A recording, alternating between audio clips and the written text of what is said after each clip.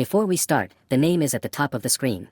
Scarlet questions Master Kyle about what he has just said. Kyle grins, saying he will repeat it as many times as she wants. He calls out the name Scarlet L. Van Diemen and declares that, as of this moment, their engagement is cancelled. The scene shifts to the previous day at Granhild, the capital city of the Kingdom of Poliston, at the Royal Aristocratic Academy. Someone calls out to Scarlet and points out that they often see her going home alone by herself these days and wonders if Kyle no longer escorts her on his way back home. She replies that this is correct. One of the boys says that she should help them kill some time and accompany the two of them, since it is supposedly her job as Kyle's wife to take care of his servants like them. She firmly states that they are wrong and reminds them that she is only his fiancée. Since they are not married, she is therefore not responsible for either of the two. She adds that if there is nothing else, then she will be excusing herself. This makes them complain that she cannot even take a joke, just as they would expect from the Ice Rose. One of them suddenly thinks aloud that she actually had another nickname back then, back at House Van Diemen. At that moment the butler arrives, informing Scarlet that her tea has been prepared. She thanks Cervantes. He points out that she has been staying up quite late to study and mentions that her older brother Leonardo has sent a message saying her grades in culture studies and magic are already quite good, so she should not push herself too hard and should make sure to rest.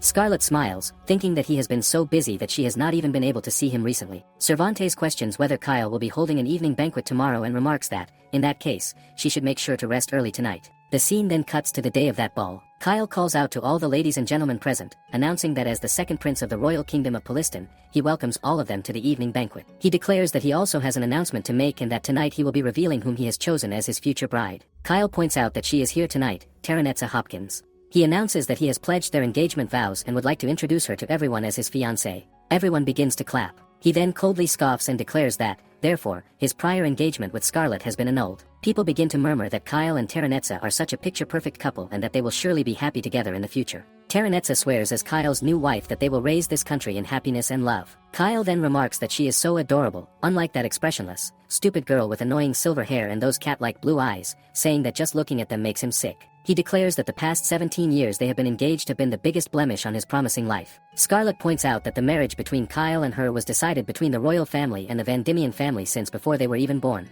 She questions whether they really think that, just based upon Kyle's power alone, the two of them can cancel this engagement. Kyle grins and claims that of course he can annul it by announcing all the crimes that she has committed up until now. He says he has heard everything from Terranetza and accuses Scarlet of harassing and causing her numerous amounts of suffering due to jealousy toward his beloved Terranetza. Scarlet does not remember any of that at all. He adds that the young lady next to him today is someone Scarlet supposedly knows, yet Scarlet thinks that this is the first time she has met her. Kyle shouts in disbelief, asking what she is saying, insisting that Terranetza goes to the same school and is in the same year as her, so of course she should know her. Scarlet reflects that she has heard of her but explains that they are in completely different classes, so she has never actually seen her face. Kyle scoffs that she is insane and asks if she did not harass Terranetza simply because she is in the regular courses, discriminating against others just because she herself is in the special class. He says she should feel ashamed of herself. Scarlet is literally glaring at him when he announces that they should reveal her wickedness. He declares that he plans to list her transgressions one by one. According to him, she defaced Terranetza's notebook, locked her in the bathroom, spread terrible rumors about her, and finally even pushed her down the stairs.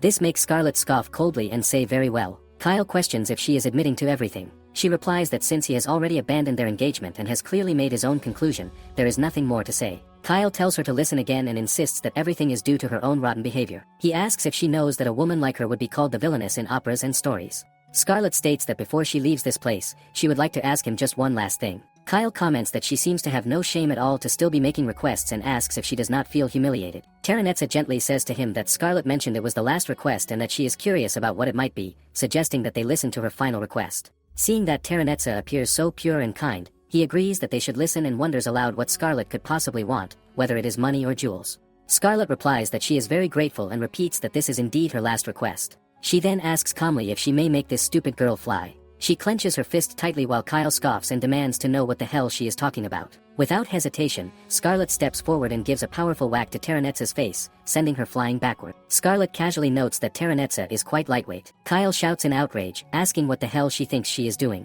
Being unjustly accused has completely pissed her off, and she declares that Kyle is also annoying her, so why does he not just shut up?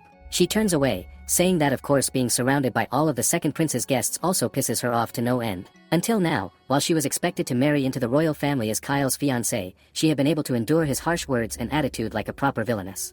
But with the cancellation of their so-called love and engagement, she has finally ended 17 years of hardship with violence. In that case, she reasons that no one will mind if she beats them all up. One of the nobles shouts that she is just a girl and warns her not to dare get ahead of herself, ordering the royal guards to seize her at once. Scarlet uses her slumber magic power and calmly commands that under her authority she invites them all to rest. Instantly all the knights collapse to the ground. The nobles cannot believe what they are seeing, wondering how she could make so many people fall asleep in an instant and questioning what kind of abnormal magic she is using. They begin to glance around nervously, asking if there is anyone who can take this crazy woman down, even offering their daughter's hand in marriage as a reward to whoever succeeds. But before anyone can act, Scarlet moves forward and delivers a hard blow to the noble's jaw. She thinks to herself what a disgusting state of affairs this all is and how every one of them is truly lower than pigs. To her they are nothing but trash who only think of taking advantage of others.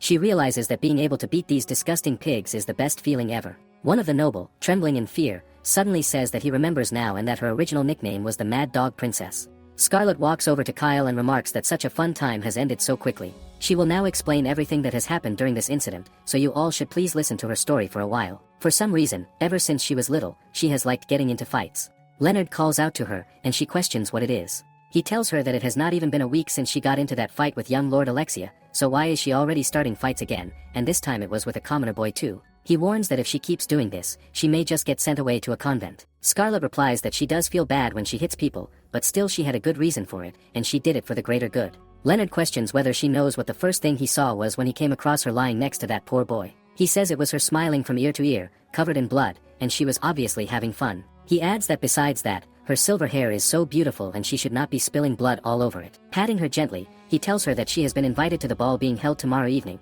so she must make sure she is on her best behavior and act like a proper lady. The scene cuts to Scarlet sitting on a sofa during the ball when young Kyle comes up to her, asking if she is Scarlet. Scarlet immediately bows to him that she is Scarlet, Duke Vendimian's daughter. But Kyle points out that no, she is an idiot. He says he did not ask for an introduction, he only asked if she was Scarlet, and all she needed to say was yes. He then declares that from now on she is his servant. Holding back her fist, she tells him not to be stupid and asks why she would ever want to serve someone as rude as him. Kyle shouts at her, asking how dare she act so high and mighty with him when she is just a duke's daughter. Scarlet scoffs back, demanding to know how dare he talk about her family like that and assuring him that his family is not any better. Kyle, gleaming with pride, says that his family is as important as the country itself. But Scarlet turns away, saying she does not want to listen to him anymore. She runs away, thinking that if she starts a scene here too many people will see, so she has to endure it. Just at that moment her father comes and asks if something is wrong. She tells him that this boy has been following her around and bothering her all night, so she asks him to please tell the boy to leave her alone. Her father looks at Kyle and then tells Scarlet to apologize to him right now. Seeing this, Kyle smiles and smirks.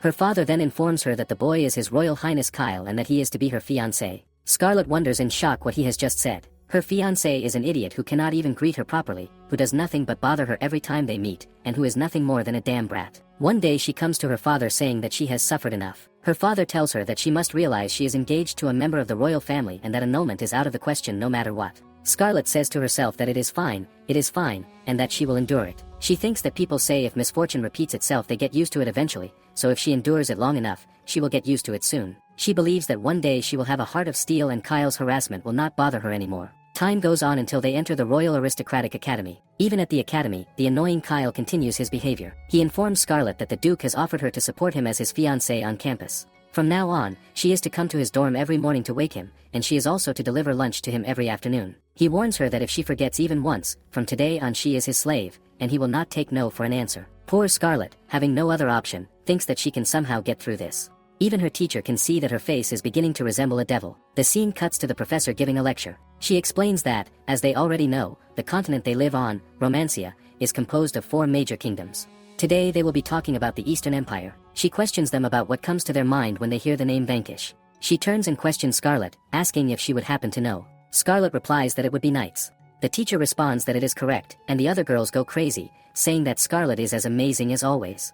They praise her for being amazing in both military and literary arts, calling her a truly special course's pride. On the other hand, Kyle does nothing but lay around with his gang, and he has even been dropped to the general department. The scene cuts to Kyle glaring at Scarlet and shouting at her, demanding to know how dare she be there instead of going out to get his lunch. Scarlet thinks to herself that he is starting again. She answers that of course she will go and fetch it from the capital right away. He shouts further, asking what is wrong with her attitude today and complaining that he has to wait for her while she does not even offer him an apology. His mood seems worse than usual, so she only replies that she is sorry and that she will not forget anymore going forward. Kyle grits his teeth and calls her apology flimsy, asking what she is thinking and whether she believes she is better than him. He grabs her and tells her to come out, saying he is done and that she is really going to be sorry. The other ladies ask him to please stop, but he glares at them as well and asks what they think they can do. He questions whether they really believe they can stop him and reminds them of who he is. Scarlet assures the other ladies that they do not need to worry and that she will be fine. She says she has been dealing with this idiot's abuse for 6 years now, so this is nothing, and this is simply how her day goes. Kyle orders the 2 other boys to watch them so they do not go running for a teacher,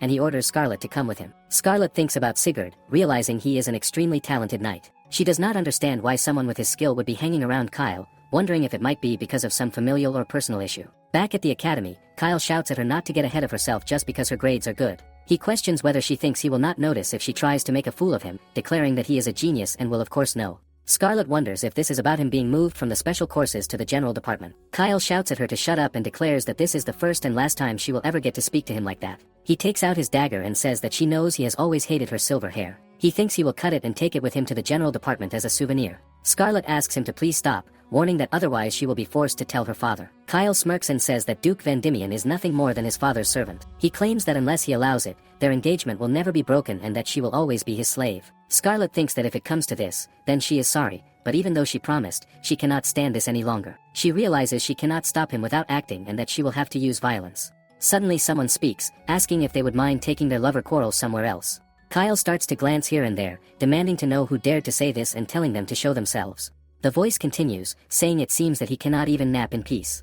A guy is resting on a tree branch as he says that he thought it was someone else, but it turns out to be his idiotic little brother and his fiancée too. That handsome man steps down from the tree. This man is definitely the first prince of Palestine, Julius von Palestine. Julius suggests to Kyle that in the future he should sit down and appropriately work for a change. He remarks that it is no wonder Kyle dropped down to the general course with the rest of the fools. Kyle shouts at him to shut up and complains that Julius is always like this, constantly looking down on him as if he is an idiot. Surprisingly, Julius has a sharp tongue, even though he always seems calm and gentle in class. Julius says to Kyle that he whines like a whipped mutt the moment someone hits the mark, and that he is as simple as he is stupid. He then steps towards Scarlet, observing that if he is not mistaken, she must be the young lady from the Duke Vendimian house. He offers a deep apology for all the trouble his younger brother has caused her. Scarlet replies that it is not a problem at all, since things have always been like this. Julius turns back to Kyle and states that he has heard his childish little brother has been making life difficult for his fiancée, but to think that he is even going far enough to threaten her with a dagger is beyond belief. He repeats that Scarlet herself has said this has been happening on a daily basis. Scarlet points out that there is nothing more she can really add. When Julius asks Kyle what all of this is about, he says he might accept an apology depending on the answer. Kyle blurts out that it is not his fault at all and that everything is Scarlet's fault. He claims that she does not show him even a damn inch of respect even though she is supposed to be his fiancée. He calls out for Sigurd, telling him to hurry up and get rid of Julius for him. Sigurd replies that he cannot obey that order. This makes Kyle even more furious, and he demands to know if Sigurd did not hear what he said. Sigurd points out that Prince Kyle carries royal blood in his veins, but the same blood also flows through Prince Julius. He explains that although it deeply pains him to disobey a direct order, he cannot defy Prince Julius. Kyle glares at Scarlet, pointing at her and declaring that he will remember this. With that, he dashes away in anger, leaving Scarlet to doubt that things will become even more troublesome from now on. She approaches Julius and thanks him for intervening. Julius remarks that he wonders just who exactly he ended up saving. He adds that if he had left her alone for a little while longer, he might have been able to see something much more amusing, and he calls it truly regrettable. This man has probably realized that Scarlet was about to punch Prince Kyle in the face. She questions what he was doing up in that tree in the first place. He replies that whenever he stays in the classroom during lunch, he tends to be swarmed by crowds of people, and it becomes loud and annoying. Instead of listening to their useless chattering, it is much more comfortable for him to read outside in peace. There are 2 princes in the kingdom of Palestine. The first Prince Julius should have become the apparent heir, but due to his righteous personality, many of the corrupt aristocrats feel that their rights and personal interests would be threatened under his rule. As a result, those aristocrats invest in the idiotic second Prince Kyle in an attempt to make him the next king. Because of that, factions are constantly in conflict, even at school. It is best for Scarlet to avoid the 2 princes as much as she can. Julius then comments that perhaps staying in the classroom may not be such a bad prospect after all if he can continue to witness these amusing things. He stares at Scarlet and thinks that she is something far more amusing than any book could ever be. Scarlet gets a bad feeling about this. Back at the academy dorm, she is seen punching the wall while the maids wonder what has happened to the young miss. The academy's ability tests vary so often, and they have heard that Lady Scarlet was dethroned from her top position and rank for the first time since her enrollment, all because of Prince Julius. They assume she must be taking out her frustration on the wall. Although she scores 99 on both the swordsmanship and magical exams, she cannot get a full score. Even when the exams are practically perfect, the instructor's personality will not allow a completely flawless mark. They always make excuses about how a spell chant was an octave too high or a sword swing a second too slow. That is simply how they are. But Prince Julius somehow manages to get those perfect scores she never could. What is more, when she goes to congratulate him on being first place, he replies that honestly, taking first place like that was quite easy. She takes that as a direct challenge and plans to pay him back for this humiliation tenfold. After some time, she does manage to take first place with a perfect score, and she is literally sparkling with pride. Just at that moment, Julius arrives and pats her, congratulating her on first place. He remarks that the sight of her wholeheartedly practicing her sword during after-school hours was quite impressive. This only makes her feel even more annoyed. After he leaves, the other ladies begin chattering excitedly. One of them asks if the two of them are perhaps in some sort of relationship. Scarlet quickly replies that it is definitely not what they think. Another lady wonders aloud if perhaps he was willing to relinquish his top position just in order to see Scarlet smile. Rumors begin going around the school that Prince Julius messed up his examination on purpose this time. Now that Scarlet knows the kind of tricks Prince Julius likes to use, she wonders if he really thinks she will be provoked by him again. The next day, Julius approaches her and greets her with a cheerful good morning, saying that it is a gorgeous day. She leaves without saying anything. This continues for a few days, and one day she wonders why it is that they always seem to be encountering one another. He replies that it must be a great coincidence, but she knows very well that he is definitely doing this on purpose. Seeing her angry face, he chuckles and comments that for someone known as the Ice Rose, she sure does show many types of expression. He finds it quite funny. He suggests that she might think she is well hidden behind that expressionless mask day in and day out, but he knows the truth. Since he has been watching her, he understands that she is actually the type of person who shows all her emotions on her face. Scarlet asks for forgiveness about her rudeness but questions whether he can tell what she is thinking right now. He replies with something along the lines that he can clearly see she is thinking about why this two-faced prince will not simply get pissed off and leave her alone, especially now that she has decided to kill her feelings and endure being Prince Kyle's fiancée. She thinks that whatever expression her face once held should have died by now. Speaking of which, she realizes she has not seen Prince Kyle recently. Even though he said all that stupid stuff before, he has been strangely absent. As they walk together, Julius questions whether things with Kyle have been well lately. She tells him that she has not seen him ever since Prince Kyle was dropped to the General Studies course, and that they have barely been in contact at all. Suddenly a thought crosses her mind. She wonders if the reason Prince Julius keeps following her around has something to do with Prince Kyle. Julius reaches toward her face and comments that everything is written all over her expression again. He says that her silver hair is beautiful and that it would be a great shame if it were lost due to the actions of his stupid little brother. That, he says, is one thing he could never forgive. He adds that out of all the people he has seen so far, she really is a rare and intriguing animal. He takes out a diary and says that these observations have been truly worthwhile since he was able to see someone like her. He wonders aloud whether he has ever shown her his hand-drawn notebooks of fantastical beasts and casually mentions that she is in there too. He remarks that it would really be a waste to give something as interesting as her to someone like Kyle, who does not even understand her value. Then he asks why she does not simply leave him and become his fiancée instead,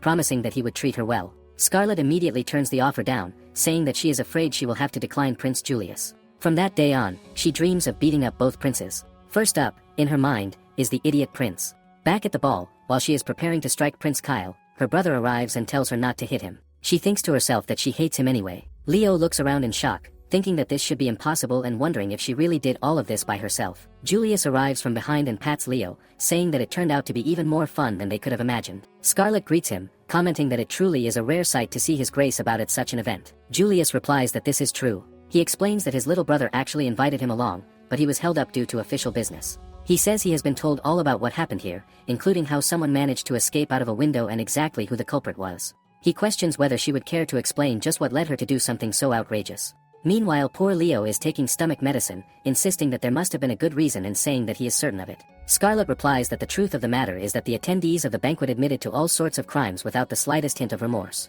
Instead of abetting their crimes with silence, she decided to administer punitive measures of her own volition. She adds that they actually made her feel sick, so she simply beat them up. Julius begins laughing while poor Leo cries that their family reputation will once again be ruined, complaining that things have been so peaceful for the past 10 years. Julius points out that it must have been a truly wonderful sight to see those idiots taken down firsthand and says it is a real shame that he could not witness it himself. This makes Scarlet think that the first prince actually has the worst taste out of anyone here. Julius says he does not want to hear that from her, especially when she has finally shown her true colors.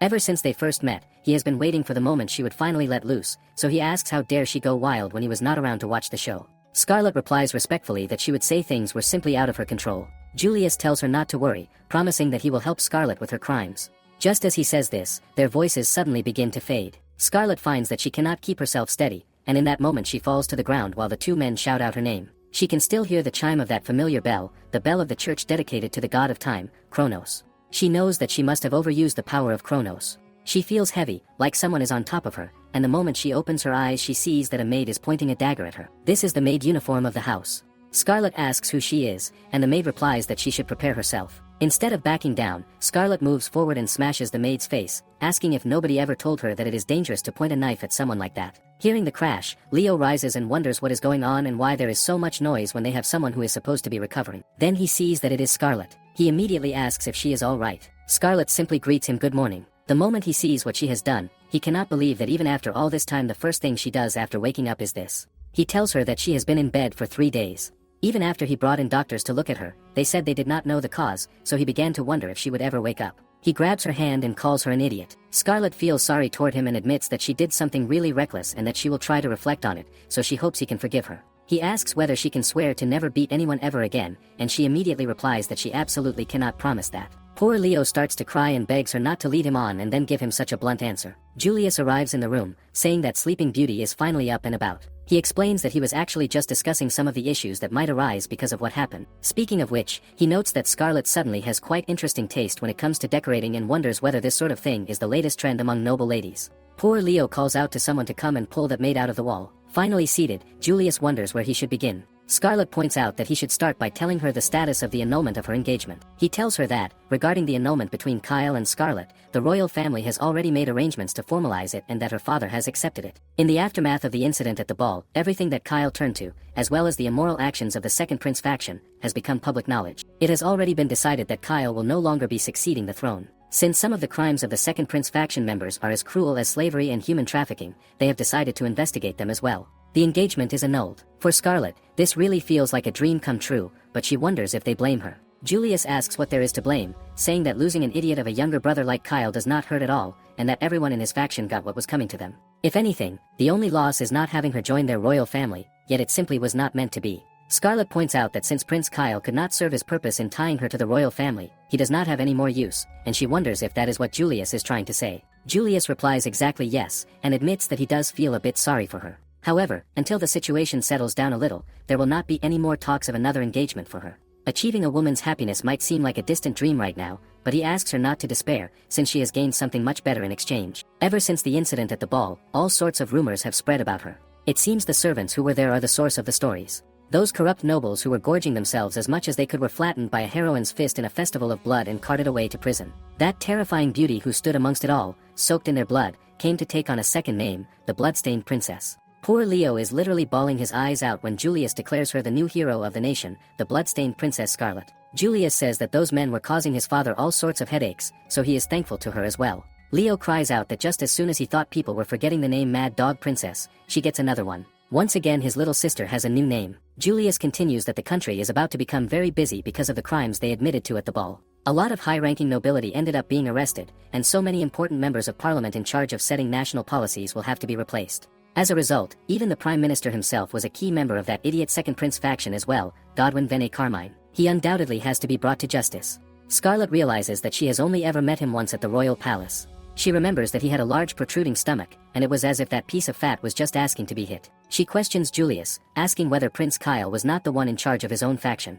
Julius replies that Kyle was just a figurehead. His Majesty and Prince Julius have always been convinced that there was a mastermind behind the Second Prince faction movement. Their plan was to take their time investigating and building a case to raid that palace of corrupt officials. The name of the organization is the Secret Palace Investigation Department. Leo works as the chief investigator. Even though Julius's father set up the department several years ago, he never sought parliamentary approval, so he asks Scarlet to keep this a secret. This is the reason Leo has been so busy. The reason her big brother has been so stressed recently is due to always being around Prince Julius. She understands now. Julius tells her that she should not badmouth others like that, because the only time he bothers Leo is when he happens to be at his home. In fact, he is willing to wager that the trouble Scarlet causes are the real source of Leo's stress. Leo says that actually the fault belongs to both of them. Julius rings the bell and says he will introduce her to someone who worked especially hard to help expose the Prime Minister. They had personnel from the Secret Palace Investigation Department infiltrate the Second Prince Kyle faction to uncover their inner workings. However, Scarlet might already know him. It is Sir Sigurd Forgrave. He enters and immediately bows to Scarlet, saying that he is glad to see she is in such good spirits. He is deeply sorry, because even though it was due to his mission, he often acted disrespectfully. Scarlet remembers that he was there at the academy. She actually does not really mind at all, but she thinks it cannot hurt to tease him a little, so she starts to move toward him. She says that she was truly convinced Sir Sigurd had pledged absolute loyalty to Prince Kyle, and that it was an incredible performance. Perhaps if being a knight does not work out, he should use his amazing talent to work in the theater. Julius asks Scarlet whether she still holds grudges against what Sigurd did when he was with Prince Kyle. If so, he suggests that she pay him back for what he did. He will make an exception just this once. Poor Leo shouts at them to please not say things like that, because his sister will take it seriously. Scarlet is actually very serious, knuckling her hands and saying she supposes it is fine if she hits him. Sigurd calmly admits that he shall receive that fist of hers. While poor Leo is shouting at Scarlet not to take Prince Julius seriously, Scarlet moves to smash Sigurd's face. At the last moment she diverts the direction and gives him only a little smack instead, saying that they are even now. She asks him whether he remembers how, whenever Prince Kyle's cronies tried to harass her at the academy, he would interfere, saying something along the lines that only Prince Kyle was permitted to touch that person.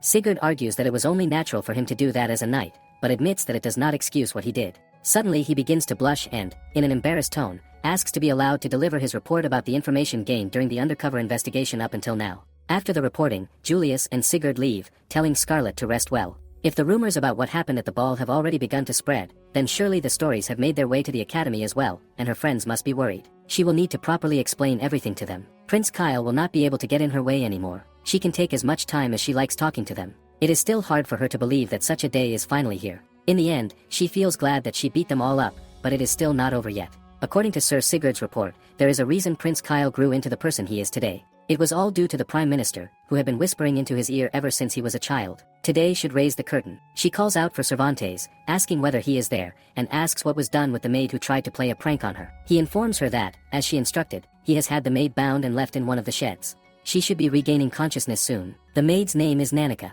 She is a young lady from another land who was recommended by the most reputable maids association in the kingdom, the very same association that even the royal family hired from. According to what Cervantes' word and other maids have told her, she is apparently quick and efficient, and despite being rather aloof and crass, she has already gained her father's trust. She wonders what could drive such a girl like that to try and take her life. Scarlet supposes she does not have much of a choice. An interrogation needs to be started. A few minutes later they arrive, saying sorry to Scarlet, but they cannot imagine that Nanika would have any reason to attack her in her sleep like that. They insist she must have been forced to do it. When asked what Cervantes' thoughts are, he replies that while there have certainly been some rather shady characters they have discovered trying to infiltrate the household, Nanika does not strike him as the type. However, he admits it could be that this entire time her demeanor was simply a skillful ruse intended to pull the wool over their eyes. While poor maids beg Scarlet to have mercy on Nanika, Cervantes asks them not to jump to conclusions. No matter what the circumstances may have been, the fact remains that she made an attempt on Scarlet's life. Even if Scarlet is gracious enough to forgive her, there is no way the master would allow the matter to pass so easily. Scarlet asks the maids not to worry, explaining that she has no intention of making this a public matter. The only people who will know about this little assassination are herself and the three of them, she says. In the meantime, she announces that she will be going to the shed herself, so she asks them to please make sure no one else attempts to get in while she is there. Finally reaching the shed, she thinks that this maid certainly seems to be well liked, but it is time for the truth. She better have a good explanation. But the moment she sees that the uniform is on the floor and a beast growls at her, she points to the beast. She recalls that Cervantes has told her that maids in the household are to do the job they are meant to be doing silently and without pointless chatter, not to mention they should always strive to meet their master's expectations. She asks Nanika, the beast man, if she does not remember this. She assures Nanika that she has no intention of harming her and that she has come only to speak. If Nanika is truly so eager to fight again, she will not refuse, though in truth she admits to herself that she only enjoys striking corrupt nobles. She cannot claim any desire to take part in animal abuse. However, if Nanika becomes hostile once more, she will have no hesitation in beating her down. Scarlet has read about them before but has never seen one in person, beast men, a demi-human race capable of shape-shifting into wolves. Their trademark black hair and amber eyes are said to be exceedingly rare. Scarlet's eyes widen when she realizes that, in reality, he is quite a cute little boy. This boy takes up his dagger, and Scarlet assumes he might be open to talking, only for him to declare that killing her is the only thing he can do. She notices the slave seal etched into him, a hayas that binds the bearer to absolute obedience toward its caster. She questions whether this is the reason for his actions and asks if, should she free him, he would be able to tell her who sent him. The boy reacts with genuine shock, shouting that such a thing is impossible and accusing her of being nothing more than a typical noble attempting to deceive him. He scoffs at the idea that she thinks him naive. Scarlet presses the matter calmly and insists on a clear answer as to whether he could speak if freed. He snaps back that if she truly believes she can do it, then she should try, right there and then. If she can break his slave seal on the spot, he will tell her everything, though he is certain there is no chance she actually can. Scarlet cuts him off and states that, since an agreement has been reached, she will proceed. She grabs his hand and forces him to the ground, apologizing for her roughness, knowing that without this, the Hayas would never have allowed her to help him. Scarlet places her hand upon his slave seal and begins to chant the magic of the rivers. The boy cannot believe what he is witnessing as the seal vanishes. Scarlet does not truly make it disappear, rather, she returns it to its original state by invoking the power of regression. This ability is a divine blessing granted by Kronos, the god of time. The boy is utterly taken aback upon hearing of such a blessing. Those favored by the gods are rarer even than beast men and are said to be powerful beyond measure, yet the ability to reverse time itself surpasses all expectation. This divine gift is the primary reason the royal family is so desperate to bind Scarlet to them through marriage. Naturally, her power is burdened with severe restrictions, as it draws directly from her life force.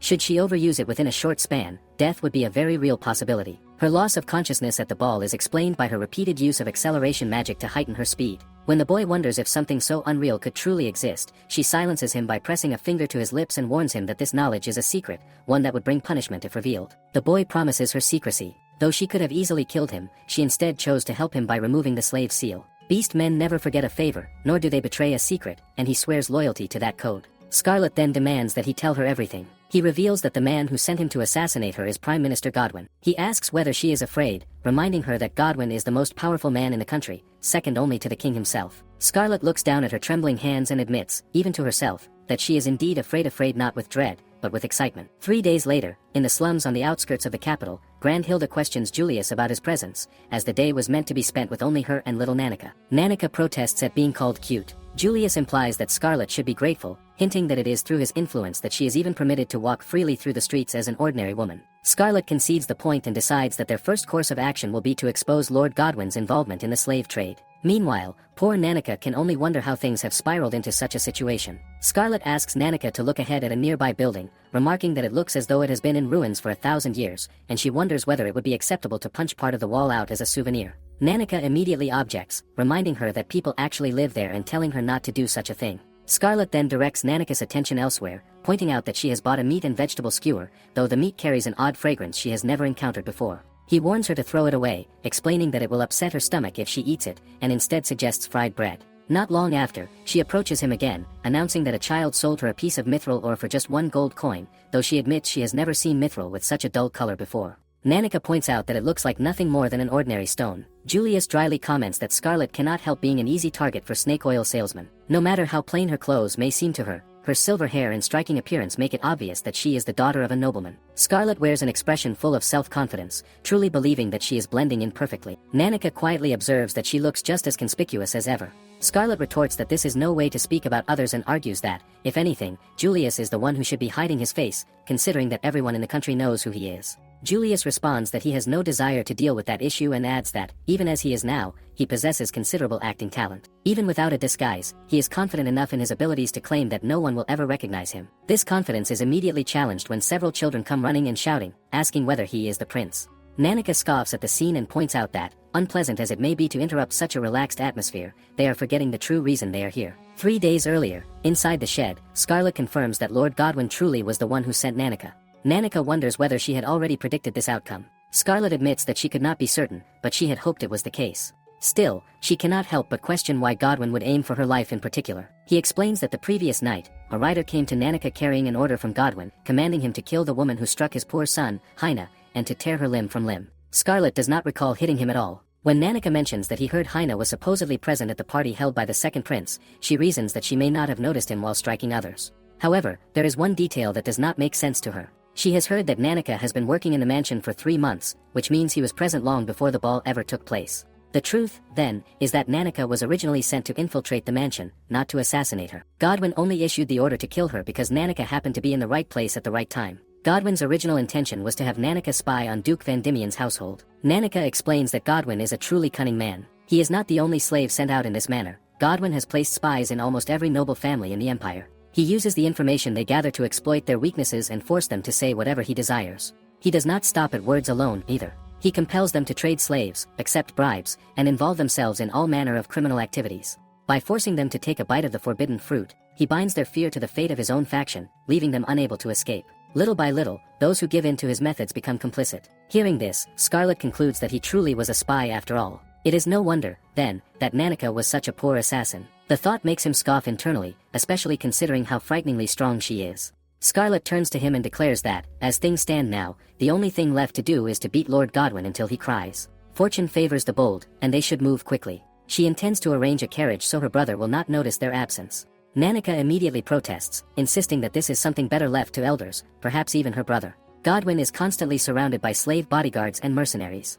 No matter how absurdly strong she may be, there is no realistic way she could defeat all of them and still reach Godwin. Scarlet dismisses the idea outright. Having others handle it would ruin the fun. She wants to beat Lord Godwin bloody herself, and she wants to do it before her brother or anyone else gets to him. Nanika can only wonder what is wrong with her, questioning whether she is obsessed with beating people. In her own mind, Scarlet has already decided that she will no longer roll over and endure things the way she once did. Beating the life out of rotten individuals like Lord Godwin feels like simple common sense for the daughter of a duke. Nanika finds it difficult to believe that there is even a single noble lady who would think the same way she does, let alone on a regular basis. Still, there is one opportunity. Godwin makes appearances at the slave auction events in the capital, where he personally selects slaves that catch his interest. That is the one time his security is thinner than usual. Scarlet clenches her fist, uncertain whether she can restrain herself long enough to wait. Nanika explains that the next such auction will be in a week, giving them time to find out where in the capital it will take place. He still has connections among those involved in the slave trade, and going with her would be useful. Scarlet acknowledges this but asks whether he is truly alright with betraying his former master. Nanika admits that the only reason he ever had any connection to that man was because of the slave seal. He feels no loyalty whatsoever toward the human who deceived his family and tried to sell them into slavery. If following Scarlet gives him a chance to strike back, then all the better. Scarlet had originally intended to go alone,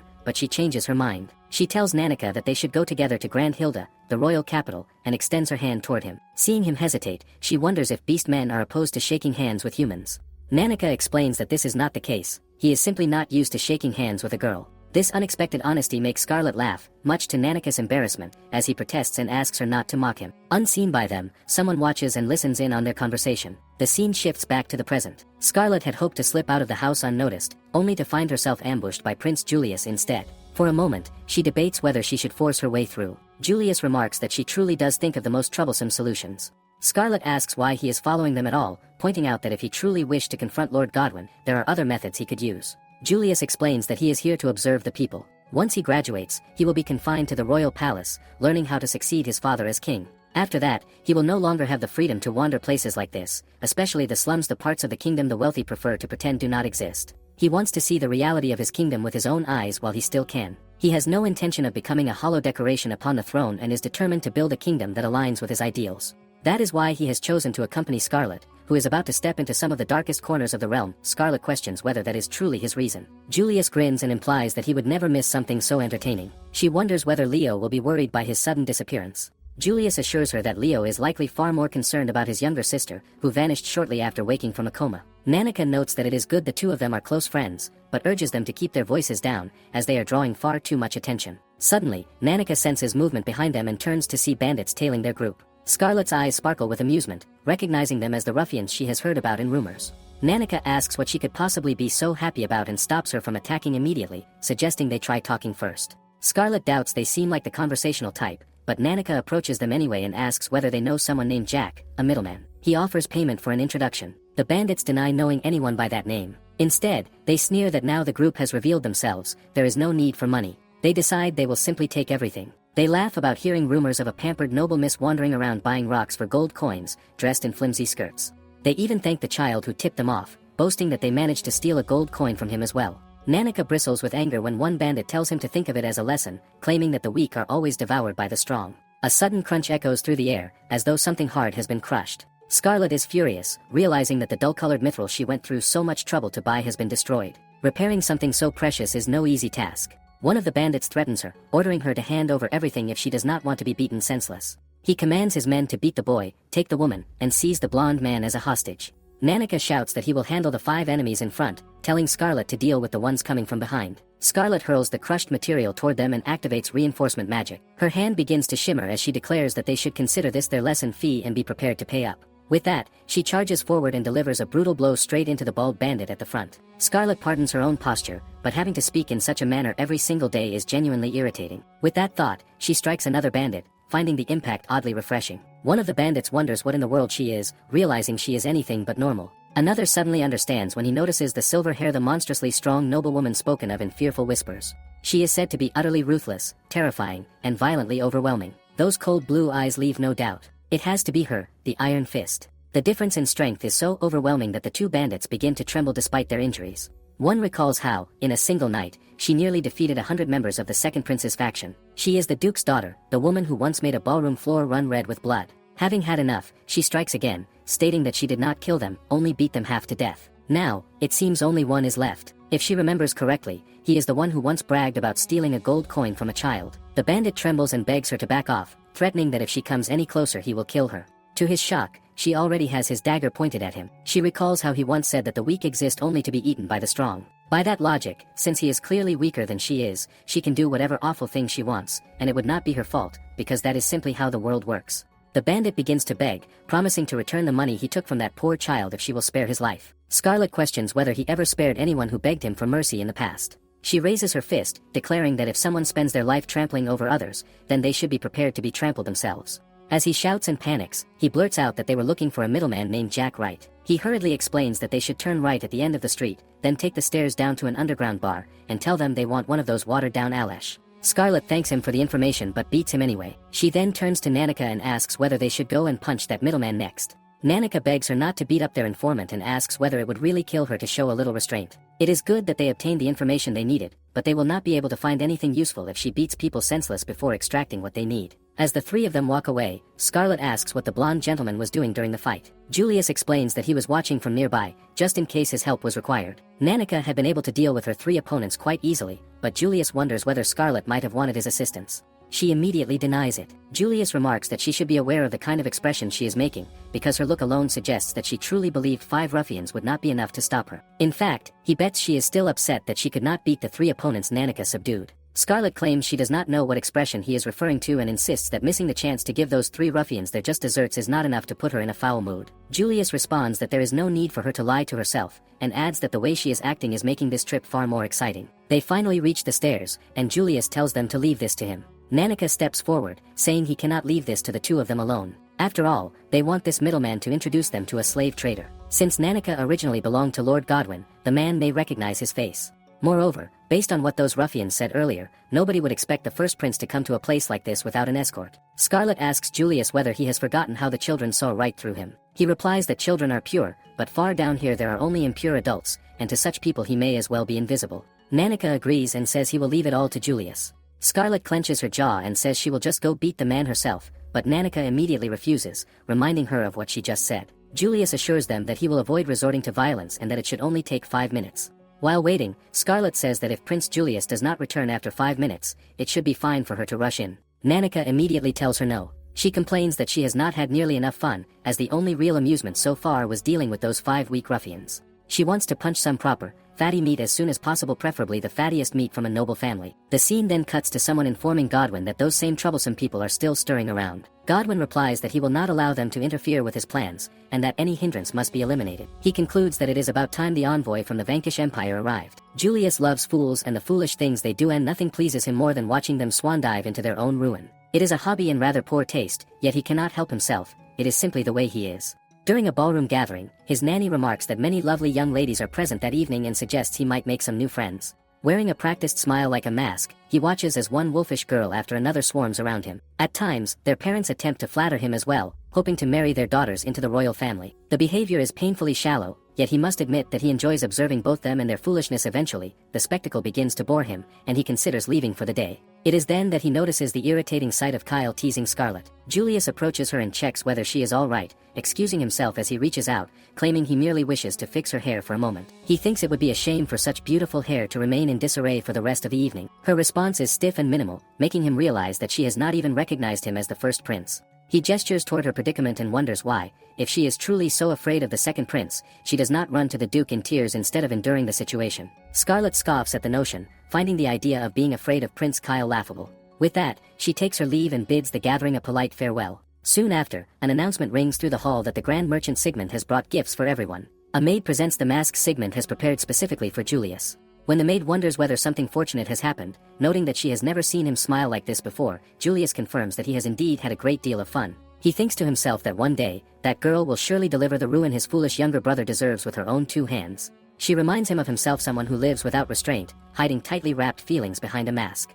As he reflects on it, he realizes that it feels as though he has finally encountered destiny itself. After some time, Prince Julius arrives and apologizes for keeping them waiting. However, he manages to learn not only the names of the prominent slave traders but also information his legation, Nanika, never thought he would obtain so quickly. She does not believe he is serious when he claims it only took 5 minutes. She immediately wonders how he forced them to talk, questioning whether he broke their arms or chose to break their legs instead. Julius makes it clear that he does not break anything at all and explains that he merely frightens them slightly. He reveals that all he does is tell them he knows they have been leaking their customers' information to a third party. Nanika is taken aback, wondering where he could have heard such a thing, as he has never encountered a rumor like that before. Scarlet is certain he simply invents the story as he goes along and privately wonders whether anyone has ever told Julius that he is a remarkably talented con artist. Julius does not consider it talent, but it certainly seems they have been underestimating him from the moment he walks through the door. At the very least, it becomes clear that Julius is skilled at absolving himself of sympathy for others. Julia coughs and reflects that if he truly lacks sympathy, then leaving the matter to her would have resulted in that bar drowning in a sea of blood. Julius prefers to believe he is as merciful as the Holy Virgin, reasoning that he only chooses to break their spirits rather than every bone in their bodies. Scarlet coughs in response and questions whether it can truly be called merciful to leave such criminals intact so they may continue down their path of evil, believing that compared to his usual methods, a single moment of bloodshed would be far more merciful. The matter then turns to whether they should infiltrate the slave auction. Nanika informs them that he already has something in mind, and with that, the scene cuts. Count Zaza Heron welcomes Scarlet, and she finds herself astonished that in the very heart of the capital home to the country's ministers and dignitaries slave trading is conducted in such a flagrant and ostentatious manner. The Count understands that she is searching for a particularly rare breed of slave and remarks that no matter how much she wishes to keep such a purchase hidden from her parents, dealing with small-time scoundrels like Jack would only tarnish her image as a noblewoman. Scarlet pretends that she has no other option, as Jack serves as their middleman and brokers exclusively for them. The Count dismisses the idea that their relationship is anything grand, explaining that Jack and he merely share a contractual understanding. Jack brings him any rare or curious finds from the slums that might be of use, and he can hardly claim to be the only one who makes use of Jack's services either. Scarlet questions the Count about what kinds of slaves he considers valuable. He responds by citing examples such as elves, dwarves, winged folk, fox demons, and, above all else, obese men, remarking that the one she has brought with her is an exceptionally rare and valuable commodity. Scarlet immediately questions how he knows Nanika is a beast man. The Count replies that he can tell with a single glance, adding that it only makes sense that someone who seeks him out for a rare slave would already have begun a collection of her own. Put another way, she could not have brought a better business card than the little beast man standing beside her. Seeing Scarlet's expression darken, Nanika quietly urges her not to react. When the Count asks Scarlet what kind of slave she is searching for, she admits that she did not come to buy a slave today. Instead, she has heard that a slave auction is scheduled to take place in the royal capital soon, and she wishes to participate in the auction if possible, asking whether he might vouch for her as a buyer. The Count explains that before she can be invited to join the auction, she must undergo a screening process. During this process, she must reveal her full identity and provide proof of purchase for at least 6 different slaves, noting that the procedure usually takes 6 months. Scarlet asks whether there is anything he can do to shorten that process, insisting that money is no object. At the mention of money, the Count concedes that something could be arranged, but rather than gold, he demands the rare beastman specimen she brought with her that day. In exchange, he will personally take her to the auction and disguise her as the daughter of one of his relatives. He acknowledges that this would involve some risk on his part but does not consider it a bad deal for either of them. Scarlet, shocked, asks whether that single condition would truly be enough to grant her entry, and when he confirms it, she readily accepts his offer. The Count believes this concludes their negotiation and notes that the auction itself will take place in just 3 days. He then asks how she would like to handle the matter of transferring the slave. Scarlet wonders whether it would be acceptable to have Nanika ready for him the following day, explaining that he has been extremely useful around the house and that it would be a pity for him to disappear without even a farewell. The scene cuts to the two of them finally leaving the meeting. Scarlet is relieved that the operation is successful, while Nanika is genuinely shocked that she manages to get through an entire conversation without starting a fight. As they walk, she expresses concern over whether he is truly alright with this plan. Even if they equips him with a new slave crest that can be removed easily, she will not be able to protect him for some time after the following day. Nanika assures her that it is fine, mentioning that a guard had already said he would be auctioned that day, so he does not believe he will be treated too harshly before then. More importantly, he is exhausted, and he soon reverts to his beast form. Beast men are nocturnal by nature, and Nanika quickly becomes drowsy, leading them to decide to have him rest at the inn earlier than planned. After hearing Nanika's reasoning, Julius agrees that bribing the Count is a sound plan, though Scarlet does not understand why Nanika is willing to go so far. He explains that even though he is forced into this, it is also because of an order he wishes to atone for, namely his attempt to take Scarlet's life. After all, she is his master. Returning to the present as she walks, Scarlet reflects that he once said causing trouble for one's master makes one a poor attendant. When she finally returns, Julius asks how things went with Zaza Heron. She tells him that everything proceeds as planned and that they gain access to the auction in exchange for giving up Nanika. Julius is surprised that she manages to resolve the situation with words alone, remarking internally on how rare that is. He admits that he wanted to go himself, but a prince being caught buying slaves would cause a national scandal. After putting Nanika to sleep, he asks whether she plans to head out on her own. She replies that she simply wants some fresh air. Julius steps forward, noting that he has just finished his book and coincidentally has the same idea of stepping outside for a moment. Scarlet is internally irritated that he intends to disrupt her walk yet again. At the market district, Granhild, Scarlet asks how much longer he plans to follow her. He claims that he simply has business on the same street. A shopkeeper calls out to Scarlet, offering delicious apple pie and even throwing in an apple as a treat because she is cute. Julius promptly buys 2 pies, asking whether they also include 2 apples and a couple of muffins.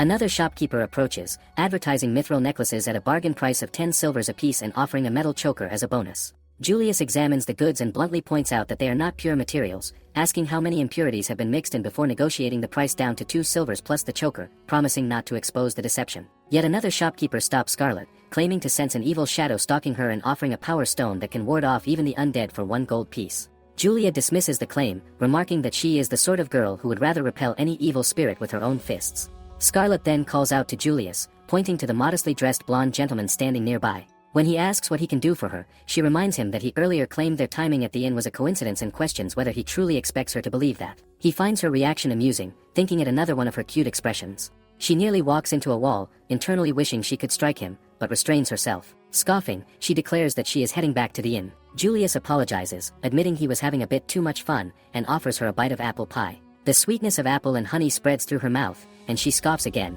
questioning whether he truly thinks this is enough to make her forgive his behavior. When he offers her his half as well, she continues eating and concedes that it cannot be helped, deciding to forgive him for now. Julius suggests that she must be tired from walking and proposes that they sit and rest for a while. As they sit on a bench, he remarks that he seems quite accustomed to wandering around town like this, recalling how he used to sneak out of the academy to visit the market. He asks her what she thinks of the market district, the pride of the capital. Scarlet admits that before today, she only ever came here when Prince Kyle ordered her to buy lunch, so she never had time to look around properly. Now, however, it feels lively, and everyone seems to be enjoying themselves. Julius is pleased to hear that. He recalls that every time he passed the apple pie stand in the past, he thought he would like to buy her a slice at least once, even if he had to be a little more forceful than he would prefer, and he believes the effort was worth it. As they continue talking, Julius reflects on how much he disliked boring things when he was younger. The only thing he found interesting was how twisted and unpleasant the people around him could be, whether they tried to curry favor with him as the first prince or attempted to use their daughters when that failed. He feels that he has changed since meeting her. The world is still full of dull things, but now he wants to preserve what little he can see with his own eyes, filling it with things that bring him joy. Among all of those, the most interesting of all is her. He leans in and kisses her cheek, acknowledging that his feelings may differ from what people usually call love, but he confesses that he loves her more than anything else in the world. Later that evening, Scarlet flops down onto her bed with a sigh, thinking about how far he is willing to go in his efforts to make a fool of her, realizing that this, too, is simply another one of his ways. The next morning, she goes to offer her greetings to Nanika. While doing so, she asks about Prince Julius, and Nanika informs her that the prince departed at dawn, though he mentioned that he would return around noon. He also left the negotiations with the slave trader entirely in their hands. As she continues to observe him, she begins to notice what Nanika is wearing. In response to her curiosity, he explains that the clothing was something he picked up in the market district along with the butler. The uniform she once gave him has long since been discarded, thrown away when he was enslaved yet again. After all, it would be a struggle to find another properly fitting pair of scarlet pads. She reassures him calmly, assuring him that she will keep them safe for him until the long-awaited day of aggression finally arrives. Soon after, they arrive at the house of Count Zazaharan. Upon entering, she announces that, as promised, she has brought the slave that was requested and reminds him not to forget his end of the bargain. Count Zazaharan intends to reassure her that there is no need for concern, yet despite his wish to trust her, he feels compelled to confirm one thing before completing the deal. He wants to be certain that the boy truly is a beast man. Scarlet questions whether he believes she would attempt to deceive him, but Count reflects that while he does not truly suspect her, caution never hurts. Such cases are rare, yet he has encountered situations where clients attempted to pass off ordinary slaves as rare species in order to scam buyers. At her command, Nanika transforms. The moment the transformation is complete, Count Zazaharan is visibly impressed, admiring the lustrous coat and the large, sparkling eyes. He already knows that the boy will grow to be quite large and highly valued at the auction. In his mind, he feels that merely offering her access to the occasion in exchange for such an exceptional piece of merchandise is doing her a great favor. He generously assures her that she may choose any slave from his household to take home with her. Scarlet immediately declines the offer, despite its generosity. At that moment, another presence enters the room. The newcomer senses something beast-like and questions Count Zazaharan, wondering if this is the woman's slave that was to be purchased that day. The Count clarifies that this woman is actually one of his new clients. The man's physical stature appears different from that of a human, suggesting that he is half human and half beast. Donovan takes note of this and reacts crudely, remarking that it is a shame she is not the slave in question, as he might have entertained himself before she was sold. Count Zazaharan sharply corrects him, warning him about his rude behavior, and offers an apology on his behalf, explaining that Donovan is a slave whose words and actions are often unrefined and boorish. Donovan then turns his attention back to the matter at hand and asks whether the slave previously mentioned is the beast man present before him. The Count confirms that this is indeed the case and advises him to handle the boy with care. Donovan scoffs, questioning what he means, and mockingly refers to Nanika as though he were nothing more than a pet that needs to be kept on a shorter leash. Without hesitation, he grabs Nanika by the neck restraint and pulls him forward. Nanika whimpers helplessly as Donovan snaps at him, insisting that he obey. It becomes clear to Scarlet that Count Zazaharan pets need far stricter control. Scarlet intervenes, questioning whether he would allow her to discipline this soft-headed, ill-mannered subordinate on his behalf. Donovan reacts with hostility, demanding to know what she is implying and threatening violence, claiming that he would tear her into pieces. The Count turns his attention to Scarlet and, for her own sake, advises her not to provoke Donovan any further. He acknowledges that he can clearly see she possesses some degree of training, given that she managed to pull off that small feat earlier. However, he feels compelled to inform her that Donovan was once an A-class adventurer, a monster of a man whom even the captain of the Royal Knights could not hope to defeat. Scarlet questions what exactly the Count is trying to imply, and he clarifies that he merely wishes to warn her to be careful with her words around someone like Donovan. Before the warning can settle, Donovan interrupts, declaring that it is already far too late for that. He questions whether anyone truly believes he would care that this foolish woman happens to be a customer this time. He threatens that he will wrap his whip around her, yet when he attempts to seize it from her, he finds that it will not budge. Even the Count urges Donovan to stop, insisting that this is not the time for jokes. Donovan shouts back that he is not joking at all and pulls with all his strength, yet the whip still does not move an inch. Scarlet recalls that earlier the Count offered to let her choose one of his household slaves. Deciding to accept that offer, she declares that she will take this one, noting that he is a lycanthrope. She doubts that his life will be in any real danger and reasons that the Count should have no difficulty recovering him later. Tightening her grip on the whip, she strikes Donovan with a solid punch to the stomach, sending him flying through the air. The Count trembles in fear as the impact shatters a window. Scarlet immediately goes to Nanika, soothing him and assuring him that he must have been frightened. She uses her healing magic to restore his injured neck, then holds him close and promises that she will return for him. She asks him to endure just a little longer until she does. Turning back to the Count, Scarlet asks how much compensation will be required for the broken window. He immediately declines, saying it will not be necessary. In fact, he expresses his gratitude, admitting that he has always struggled to discipline Donovan and that she has done him a great favor once again. He assures her that not a single hair on the head of that exceptional piece of merchandise will be harmed from this point forward. As for their agreement, he suggests they arrange a time and place to meet before the acquisition tomorrow. The scene shifts to Scarlet walking outside, where she notices a carriage waiting nearby. Someone steps out, announcing that they have finally found her. It is her elder brother, Leo, who has at last caught up with her. He demands to know what kind of ridiculously reckless mess the two of them have gotten themselves into. Scarlet responds lightly, telling him not to look so gloomy, as they have successfully set themselves on the trail of the slave auction and that everything has turned out fine in the end. Leo sharply counters that this is not the issue at all. What truly concerns him are the dangerously reckless methods the two of them are using. He insists that Prince Julius, of all people, should understand how important he is to the future of the country. Scarlet agrees with him, admitting that Prince Julius really ought to reflect more carefully on his actions. Leo looks at Scarlet and addresses her as his precious little sister. He tells her that if she will listen to even one wish of his,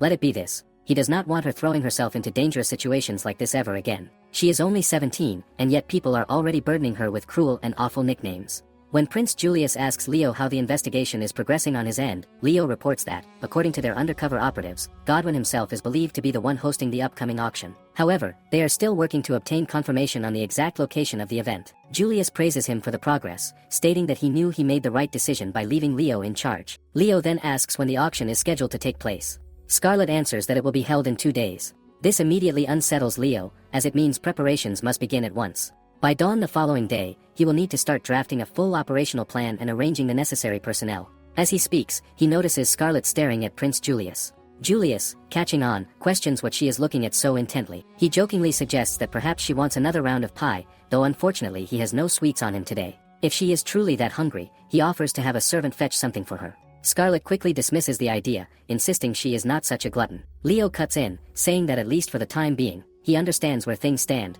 and with that, he will begin preparing for the sting operation. On the day of the auction, Leo asks Scarlet to behave herself and return home in the carriage he arrived with. Scarlet immediately refuses, saying she will do no such thing. Leo is taken aback and asks her to repeat herself. She firmly explains that she cannot accept this. Too many things have happened since her annulment with Prince Kyle. She has once again become known as the Mad Dog Princess, having pummeled many foolish individuals along the way. She has met people who suffer under slavery and oppression, children who beg for food every day, corrupt nobles who commit crimes with smiles on their faces, and a certain blonde gentleman who has irritated her endlessly since childhood. Ever since she was young, she has wondered why good people are made to suffer while evil people are rewarded. Dealing with those who exploit and trample others is never simple, and Prime Minister Godwin is a perfect example of that cruelty. She admits that she may have lived a sheltered life, surrounded by flowers, gardeners, and comfort, far removed from the world's harsh truths, but there is one thing she knows for certain. If she is going to strike someone, it should be squarely in the soft, bloated gut of corrupt nobility. Leo is left nearly in tears, stunned by the intensity of her declaration, while Prince Julius appears to be enjoying himself immensely at the side. Julius remarks that, as the daughter of a duke, only she could get away with beating up nobles. Scarlet points out that beating up is quite a cute way to phrase it. Julius adds that there are probably far better ways to describe knocking nobles around. Leo groans and reminds them that this is beside the point. High-ranking nobles are not their only concern. According to their undercover agents, Godwin is also colluding with the Vanquish Empire. For the past 300 years, the Vanquish Empire has been in constant conflict with the Pal Kingdom, ruled by the Dragon Knight. The empire prizes military strength above all else, but since the recent peace treaty, hostilities were thought to have settled. Even so, the details are still being unraveled. The individual believed to be Godwin's connection is a member of the Vanquish Air Combat Battalion, specifically the Crimson Dragon Brigade. At the house of Prime Minister Godwin, a subordinate remarks that the information gathered so far is insufficient and questions where the power behind the second prince truly lies. Godwin responds grimly as he stares at a portrait of Scarlet, stating that she is the one who ruined his plans by causing chaos at the ball. Worse still, he has lost all contact with the assassin he dispatched to eliminate her. He turns to the man before him and requests that, if possible, this nuisance be removed for him instead. The man slowly removes his hood, gazing at Scarlet's image with quiet, calculating interest.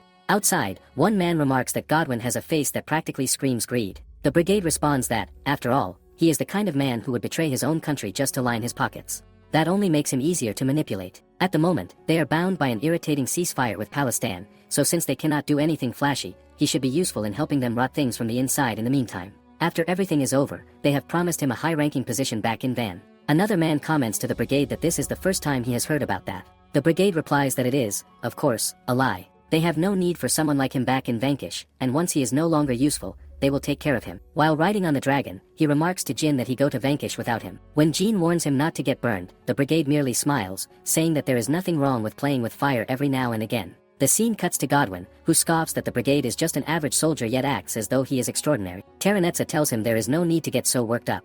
More importantly, she points a gun at him, calling it a blessing from Palmia. She explains that Palmia bestowed the necklace upon him. Godwin questions what good such a trinket could possibly be. She fires the gun at the wall, stating that it is something capable of killing even the strongest of enemies in an instant. She then tells Godwin to feel free to use it on whoever dares to interfere. Later that night, Scarlet thanks Lord Zaza Heron for inviting her and for taking the time to escort her to the venue personally, noting that he is far too kind. He bows to her, and inside the carriage, before they enter the venue, he tells her that she needs to put on a mask. Scarlet questions whether something is wrong, noticing that he has been trembling rather violently for a while. He assures her that it is nothing. He reminds her that the most important rule of tonight's occasion is not prying into the identities of the other guests present. She doubts that something so flimsy could truly hide a person's identity, but assumes that among the scum of the nobility, this is simply another one of their games. Scarlet hopes that he can make some wonderful purchases this evening, since this is the last chance he will ever have to do so. Finally, they reach their destination. When Scarlet questions whether the acquisition is taking place there, he tells her it is on the second story, and that they should go inside. Earlier, Prince Julius tells Leo that if the Crimson Dragon Brigade really is involved, he is even more supportive of Scarlet's infiltration plan. There is barely a day left until the occasion is held. At most, they can insert 10 operators from the department, and even that is a stretch. On top of that, visitors are disarmed upon entry, and although their personnel are skilled in combat, that advantage relies on having swords in hand. Even if they use magic, it might not be enough to overpower Godwin's hand-picked guards. However, Scarlet is at her best when fighting with just her fists, so Julius is certain she could go toe-to-toe with a platoon of royal guards and come out on top. Besides, if she manages to defeat Godwin and the rest of his miscreants at the occasion, she might just earn herself a new, somewhat less violent nickname, something more like a patriotic punching princess. On the other hand, one of the knights reports to Leo that the 3rd, 4th, and 8th Royal Guard platoons are in position. Leo tells him that once Prince Julius gives the signal, they are to rush the venue. He has already told Scarlet that he agrees to her plan, but only on the condition that there be absolutely no needless violence. She assured him with a smile, yet he has a bad feeling about it. His stomach feels as though it has been twisted into a knot, and he cannot shake the sense of unease. Leo wonders whether he should have just stopped her after all. Poor Leo is internally begging Scarlet to behave herself throughout this entire operation. Inside the venue, amid the tense atmosphere, Scarlet overhears someone asking what kind of slaves they are looking for today. One of the ladies mentions that she has been told there is a winged demi-human being sold tonight, and she is practically dying to see it. Another man chimes in, explaining that he promised his nephew he would buy him a slave, which is the only reason he is here. Someone else adds that he has an event planned where slaves will be forced to fight one another, so he is searching for merchandise suitable for that purpose. Still, everyone agrees that today's main attraction has to be the Beast Man. Scarlet moves through the crowd and accidentally bumps into someone. The man immediately apologizes, and Scarlet assures him that it is no big deal. Still, she wonders why she feels as though she has heard that voice before. Soon, the host arrives and announces that everyone has been kept waiting long enough, and that it is time to begin the acquisition. The crowd erupts into cheers and applause. All of them have tucked away enormous amounts of their land tax money just for this evening, and everyone appears exceptionally well prepared. Some of the attendees quietly wonder whether the amount they have brought will even be enough to secure anything tonight. The host declares that without further delay, they will introduce the first lot in their catalog, asking everyone to feast their eyes. He presents an exceptionally rare specimen of a winged folk, notable for having only a single wing. As bids begin to fly, Nanika waits for his turn, shivering with fear. However, he remembers Scarlet's promise that she will come back for him, and that memory gives him confidence. The scene shifts to Scarlet just as Prince Julius arrives from behind, whispering in her ear. She asks what brings him here, and he replies that he is simply getting a lay of the land, before asking whether she has spotted Godwin yet. She tells him not yet, though she does have a rough idea of where he might be. Prince Julius explains that he has left the guards under Leo's command, and that they will rush in once he gives the signal. There are also several members of the department who have already infiltrated the occasion, so if Scarlet does not act quickly, someone else might reach her target before she even realizes it. Scarlet suggests that they make a deal. She will be the one to capture and beat the hell out of Lord Godwin, so could he hold off his men for just a little while longer? He looks at her and remarks that it seems they both want the same thing. He admits that he joined the undercover operatives because he wanted to watch her let loose, but now he is curious about what sort of benefits she plans to offer in exchange for his cooperation. Scarlet points toward both the kingdom and the royal family, swearing that until her body finally wears out, she will devote herself to them. Prince Julius tells her that is not good enough and asks her instead to swear her loyalty to him, and him alone. Scarlet points out that this will happen naturally over time, since he will one day become their king. Julius responds that he cannot wait that long, and asks her to swear to him here tonight, making it his condition. He asks whether she understands just how serious this is, and whether she was lying earlier. Scarlet complains that forcing her hand like this makes him a rather sneaky coward. Julius chuckles, saying that she has only just realized it. He tells her he will take her vow of loyalty once everything has been wrapped up. That being said, if she is going to beat Godwin, she does not have much time left to waste finding him. Scarlet points toward a specific area, noting that it is the only spot where she can see the entire acquisition hall, and declares that it is time to visit the best seat in the house. Julius looks forward to having a front row seat to what he calls Scarlet's once-in-a-lifetime, blood-soaked performance. Scarlet says she does not mind, but asks him to be careful, warning that if she happens to go off script, a certain blonde gentleman in the audience might find himself caught in the crossfire. At long last, they finally come face to face with the man her heart longs to confront her own personal punching bag. The sixth slave is ordered to get up already, while an elf girl cries out, begging them to at least let her daughter stay with her. The man marks the elf girl, telling her to stop making such a fuss. Nanika grabs the little elf girl's hand, asking her not to waste her energy struggling. One of the slaves cries out for Lady Diana to save them, only for another to snap at him to shut up, saying that no saint is going to listen to a slave's prayers. Nanika reassures the little elf girl, telling her not to worry, certain that she will be able to return home with her mother. After all, he is counting on Scarlet. The scene cuts to another area, where some knights are sleeping while Scarlet and Prince Julius are at work. Julius points out that she put all those guards to sleep at the same time, and that he did not even have to lift a finger to help her. He admits that he should not have expected anything less from the woman who ranked at the top of her class in magical studies at the academy. Hearing that from Prince Julius, who surpassed her by only a narrow margin, hardly fills her with joy. Suddenly, someone orders them to stop right there. It looks as though the guards are rolling out the red carpet. One of the men demands to know what the two of them are doing back here, while another apologizes but insists they are not allowed past this point. Scarlet remarks that these men seem to have more bite than the ones back in the slums, so before diving into the main dish, it is only polite to enjoy the appetizer. On the other hand, Godwin asks his son what he thinks of these lovely girls who have fallen into poverty and are now being passed around and traded like mere cattle. Heine says it is such a shame, pointing out the beautiful elvish girl who is being sold to a duke who has already taken 6 wives. He finds it unbearable, especially since he wanted to buy her himself. Godwin replies that there are countless people with the money to buy such things, but only a select few can claim the honor of having organized such an exclusive occasion. Heine asks his father whether there is any chance that someone might intrude tonight, just as Scarlet did at the ball. Godwin assures him not to worry, explaining that the occasion house is being guarded by men he handpicked personally. He tells him to take a seat, as the next performance is about to begin. The host tells the audience to enjoy a short musical interlude, presenting Rudolph's Symphony No. 595, The Dance of the Rose. On one side, the music plays for the guests, while on the other side, Scarlet silently knocks out the guards one by one. Suddenly, she throws 2 of the men mentioned Godwin's direction. When they question who the intruders are, Scarlet removes her mask and points directly at Godwin, declaring him her dear human punching bag. Godwin notes the commotion and orders his men to bring her in immediately. The moment she sees the beast man, she recognizes him as Donovan, marking this as their second meeting. However, it seems as though the air around him has changed quite a bit since they last met 2 days ago. Godwin recalls how Donovan crashed headfirst into the roof of his favorite villa. He had originally planned to kill him, but Donovan proved to be a wonderful test subject for his experiments. He points out that it was because of Scarlet that Donovan was arrested, asking her whether she has any idea how much his father had to pay just to get him out of that cell. Donovan summons lightning, calling upon it to descend from the heavens and strike her down. Prince Julius raises his hand, chanting that in the name of the royal family, he hereby decrees that such magic is forbidden. Donovan notices that his magic is no longer working, while Godwin realizes that Julius's ring holds the ability to counteract all magic cast by the people of the Kingdom of Palestine. A priceless treasure held only by those who rule this land, the royal signet ring, begins to move. When they realize that it spins for Julius, they are all left speechless. Soon after, they burst into laughter, insisting that this cannot be true. Prince Julius could not possibly appear at a place like this.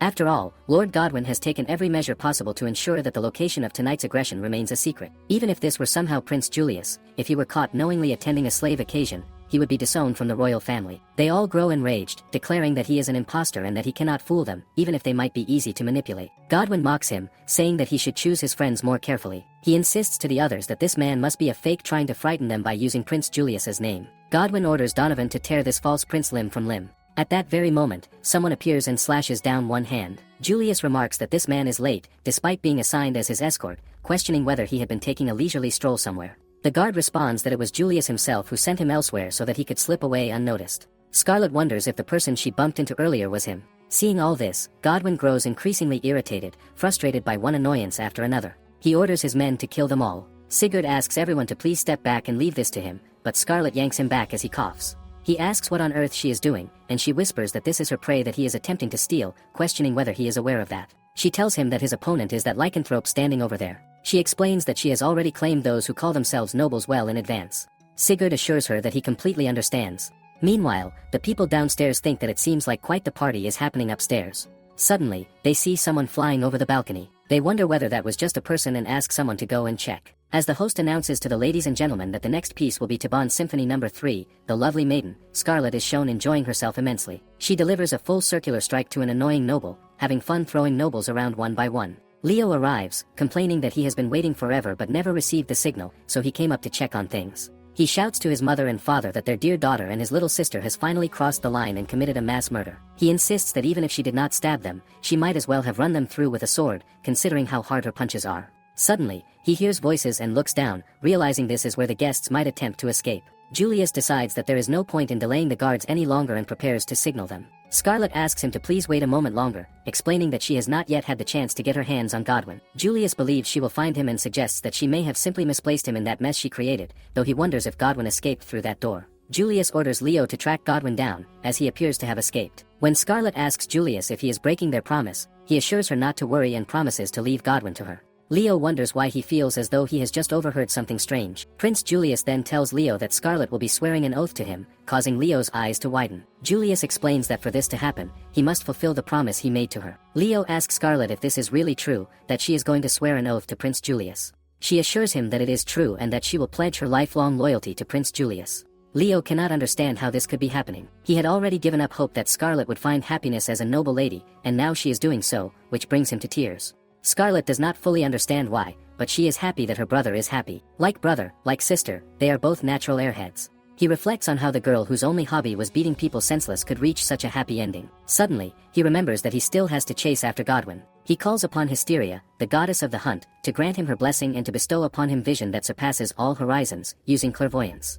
Leo finally finds Godwin with his son, and they are clearing the central staircase on the 3rd floor. He also sees that a dragon is about to land on the floor, which leaves Julius taken aback as he realizes what Leo has just said. It seems that Godwin is truly connected with the Crimson Dragon Brigade. If the Vanquish escapes, it will be too late to catch them. They are already 2 floors underground, while the rooftop is on the 5th floor. There is no certainty that they can catch them in time, even if they hurry. Prince Julius tells Scarlet and Leo that he will chase after Godwin, and that they should focus on ensuring the safety of the slaves. The resistance of a man with such strength is fiercer than he expected. At this rate, the damage may reach the 3rd underground floor where the slaves are being held, so they must make sure he does not get away in order to avoid any casualties. Leo agrees and notices Scarlet taking off her shoes, wondering why she is doing so. She explains that it is so she can give it her all. She asks Leo to take care of Nanika and the others. Using Chrono Blessing, Accelerate Triple Burst, she leaps upward, accelerating her own sense of time and gaining superhuman speed. As expected, moving at 3 times normal speed takes a heavy toll on her body, but she cannot allow top-quality prey to escape.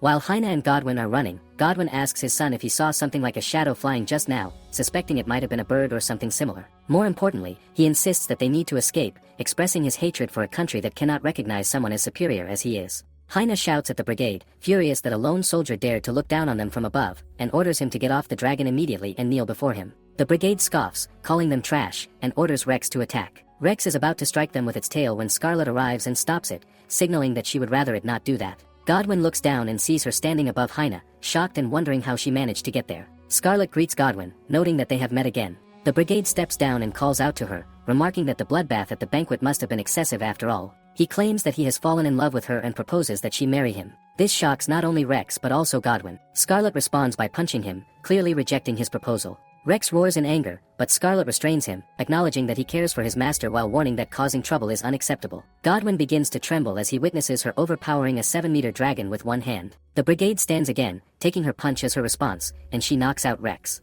He finds himself liking her more and more, admiring her beautiful silver hair that twinkles like stars in the evening sky. She punches him again, ordering him not to speak further, but he continues, captivated by her beautiful blue eyes that resemble treasure troves of the world's most precious gems. She delivers a kick to his stomach, yet he persists, claiming that not even in Vanquish, where military might reign supreme, could they find a woman capable of kicking like her. He insists on taking her with him, remaining stubborn. The situation raises the question of whether it is wise for him to pay this much attention to her, considering his true mission was to deal with the incompetent Lord Godwin in the first place. She calls him out as the first prince of the Vanquish Empire, Prince Alfrium, also known as the young noble of the Raging Flames. Alfrium realizes that she has already seen through everything. He acknowledges that she is not only strong and beautiful but also wise, and confirms that he is here to eliminate Godwin. Godwin shouts at him, accusing him of planning to discard him after all the information he leaked in exchange for a promised position as a cabinet minister in Vanquish. Alfrium questions whether Godwin truly believed they would respect someone who would sell out his own country without hesitation. He declares that there is no way a traitor like him will survive, and throws a spear at him, telling him to accept death gracefully. Scarlet uses her leg to deflect it, declaring that stealing her prey is unforgivable. Alfrium calls her an ill-mannered princess, yet claims that this part of her is also lovely as he grabs her ankle. Scarlet points out that grabbing a lady by the ankle is ungentlemanly, but he remains smitten, praising her charming smile and believing that she is beginning to accept his love. He reveals his confidence in his physical prowess, strengthened by a divine blessing that grants him a body of steel formed from god metal, rendering him nearly invincible against physical attacks.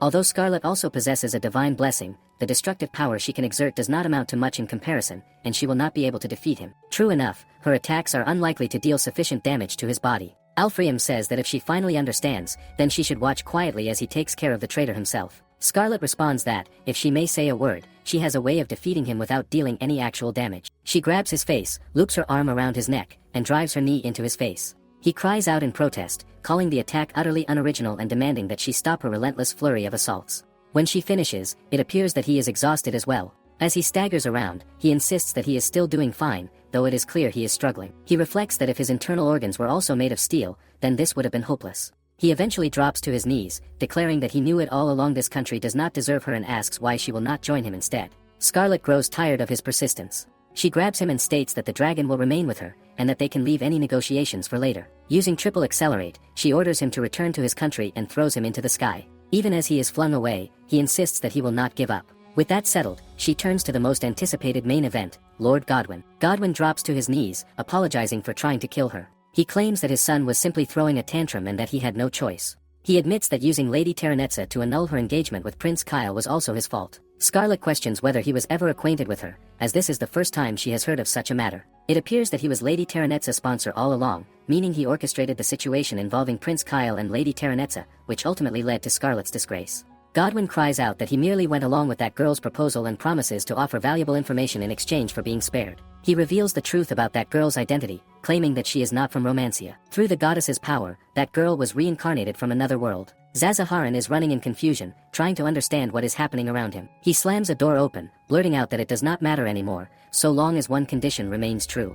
As long as he has that beast man, he will be able to recover everything he lost today and even more. He grabs Nanika, urging him to stand up already, warning that if he wastes too much time waiting around, the night will catch him. He refuses to go down in a place like this. Sigurd emerges from the shadows, as he informs Zazaharan that it is already too late. Zazaharan turns back, demanding to know who he is. Sigurd appears, causing Donovan to fall to the ground, declaring that he has no intention of giving his name to a fiend who dares to call himself a nobleman. At that moment, the royal knights appear. Zazaharan cries out in disbelief at how they managed to find him so quickly. Sigurd steps forward and speaks to Nanika, stating that he assumes Nanika is the beast man Lady Scarlet ordered him to rescue. He instructs him to leave the rest to them and evacuate the premises with everyone else. Nanika asks where Scarlet is, and Sigurd explains that she has likely rushed to the ward roof to apprehend Godwin. Godwin has also reported a confirmed sighting of the vanquished dragon, though he believes she will not act rashly. Nanika, however, dashes away, insisting that this is Scarlet they are talking about. There is no way she would not do something reckless. Back on the floor above, Scarlet shakes her hand, thinking she must have spent too long punching that metallic piece of meat. She suspects she may have broken some bones. Godwin is seen crying out that he did nothing wrong, claiming that everything is Terranetza's fault. A few months earlier, Terranetza is shown introducing herself, saying it is a pleasure to finally make Godwin's acquaintance. He asks whether she is that little girl from the Baron family who has been clinging to Prince Kyle's coattails. He questions what she could possibly want. She responds that she desires a happy ending. She wants to fall in love with the handsome prince, endure a series of trials and tribulations, and ultimately become a princess beloved by all. Godwin calls her dream foolish, asking if she truly believes Prince Kyle would abandon his duties to take a girl from a lowly noble house such as hers. She confidently states that she knows for certain Prince Kyle will choose her. She proposes a deal, promising to support the faction that wishes to continue reaping the sweet rewards of remaining in Prince Kyle's good graces. She assures him it is not a bad deal. Back in the present, Scarlet admits she has no idea what Godwin is talking about and wonders whether it is about time she finally rearranged his face. Godwin desperately asks if there is anything at all she wants, promising to obtain it if it is within his power. Scarlet replies that there is indeed one thing she wants. There is a certain obese man with sharp eyes and an angular nose that she is eager to turn into her personal punching bag. Godwin laughs confidently, asking if she is truly satisfied with such a simple request, then freezes as he realizes she is referring to him. His face is smashed in as Scarlet expresses satisfaction that he understands, mockingly calling him her dearly beloved meat. She activates overclock in a space where time moves at 1/100th of its normal speed, making her the only one able to move freely. She delivers her first punch for every person exploited by nobles like him. The second punch is for every person forced into slavery by nobles like him. The third punch is for the person whose life he ruined. The fourth punch is for Nanika. The fifth punch is for his attempt to kill her. The final punch is delivered for no particular reason. She simply wants to hit him one more time. With that, she smashes him into the wall. Afterward, Scarlet collapses to the ground, worrying that her brother will be angry with her again. He has always told her that her silver hair is beautiful, but due to her overuse of her blessing, it is slowly turning black. Suddenly, someone grabs her. She wonders if it is her brother, but it turns out to be Prince Julius. He remarks that it barely looks like a fight between two people, a girl beating a grown man, and laments that he was unable to witness Godwin receiving the punishment he deserved. He mentions that Scarlet's rampage collapsed the central staircase, forcing him to take another route, and notes that he personally supervised the convictions of the remaining court members. He asks whether she can stand, and she replies that she cannot even move her fingers. Prince Julius offers to carry her, but she firmly refuses. At that moment, the three men arrive, asking whether Scarlet is all right. She assures them that she is fine and apologizes to Nanika for not being able to go down and rescue him herself. Nanika reassures her that she does not need to worry, he is simply glad that she is safe. They then wonder where Godwin is, and Scarlet tells them he was thrown through the wall. To their shock, Godwin is seen standing again, pointing a gun at Scarlet. He pulls the trigger, but the bullet strikes Prince Julius instead of Scarlet. Prince Julius whispers to Scarlet that, as always, she lets her guard down in the end. Meanwhile, Godwin is overjoyed, convinced that although he could not kill Scarlet, he managed to kill Julius instead. He believes that with this, both the Palestan and the kingdom are finished. Sigurd rushes toward Godwin, but before he can reach him, Scarlet leaps forward and delivers another punch. Godwin laughs, claiming it does not matter how many times she hits him because it will not work. At that moment, Scarlet notices the maiden necklace and tears it off him. Godwin yells for her to return the Holy Maiden's necklace, which is blessed by the goddess Palmia. Scarlet responds that she will return it with her fist and strikes him again, furious that someone as filthy and lowly as him could compare himself to Prince Julius. Prince Julius groans in pain as Scarlet grabs Godwin by the collar, ordering him to apologize to Prince Julius in the afterlife. She then delivers a flying kick that sends Godwin soaring like a shooting star. Turning back to Prince Julius, Scarlet says she has avenged him and hopes he may rest peacefully in heaven. Prince Julius scoffs, telling her not to kill him off just yet. Leo cries out in shock at Julius's reckless behavior, though he admits it is a relief that the healing magic worked. Prince Julius smiles, saying it was a close call, and asks Scarlet whether she is disappointed. Scarlet replies that she is not disappointed at all and is simply glad he is safe. Leo reminds Julius that he is the first prince of the Palestan kingdom and asks him not to do anything so dangerous again. Scarlet also tells Leo to make sure the prince, who does whatever he wants, thoroughly understands how important he is. Leo scolds both of them, saying they will hear more about it once they return, and even asks Sigurd to lecture them as well. Afterward, they return the slave traders to their homes and repair what needs to be fixed. Nanika cannot believe that Godwin survived after being sent flying, calling him a stubborn fool. He asks Scarlet whether she accomplished her goal, and she answers that she did and feels much better. The scene shifts to Jean, who points out that according to reports, someone was sent flying somewhere around the area. He remarks that if it is that person, there is no chance they died. His eyes soon spot Alfreum stuck in a tree. Jean asks whether he is alive, and he gestures for him to pull him out. Jean kicks the tree, causing Alfreum to fall. It is confirmed that Sam is safe, but Alfram complains that all his bones are broken. Jean tells him to stop joking, saying that a body stronger than steel would not be scratched by a fall like that. Alfram explains that he was actually thrown at a speed exceeding 100 kilometers per hour and crashed headfirst into a tree. By that time, the divine blessing in his body had already run out, making it an unfortunate accident. When Jean asks whether he enjoyed his new playmate, he replies that he had more fun than he ever imagined and looks forward to their next meeting. He notes that the dispute over the royal succession has intensified and warns Alfram not to get distracted and make a careless mistake. Alfram says he will simply send a spy to the Vandimian mansion to investigate the kind of sweets she likes. Jean remarks that once they return to the royal palace, they should examine Alfram head first. In a marketplace, a boy sells newspapers, shouting that the corrupt Prime Minister Godwin has been arrested. People remark that Lady Scarlet was impressive, and rumors spread that Godwin was drop-kicked from the auditorium. On a rooftop, people celebrate, praising the blood-stained princess and calling her the heroine of salvation. At the main cathedral of the Diana faith, Lady Diana receives a newspaper and looks at Scarlet's picture, softly uttering the word, sister. The scene moves to the Royal Academy, where Scarlet's friends wonder whether she did something reckless again. A girl tells them that many people have gathered outside the school gates and that some have already approached them to ask about Scarlet's favorite book and even her pet's name. The girls begin chatting, suggesting that an elegant white cat suits her, while others insist an intelligent black dog would fit better. In reality, Scarlet is seen having fun with a dragon, telling it to roll to the right and then to the left. At that moment, Cervantes arrives to speak with Scarlet about her idea that had been in development, the stress relief stand back home. Cervantes explains that he contacted a merchant and arranged for it to be sold in a town shop, though it is uncertain whether it will sell. She adds that Prince Julius has already given his seal of approval, so there is no doubt about it, and suggests celebrating together once it succeeds. He then agrees, mentioning that Nanika has been staring at Scarlet as though he wants her attention. Scarlet opens her arms, inviting Nanika to come closer. Just as Nanika is about to embrace her, a maid arrives, telling him that customers will arrive soon and asking him to help with preparations. At the Palmia church, someone addresses the audience, claiming that Archbishop Godwin was arrested unjustly. The crowd begins shouting that Godwin was blessed by the goddess Palmia, condemning the situation as unforgivable. A priest declares that those who do not believe in the goddess Palmia, and those who revere figures like the holy maiden Diana, are heretics. He orders them to purge it all. In the continent of Romancia, where the kingdom of Palestine is located, people are always born blessed by one of the many gods.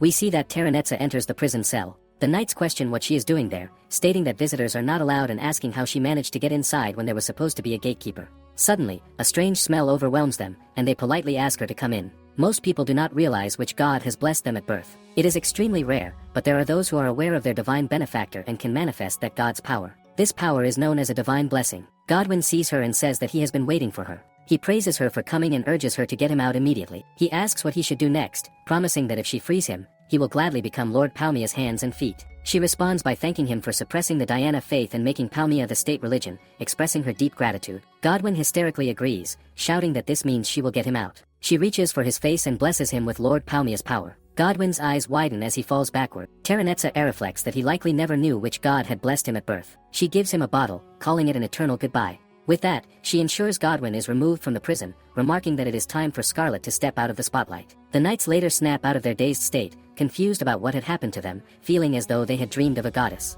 Another knight arrives urgently, announcing that something terrible has occurred. They rush to see that Godwin has died. At the Royal Secret Investigation Office headquarters, Prince Julius asks Leo whether he wants him to die from overwork. Leo replies that it cannot be helped, reminding him that it was Julius who insisted on witnessing the fool's miserable state and became obsessed with interrogating the illegal slave owners. Leo notes that Prince Julius also needed to approve the documents personally. Nanika arrives, saying that there are still many documents left outside. Seeing the overwhelming workload, Prince Julius remarks that he should have simply given Leo the authority to approve the slave acquisition cases. A month has passed since the incident in which the corrupt prime minister was sent flying. The nobles and knights who were arrested have been put on trial. Their properties are seized, their noble ranks revoked, and their territories forfeited as they are imprisoned. Furthermore, palace personnel who had accumulated over the years under the influence of high-ranking aristocrats have been completely purged, leaving nothing behind. A fresh air of reform now flows through the kingdom of Palestine. Prince Julius asks Leo how the treatment of the former slaves is progressing.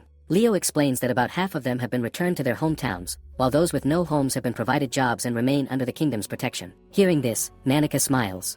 Leo learns that Julius has already met with Prince Kyle. Kyle firmly insists that Terenetza has nothing to do with the scheme they are unfairly suspecting her of, describing her as a kind-hearted and adorable woman. He also claims to know nothing about reincarnation or magic tools. After hearing this, Julius leaves without further comment, prompting Kyle to shout after him, demanding to be released now that he has already answered. Back in the present, Julius concludes that Kyle was merely a figurehead for the Second Prince faction, just as expected, and that he truly knows nothing. He reflects that if only Godwin were still alive, someone so deviously cunning in pursuing his own interests, it would be easier to believe the truth. Godwin's death, however, cannot be treated as anything other than suicide as long as there is no evidence of murder. At the same time, the Holy Maiden's necklace, said to be placed by the goddess Palmia, has been taken, further drawing Julius's concern. An additional troublesome group has surfaced, possessing assets and political influence nearly equal to the royal palace, along with its own military forces. Nanika wonders what kind of organization this Palmia faith is, noting that it seems religious and that Godwin had been involved with them. Julius explains that since Nanika was born in Falconia, it is not surprising he has never heard of them. In the Kingdom of Palestine, there are two major religious groups. One is the Diana faith, a religion that has existed since the kingdom's founding, centered on belief in the goddess Diana and her power to exorcise demons. In recent years, its number of followers has increased, and it has been acknowledged as the state religion. The other is the Palmia faith, which worships the goddess Palmia and lacks any solemn atmosphere, with nouveau riche merchants at the top. Nanika remarks that it makes sense Godwin would be connected to such a group, given how unscrupulous aristocrats tend to collude. As someone from the beast tribe, he also finds it uncomfortable to worship a human-like goddess. Leo responds that, as someone who has personally witnessed Lady Diana's power, he believes that if asked which faith is more fitting as the state religion, most citizens would choose the Diana faith without hesitation. Even so, not all citizens welcome the Diana faith. The Church of Diana receives a large sum from the nation's money due to its role in national defense, but the public is largely unaware of this.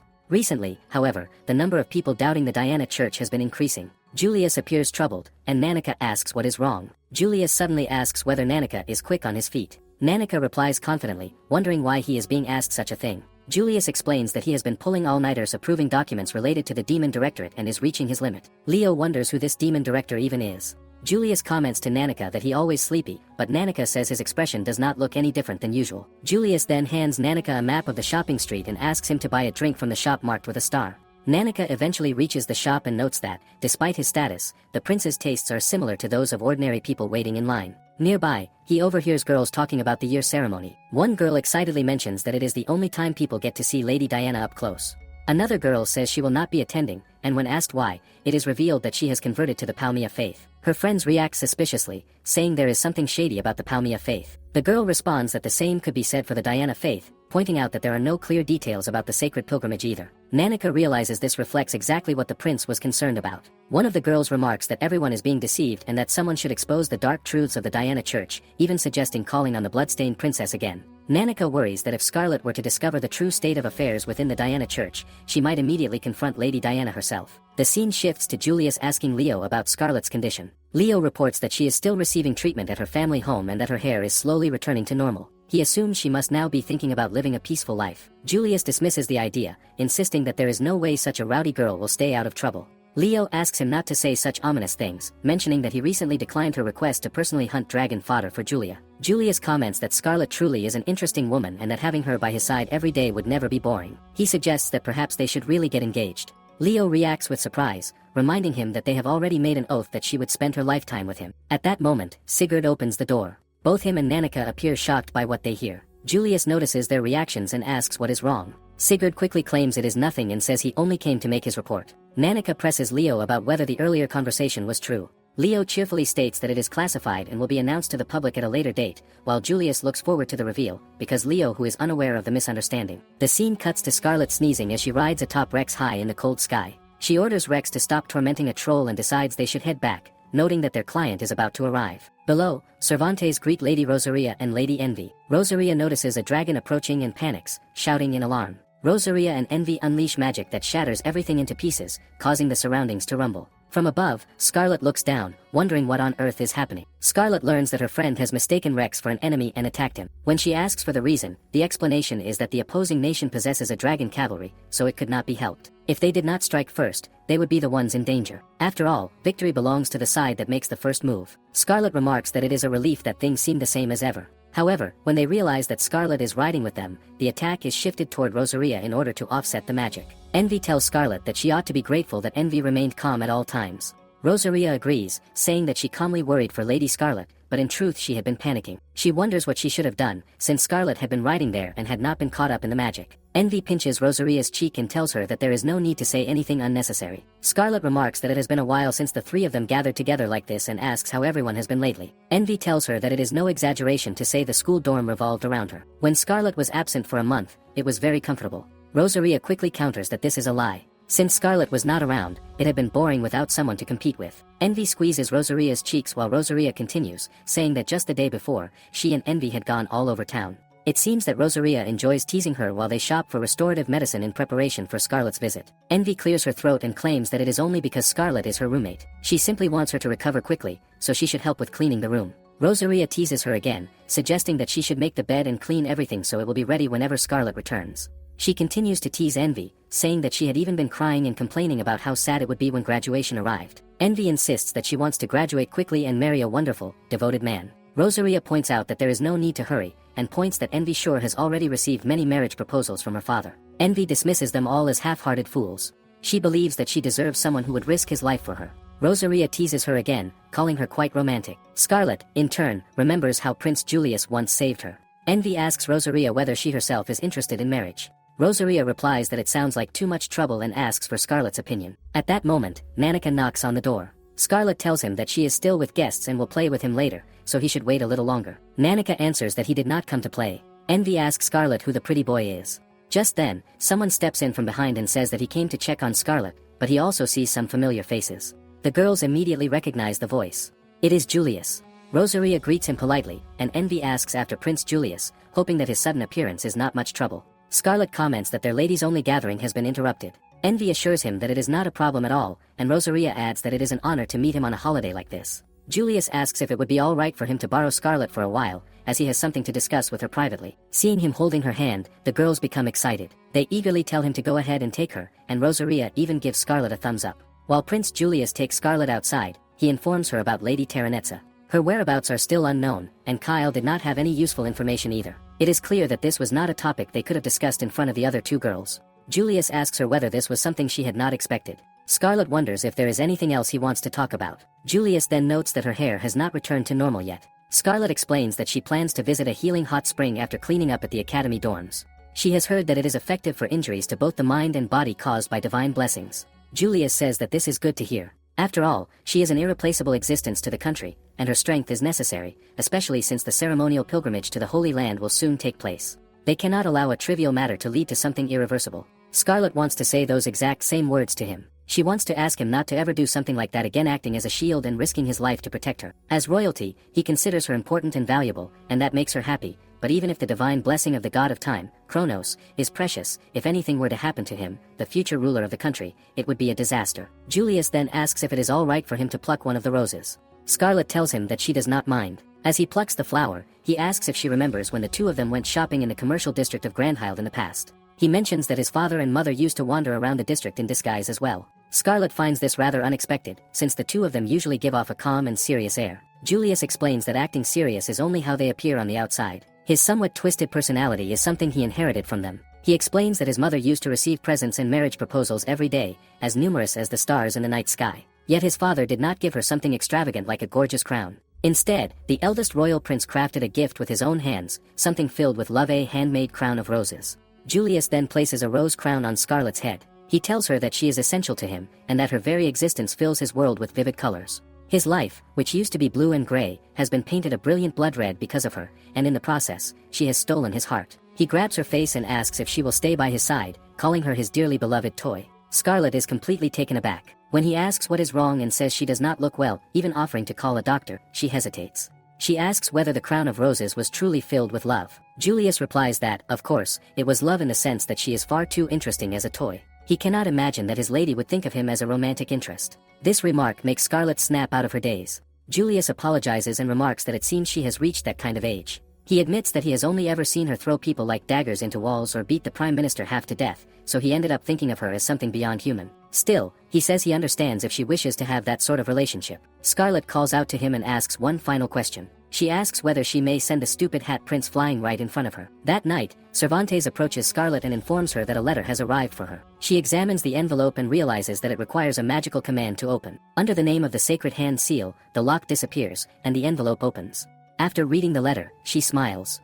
It ends by saying that the sender looks forward to meeting Scarlet at the Diana Church a month later. The letter is signed by Diana. Scarlet reflects that it has already been a year Terranetza, along with the secret activities of the Palmia. For some reason, the situation makes her uneasy. It seems that the ceremonial pilgrimage to the Holy Land this year will not pass without complications. No matter what happens, she vows to protect Lady Diana. At the Diana church, someone informs Lady Diana that it is almost time. Lady Diana responds that she is ready, expressing her excitement to see her sister again. 2 months have passed since the Godwin Fly High incident. Scarlett graduates from the Royal Noble Academy and moves out of the dormitory, while Leon settles into his job. The Van Diemen mansion becomes lively with the two of them living there together. Meanwhile, the dragon has also started residing in the garden. One day, Nanika knocks on the door and enters the room. He sees Scarlett telling Leon that she would like to go on a trip to the hot springs. Leon immediately questions who she is planning to beat up under the pretext of visiting the hot springs. He asks Nanika to say something to his foolish sister, who seems to be plotting something again. Scarlett responds indignantly, asking how he can speak as if she were a carnivorous beast that had discovered new prey. She asks whether he really distrusts his own sister that much. Leon replies that she dares to ask such a question with her own mouth, even though he has not forgotten that the promise between her and Prince Julius was a complete lie. Scarlett insists that it was not a lie, but he shouts at her not to make excuses. Nanika then wonders if she is perhaps going to beat up the Saintess this time. Leon suddenly realizes that she always tries to travel somewhere around this time of year. The hot spring she showed him earlier is almost identical to the pilgrimage route to the Holy Land. Scarlett explains that the Saintess is loved by the people and are necessary existences for the country. They are nothing like the Prime Minister, who was not only hated by the public but also had a hidden dark side. Even she would not consider beating up someone like the Saintess.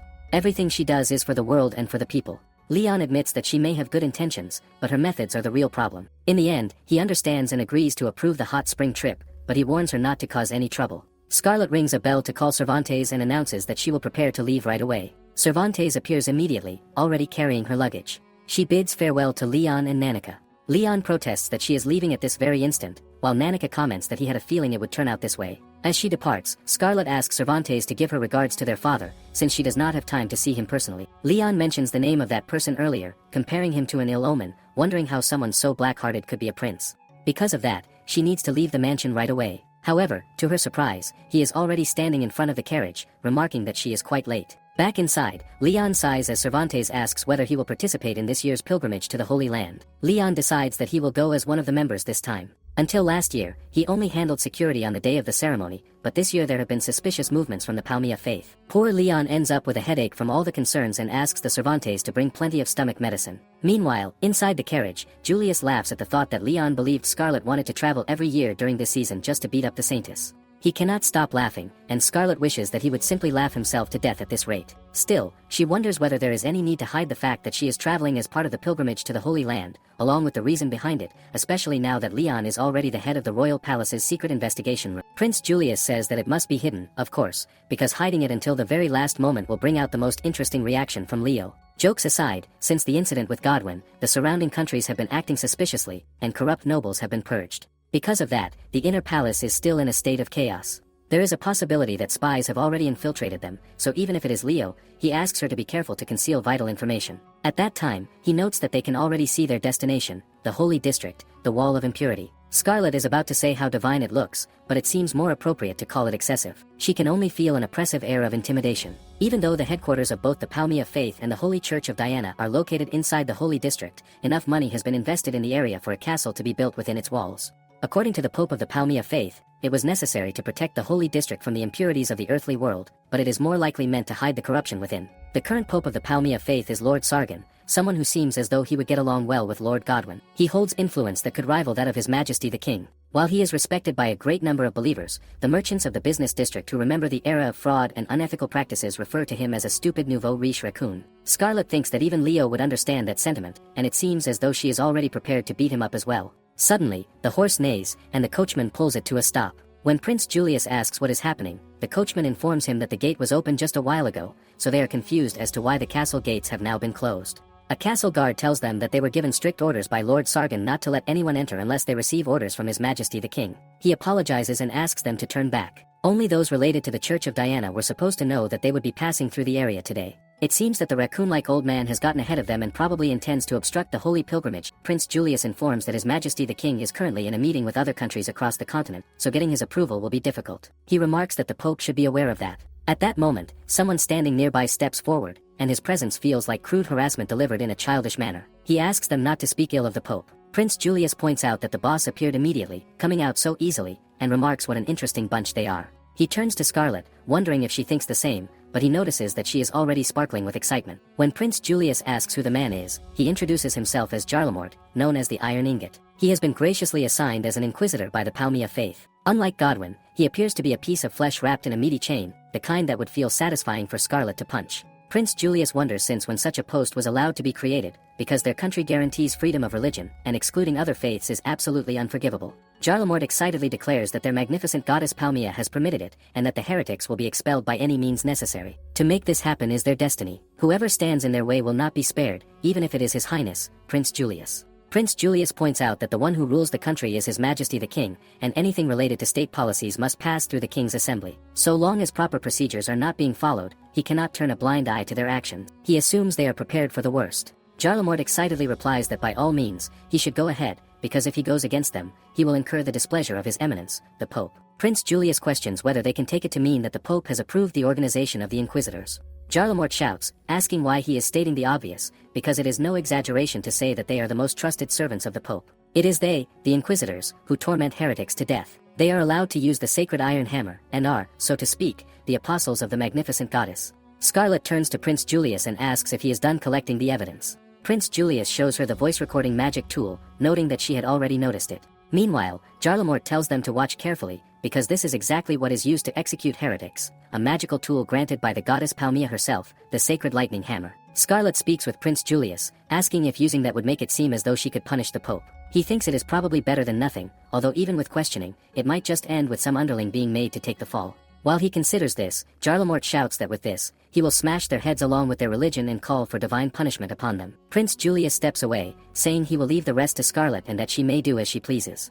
Scarlet prepares to start by opening the gate. She touches it, while Jarlamort laughs at how foolish she is. Whether through a battering ram or magic, it should be impossible to make even a single dent in that sacred gate. Suddenly, the ground begins to shake. They wonder if it is an earthquake, but in reality, it is the sound of Scarlet's gears grinding. With a loud boom, the gate is destroyed. Jarlamort shouts in disbelief. Not only was it a massive 5-meter-high gate, but sacred defense spells had also been cast upon it. Yet it was broken through with nothing but her bare hands.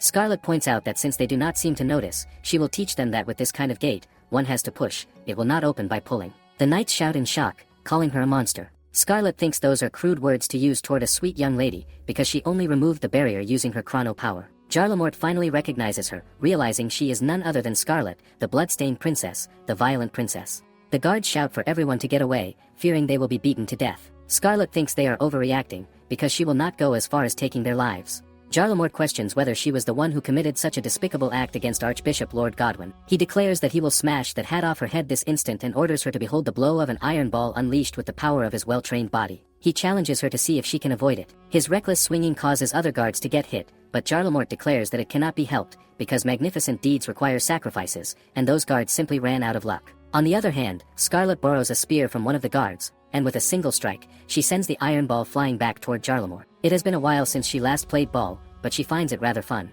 Jarlamort shouts that it is unforgivable, absolutely unforgivable, for a witch to dare sully the goddess. His robe is torn, but he has no wounds.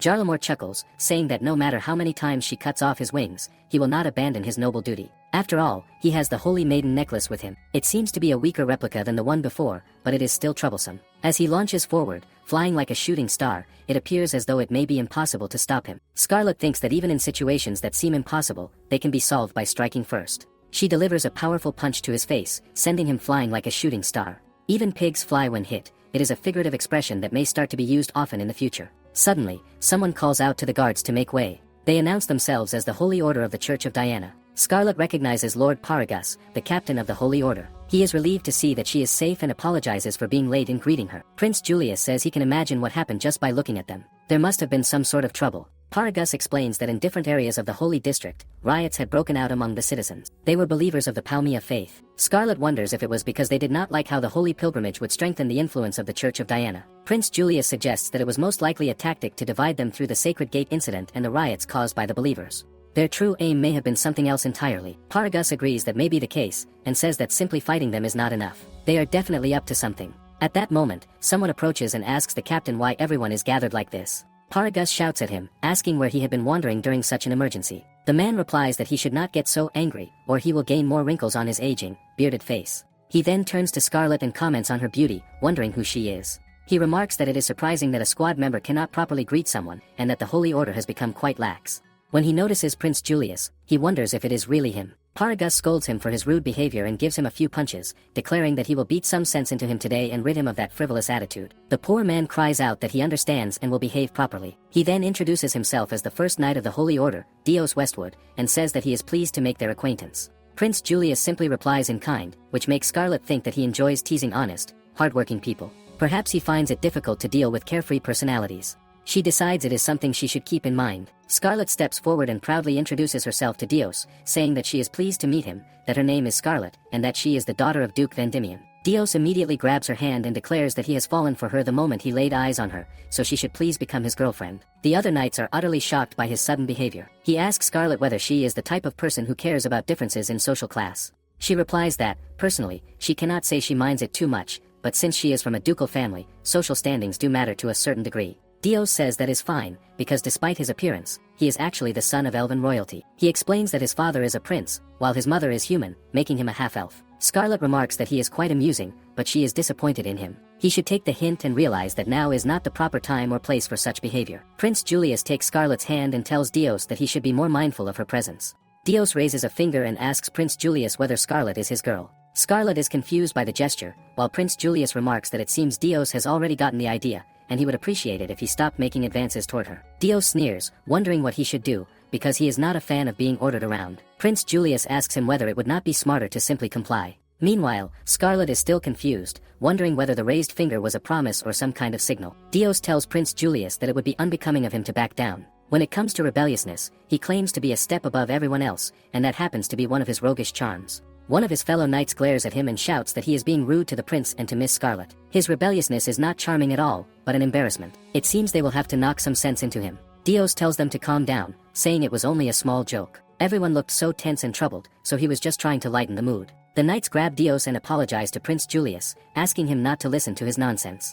Dios, meanwhile, calls out to Scarlet, suggesting they should go on a date next time. Paragus sincerely apologizes for Dios's behavior. He explains that Dios enlisted about a year ago. His skills as a knight are exceptional, but his carefree attitude is the real problem. He certainly does not seem like an ordinary person. Just as Scarlet is about to punch him, he senses her intention and quickly takes a step back. Scarlet then turns to Prince Julius and asks when he plans to let go of her hand. He releases it at once, apologizing and saying it was done on impulse.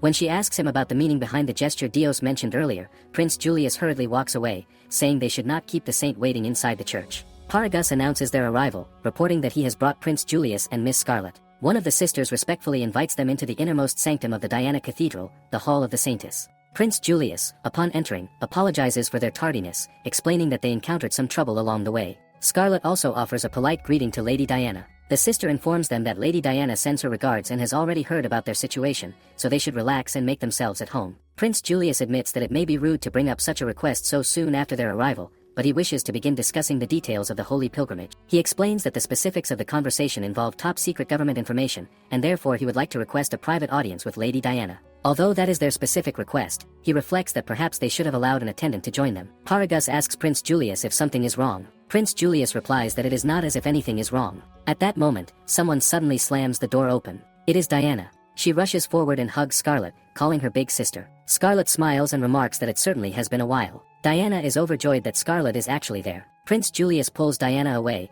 teasing her and asking whether he should call the attendants over when she throws such a tantrum. She protests, calling him a filthy male and declaring that her holy body is being desecrated by mail. Prince Julius continues teasing her, asking again if he should summon the attendants.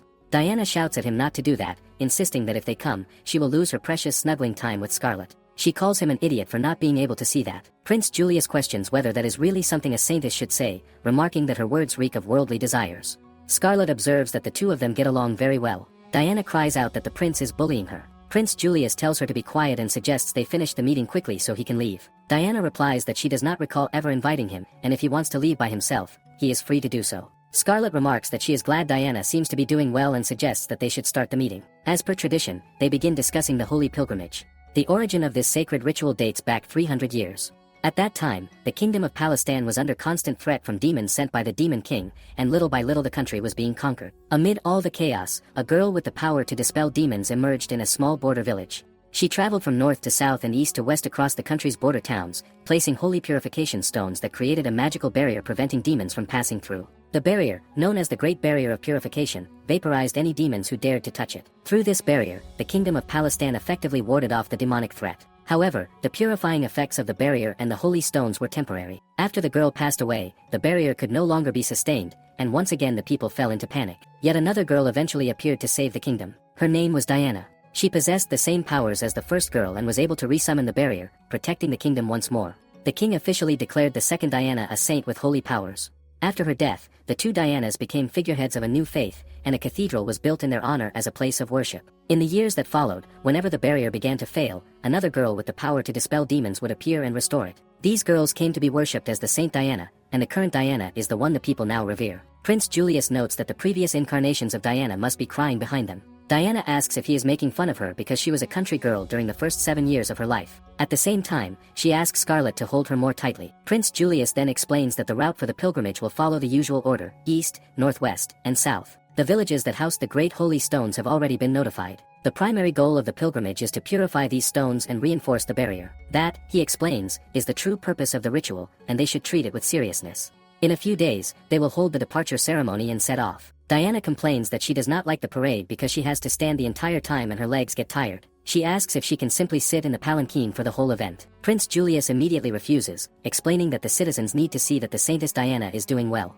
Such appearances also help restrain the Palm faith from taking any drastic actions. He insists that she must put more effort into maintaining her dignity as a saintess, especially because she has lost her holy powers. At the very least, he says, she must play her role as a convincing figurehead. Scarlet firmly calls out Prince Julius's name as the two of them stare at each other. Diana quickly assures Scarlet that everything is all right. She admits that everything the prince said is true. Although she hates to admit it, there is not much else she can do in her current state. She suddenly jumps up, saying she understands. It did not hurt to ask, and it was only a joke anyway. She then suggests that they end the meeting for today. Setting aside the manipulative prince who will be returning to the palace, she asks Scarlet if she will be staying the night. Scarlet replies that she would greatly appreciate that. With that, Diana takes her leave, saying they should talk again another time and that she will see them later. Prince Julius notices that she is trying very hard. Scarlet asks him not to place so much unnecessary pressure on her, especially if he can see what she is going through. Prince Julius says it was merely a slip of the tongue and promises that he will be more careful from now on. Even the perfect Prince Julius seems to struggle with knowing what not to say to a girl, but Scarlet thinks it must be because of how important the holy pilgrimage is this time around. Prince Julius tells her that he will be relying on her again regarding the matter of the holy pilgrimage. Later that night, the scene shifts to Scarlet speaking with Diana. Scarlet recounts how, when she called the nobles disgusting pigs, they were struck dumb with astonishment, and she slapped them right across their faces. Diana reacts with admiration, saying Scarlet is incredibly cool and that she wishes she could become a strong and beautiful lady just like her, someone who does not flatter men. Scarlet wonders if Diana is simply not good at dealing with men. Diana immediately declares that men are filthy. She complains that their hair is bristly, their muscles are too large, they stink of sweat, and they are condescending. She says she gets goosebumps just by talking about them. Scarlet asks what about Prince Julius, since he does not fit the traits she just described. Diana admits that Scarlet is not wrong. His face is quite handsome, and he is fashionable, but she still hates him. She insists that his personality is terrible. He is always bullying her and teasing her, which only makes her angrier. She grumbles that the next time she sees him, he will pay for it. Diana then confesses that she wishes a beautiful prince with silver hair and blue eyes, riding a white steed, would come and carry her away. Scarlet remarks that people with silver hair and blue eyes are quite rare, so it might be difficult to find someone like that in Palestine. At that moment, someone knocks on the door and informs Diana that it is time for her to retire for the night. Scarlet says she should take her leave. Diana grows sad and complains that they are done talking already. She begs Scarlet not to go, saying she still has many things to say. She points at Scarlet and insists that she should simply stay and sleep there for the night. Scarlet gently refuses, saying they should not do that because the attendants would become angry. Diana assures her that it will be fine.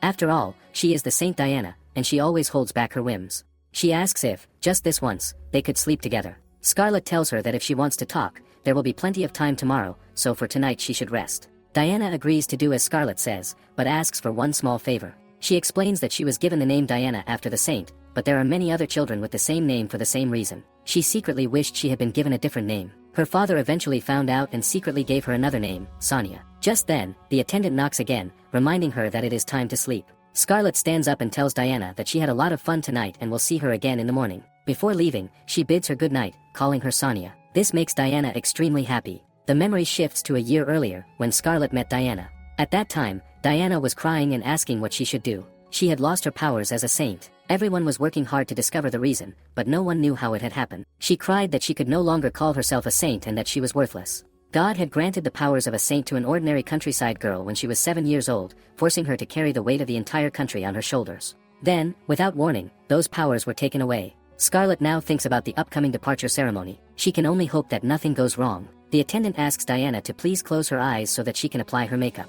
Scarlet gently tells Diana not to cause trouble for her attendant. Diana, however, says that it is only because Scarlet looks so captivating in that dress. She excitedly declares that next year she wants to wear a red dress as well. The attendant immediately reminds her that she cannot, as she must fulfill her duty of wearing the ceremonial robes passed down by the previous incarnations of the saintess. Scarlet tells Diana that the dress suits her very well and that she looks beautiful.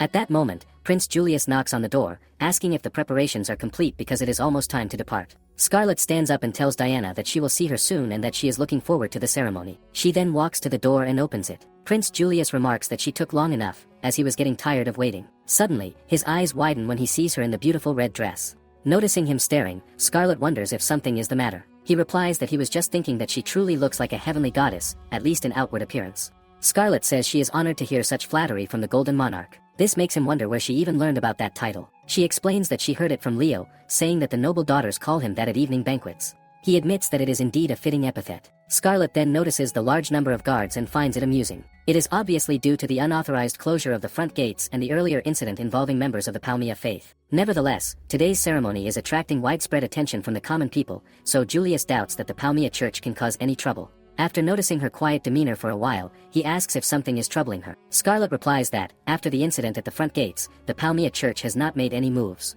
Prince Julius quickly guesses that she is bored because she cannot knock anyone down. Scarlet admits that he is not entirely wrong. The scene shifts to the grand parade. The people are visibly excited as they look upon the saintess, praising her heavenly appearance.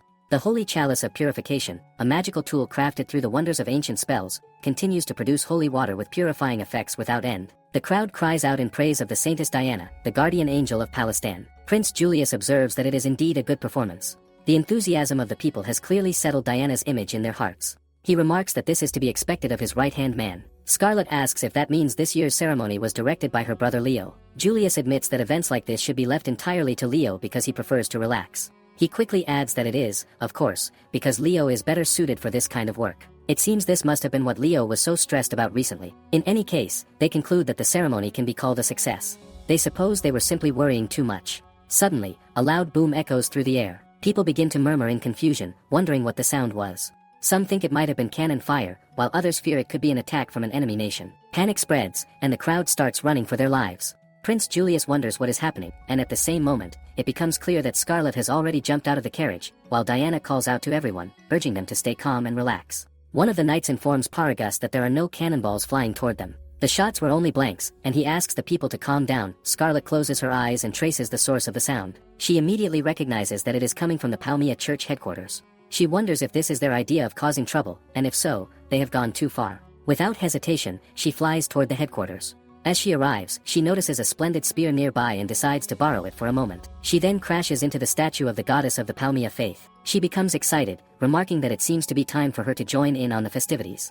To her, it feels like a festive bloodbath. Meanwhile, one of the men in the crowd shouts that an elderly person has collapsed and asks someone to help him. Prince Julius picks up a child and calls out, asking if anyone else is injured to come forward. He thinks to himself that they made the right decision by stationing healers nearby. On the other hand, Scarlet observes that there is no sign of any Palmia followers. Judging by the direction of the sound, the terrorists must be hiding somewhere behind the headquarters. She activates Kronos' blessing to accelerate herself and throws the spear toward them. Yet she is not finished. She still has plenty of ammunition left. She begins to throw pieces of the shattered statue one after another. Suddenly, someone orders her to stop right there. An old man steps forward and asks if she is the one who has been throwing chunks of gold toward their holy sanctuary. He does not look like someone who would be fun to knock down. Scarlet casually admits that she is the one responsible and asks if there is any problem. The man becomes angry and scolds her, saying that young people these days lack manners. He asks whether her parents never taught her to dispose of trash properly in a wastebasket. Scarlet replies that this is exactly why she was throwing the trash statue of their goddess into what she calls a wastebasket, their holy sanctuary. She asks if he has any problem with that. The old man is stunned by her words. He wonders what kind of nonsense she is spouting, but then his eyes widen as he realizes something. The object she is holding is the head of the statue, and the golden chunks she had been throwing earlier were fragments of the same statue. He begins to tremble with rage, declaring that she has committed an unforgivable act against the holy statue of their goddess. He introduces himself as Kater the Wise, the Grand Inquisitor of the Palmia Church, and vows that he will not forgive her for such a sin. However, before he can say much more, Scarlet smashes him with the statue's head, sending him crashing to the ground. He demands to know why she is interfering with their plans. This was supposed to be their grand scheme. They only had one goal, to forcibly cancel the ceremony of the Church of Diana. They had worked all night to perfect the plan. As he speaks, she yanks off the holy maiden necklace he is wearing. Scarlet thanks him for the confirmation. Now that she is certain of the culprits and their location, she does not intend to show them even a shred of mercy. But when she looks around, she realizes that much of the place has already been destroyed. One of the men is shouting in panic, saying that the spear struck their storage of gunpowder. He demands to know where it came from, because it ruined everything inside. He curses, asking who could have done such a thing. Scarlet calmly admits that she was the one who threw it. One of the men asks what she is doing there, saying they are rather busy. Then they process her words and realize what she just said. Another man recognizes her face and shouts that she is Scarlet. The others begin murmuring in shock. They are ordered to surround her, and they all accuse her, saying it is her fault. Scarlet greets them gracefully, wishing them a good day. She remarks that they seem to have suffered an unfortunate accident and asks how they are all feeling. They all shout angrily, calling her a filthy woman and demanding to know how she dared to enter their sanctuary. They ask who she thinks she is. Scarlet casually replies that this is clearly the ruins of a church. They shout back that she is the one who ruined their church. The explosion should have been powerful enough to annihilate the entire building, yet everyone is unharmed. That must mean they all possess holy maiden necklaces. One of the old men then declares that, fortunately for them, they have a powerful ally, someone whose duty is to dispose of little demons like her. He calls out to this ally, asking him to appear and bring down the iron hammer of justice upon this demon. The group calls out for the Grand Inquisitor Catter the Wise, but there is only silence.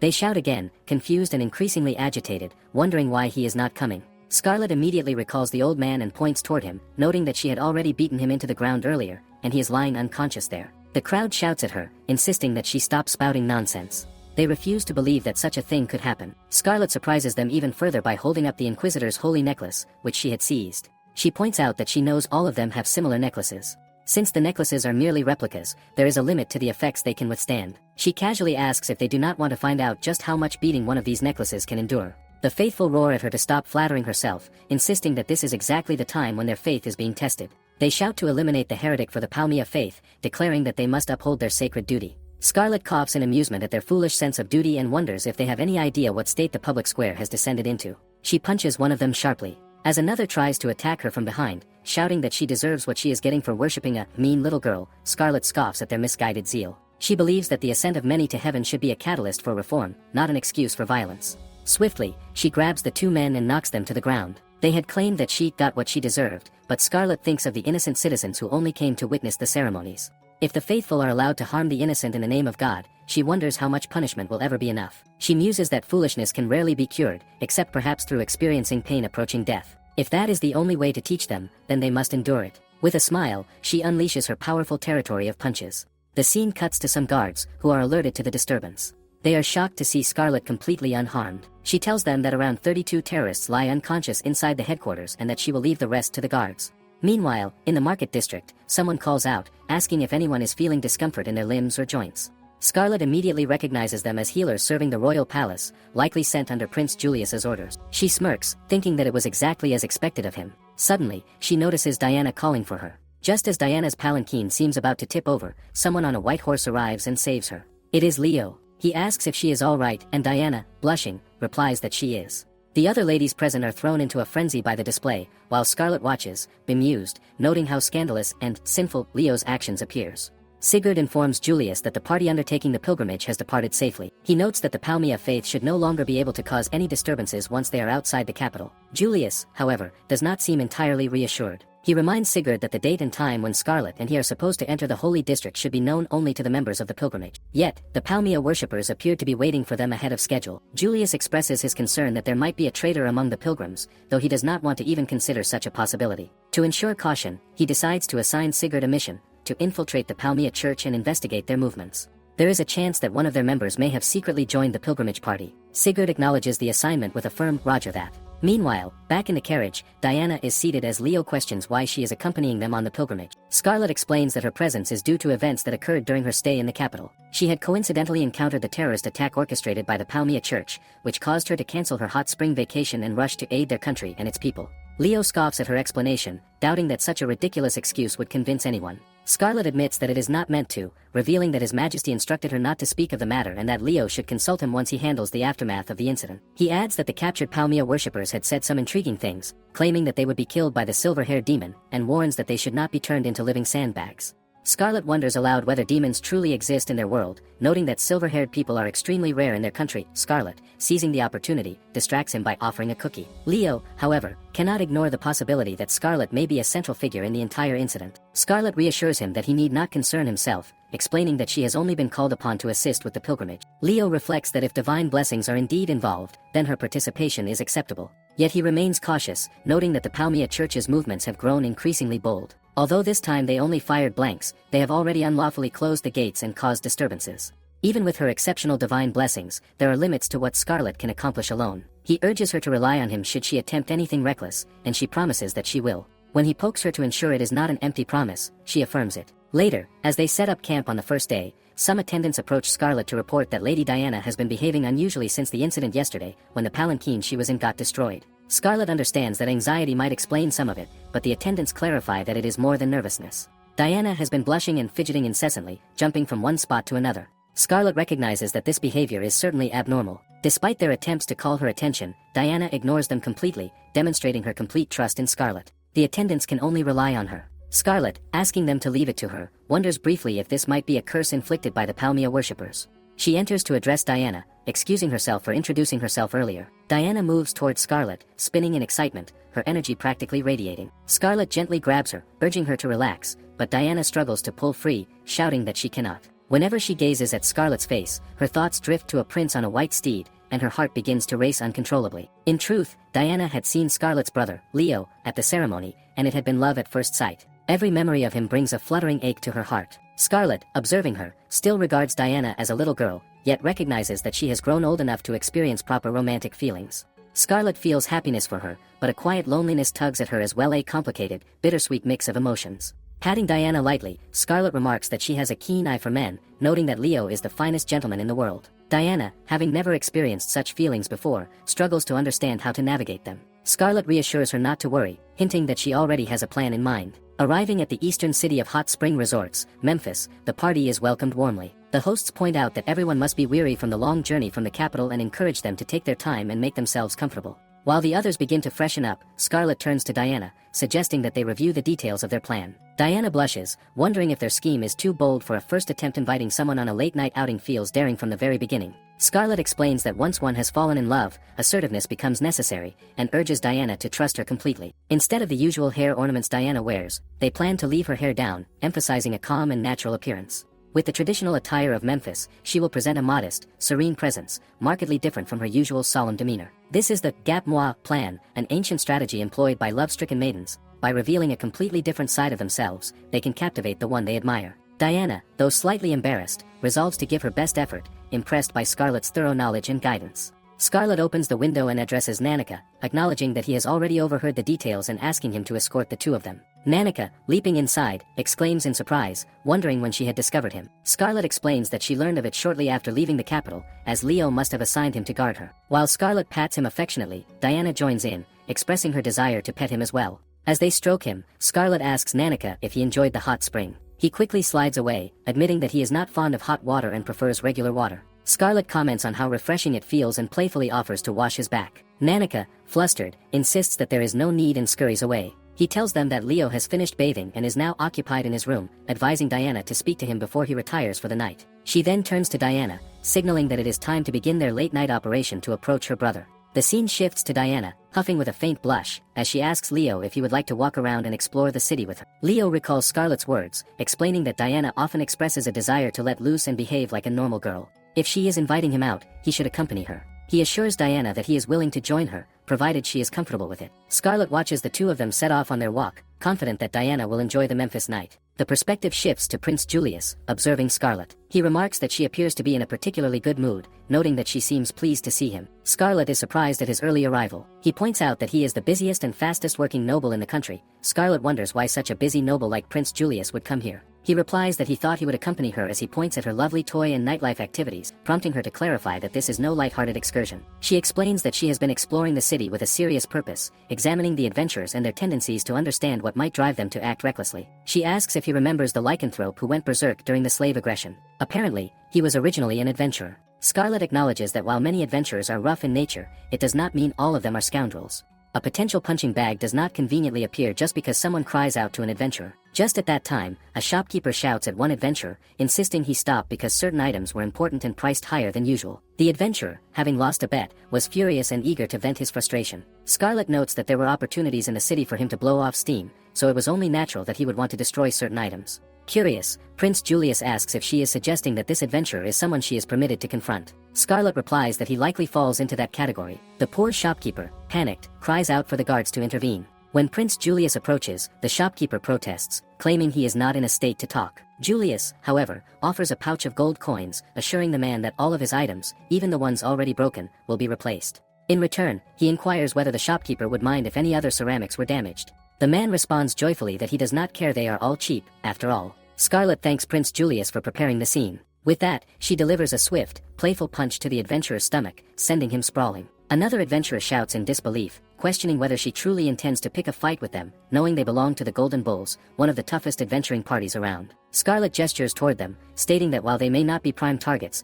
it does not matter, she will handle herself. Meanwhile, Leo shivers slightly as Diana, brimming with excitement, points out the bustling city scene. She approaches the shopkeeper, marveling at the strange animals and fluffy, delicious-looking candies. Her cheerfulness reminds Leo of Scarlet, and he cannot help but smile. Diana notices some cute hair headbands. The shopkeeper suggests that they would suit her well and even offers a special deal if she purchases a pair. The mention of a pair excites her immensely. Soon, she is wearing matching hair ornaments, and the simple act of coordinating with Leo makes her heart flutter. Leo tucks her in gently, advising her to stay close, warning that the area has many taverns and a chance of encountering inebriated people. Diana apologizes for her excitement, explaining that it has been a long time since she last explored the city at night. She feels happy that he is so considerate, though it also makes her feel as though he is babysitting her. Finally, Diana asks if she truly seems childish. Leo immediately apologizes, noting that he has treated her the same way he used to treat Scarlet. Diana exclaims in protest, insisting that Scarlet is always calm, dignified, beautiful, and capable of anything. Compared to her, Diana feels unfeminine, unremarkable, and merely a countryside girl protected by others.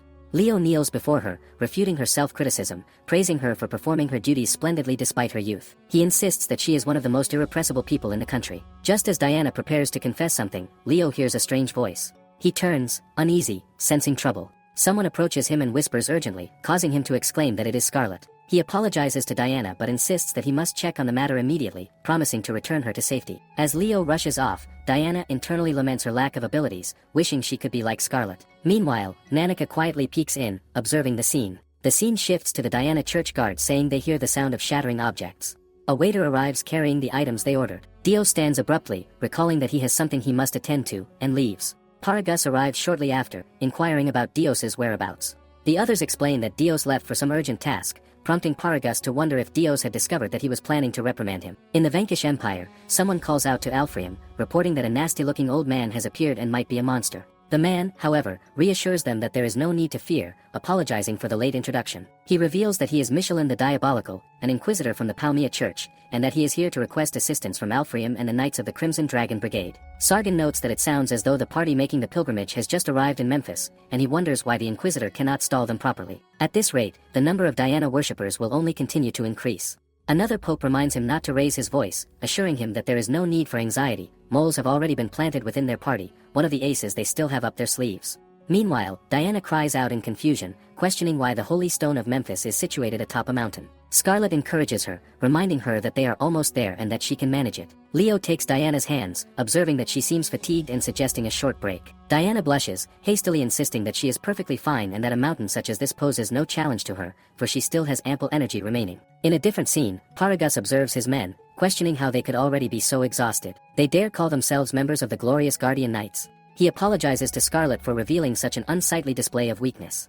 Another member notes that Scarlet is not breathing heavily at all, wondering what sort of training she must undergo. Scarlet explains that they are all wearing heavy armor while keeping constant watch over their surroundings, and she interprets this as their dedication to performing their duties to the utmost. As the night begins to sparkle, she praises their efforts, remarking that their words are truly admirable and godlike. This exhaustion is unlike them, suggesting they should persevere further. Prince Julius observes that playing the role of a pure maiden and having men dance to her will make her appear increasingly like a proper villainess. Scarlet responds that she grows day by day, warning him that if he thinks she will always remain the cute, pure Scarlet, he is sorely mistaken. He reflects on her youth, wondering when she appeared cute and pure, recalling how she was called the Mad Dog Princess. She calls him Mr. Golden Monarch, which prompts Dios to note that Scarlet shows a particularly good expression when speaking with Lord Julius, her tone unusually low. This irritates her, and she comments on his seemingly inexhaustible energy despite his physique. He explains that for elves, mountains and forests like these are essentially their backyards, which slightly improves Scarlet's opinion of him. Dios wonders if it is a situation where one already holds someone in such high regard that it becomes difficult to elevate their perception any further, doubting whether she could ever think more highly of him. Scarlet smiles, acknowledging that this may indeed be the case. Dios, captivated by her smile, finds it enchanting and asks for a chance to demonstrate his coolest move, confident that she will be impressed after witnessing it. While Prince Julius instructs Leo to press further, they take care not to get caught up in the moment. Scarlet raises her punch, and Dios instinctively moves back, believing there is no way he could fall for her trick. Yet to his surprise, she summons a great divine gust, blowing him away with tremendous force. Prince Julius laughs, noting that Scarlet truly does not hold back. As Scarlet wishes, Dios contemplates redoing his life from the time before he was born. Near the border of Memphis, the holy stone of purification appears to be heavily defiled, its surface tainted with numerous impurities. To think that the stone could grow this dark in just 1 year shocks Leo. Seeing Scarlet, he shouts, questioning the direction, and she confirms that yes, she intends to go this way. One of the attendants calls out to Scarlet, informing her that the preparations are ready, literally sending Leo into a daze. The attendant adds that she will be assisting with the purification ceremony, and Scarlet thanks her in advance. Poor Leo cries out to his father and mother, lamenting that his little sister has once again gotten herself into an entirely unusual situation. He rushes to ask her to hold up. Meanwhile, Prince Julius, having had his fun, tells her she may explain now. Scarlet informs Leo that Diana's faith does not consist of just one center, rather, it is shared between two of them, Lady Diana and herself. Officially, only one saintess is said to exist at a time, but aside from the first and second incarnations, the kingdom of Palestine has always been guarded by a pair of saintess. One is responsible for maintaining the holy barrier, while the other is responsible for purging the impurities of the holy stone. This time, because Diana has not been able to summon a new barrier, Scarlet will have to purify the holy stone more than ever, with Kronos assuming she will turn back time to cleanse the impurities and ensure the barrier remains intact for a long duration.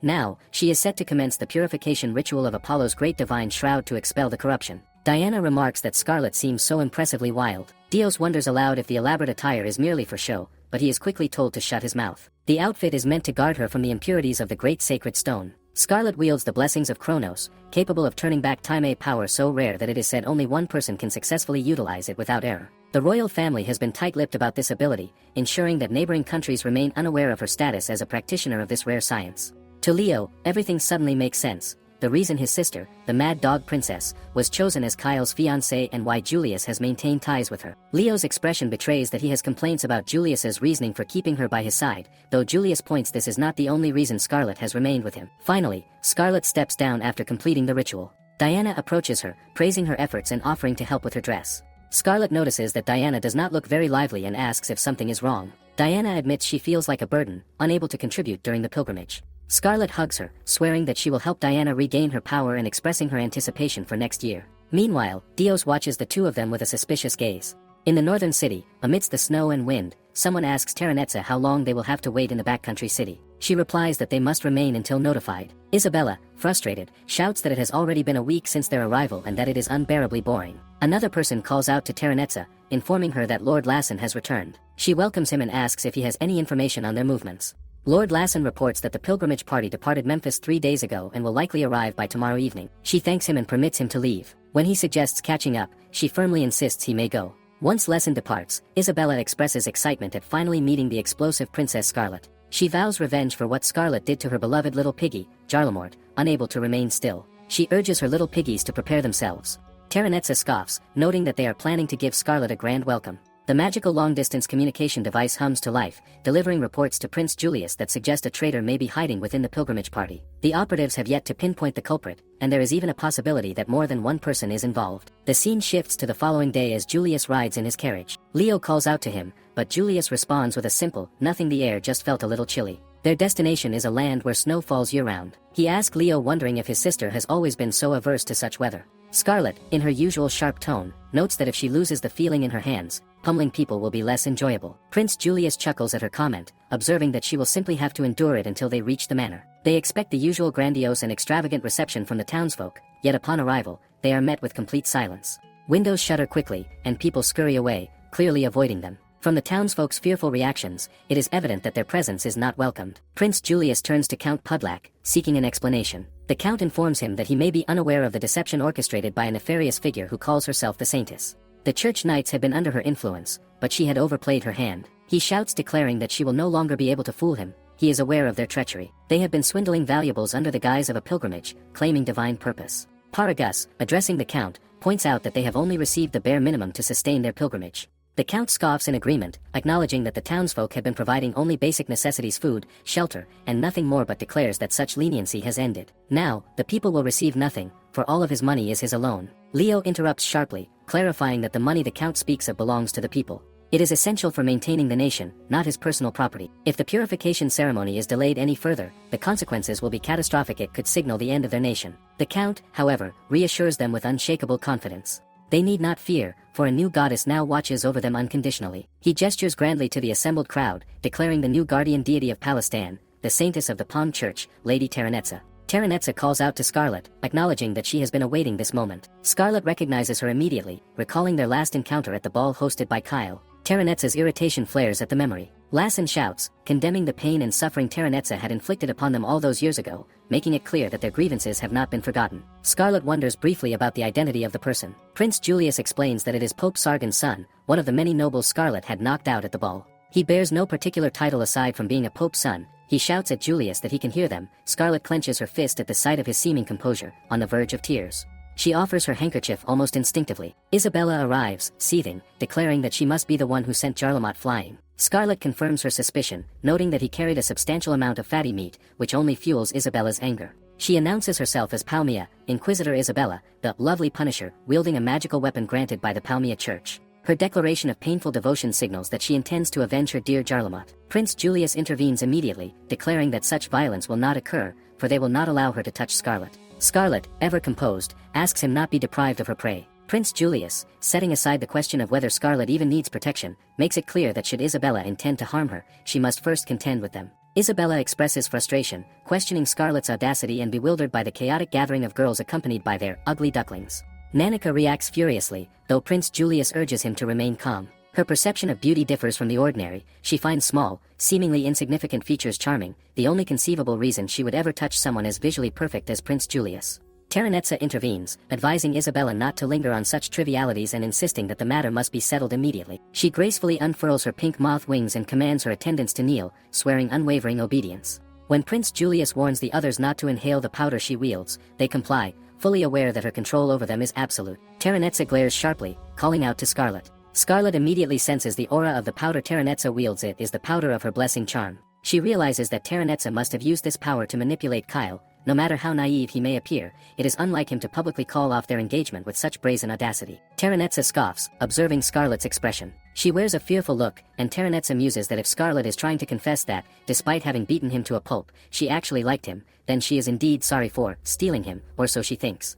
Terranetza exclaims that Scarlet deserves every bit of this reckoning. She shouts that she will capture everyone's hearts herself. Scarlet begins to feel unsteady, questioning whether Terranetza's blessing has no effect on women. Terranetza scoffs again, demanding what she is supposed to do with women who have fallen under her charm. Scarlet instinctively removes her cop cover, and simply by looking at Terranetza's face and hearing her speak, her heart races uncontrollably. She can already imagine herself losing composure entirely, barely able to contain her excitement. Terranetza, empowered by the blessing charm, commands her men to kill Scarlet, capture Julius and Leo alive, and do as they wish with the rest. Her minions surge toward Scarlet. Defeating mere puppets is too tedious for her, so she uses the spell Sweet Sleep to cast one man into a deep slumber. Lassen, however, nullifies the whispered magic, rendering Scarlet tricks ineffective. They have developed strategies to counter her ever since the ball. He then orders his allies to cast their spells. Even the magic Scarlet fears the most, the invisible, unavoidable type capable of targeting an area, is countered. They anticipate her moves, aware of her weaknesses, yet she marvels that despite her previous victories, their preparations are now thwarting her. She responds by striking Lassen with a powerful punch, then silences each opponent one by one.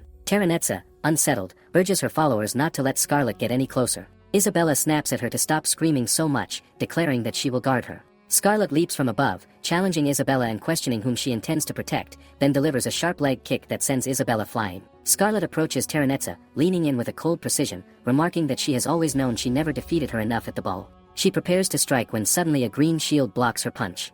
Terranetza taunts, reminding Scarlet of the power of Lady Diana. At that moment, Dios appears, advancing towards Scarlet. He praises her cleverness, acknowledging that she has outdone herself. Paragus shouts at Dios, scolding him for interfering. He had no intention of involving himself, but if anything were to happen to Lady Terranetza, he would be in serious trouble. After all, he is a Palmia spy and, by coincidence, an inquisitor as well. This revelation shocks everyone. Dios proposes a trade deal involving the Saintess, which Paragus immediately rejects, questioning the sense of such a plan. Dios, however, is short-tempered and warns that if they dawdle over his offer, his hand might slip. Leo interjects, declaring that they will honor the trade. Dios releases Diana, expressing gratitude for their understanding. Terranetza then uses her teleportation power to target Scarlet. Despite this, Scarlet is unable to land a punch. The moth wing spell effect subsides, restoring movement to everyone. Leo shouts at the knights to prevent Dios from escaping, but he gets away. Nanika rushes to Scarlet, concerned for her well-being. Exhausted from overusing her blessings, she drifts weakly and asks Nanika to track down Dios and his allies, while also inquiring about Lady Diana's safety. Prince Julius arrives, as he points to that everyone else is standing on their own, but Scarlet has overworked herself as usual. He squeezes her gently, urging her to rest and leave the remaining work to them. Before drifting into sleep, she requests that he leave the final blow for her. After some minutes, she opens her eyes, disoriented, unsure where she is. She wonders whether she has overused her blessings and perished. A voice reassures her that she is not dead, welcoming her to the realm of time and space. The voice addresses her as Child of Mankind, revealing the name, Kronos. Kronos, the god presiding over the flow of time, one of the three great gods, is said to possess tremendous power, surpassed only by the god of creation. Scarlet asks him if he is the one who brought her here. He notes that it has been a while since he last saw her. When he bestowed his divine blessing upon her, she was still a fetus, so he supposes there is no way she would remember him. She thanks him for the assistance he gave back then, which prompts him to remark that she is more courteous than he anticipated. Whenever he glimpses into her realm to observe her activities, she is always in the midst of chaos. Scarlet nonchalantly remarks that all of her actions are for the sake of the world, the people, and herself. The god then expresses that he has a favor to ask of her. He wishes for Scarlet to reclaim Saintess Diana's divine blessing, which had been stolen by the goddess Palmia and her priestess. This revelation shocks Scarlet as she realizes that Palmia was responsible for the incident in which Lady Diana lost her divine blessing. Curious, she inquires why Palmia would commit such an act. The god explains that Palmia harbors affection for him and is a jealous goddess, discontent with his aid toward humans and envious of the recipients of his blessing. Unable to interfere directly with human affairs due to divine restrictions, she resorts to manipulating her pawn, the priestess known as Terranetza, whose true name is Teresa Himamia. Palmia created a vessel infused with a portion of her own body, granting her blessing as well as the ability to manifest her power as a god. However, even a goddess cannot spontaneously create a soul, so she invited a soul from another dimension to inhabit the vessel, rendering Terranetza the agent through which Palmia seeks to destroy those who receive the god's blessing and all that they aim to protect. Scarlet scoffs at the explanation, finding it absurd that Lady Diana and the Kingdom of Palestine were put in danger for such a petty reason. The god then entrusts Scarlet with a sacred treasure, the god of time's pocket watch. Should she brandish it in front of Palmia's priestess, Diana will be able to regain her power. He also uses his divine authority to restore Scarlet's hair to its natural state, enhancing the blessing's power to the utmost. He encourages her to test her new abilities and notes that a stack of sandbags, popular in Palestine at present, is available for her amusement. Scarlet thanks him profusely for his thoughtfulness and begins punching the sandbags with great delight. The scene shifts to Prince Julius, who contemplates the current situation. He muses over how much longer Scarlet intends to imitate Sleeping Beauty, given that she has been asleep for 3 days. Brushing her face gently, he addresses her as his dear, bloody-knuckled princess. A knock on the door interrupts him, and he allows Sigurd to enter. He reports that the captured Lord soldiers and other Palmia worshippers have been successfully transported to the capital. Prince Julius inquires if he has gleaned any useful information, and he confirms that, upon interrogation, the higher-ups of the Palmia Church have divulged details regarding the identities of the infiltrators. The first to reveal himself is Dios of the Guardian Knights of the Centuries, and the second revelation causes Prince Julius' eyes to widen in astonishment. Meanwhile, Diana asks Julius about Scarlet's condition, and he informs her that she has yet to awaken. Diana notes the expression on his face, suspecting that he already knows of her betrayal. Prince Julius reveals that Palmia's executive has confessed to everything, including the covert passing of critical intelligence regarding the Diana Church by Diana and Dios. Diana admits to her actions, acknowledging that she bears responsibility for Scarlet being placed in such a precarious situation. She questions his intentions, wondering if he plans to take her captive. Julius dismisses the idea, explaining that it would create undue complications and that if anything were to happen to her while Scarlet remains asleep, Scarlet would be upset. He insists that no further action will be taken until the pilgrimage concludes, though he demands an explanation for her actions immediately. Her response is interrupted by a sudden, blinding light emanating from the direction of the Holy Stone. Near the border of Snowwind, the Holy Stone of Purification stands before Nanika and the Palmia operatives.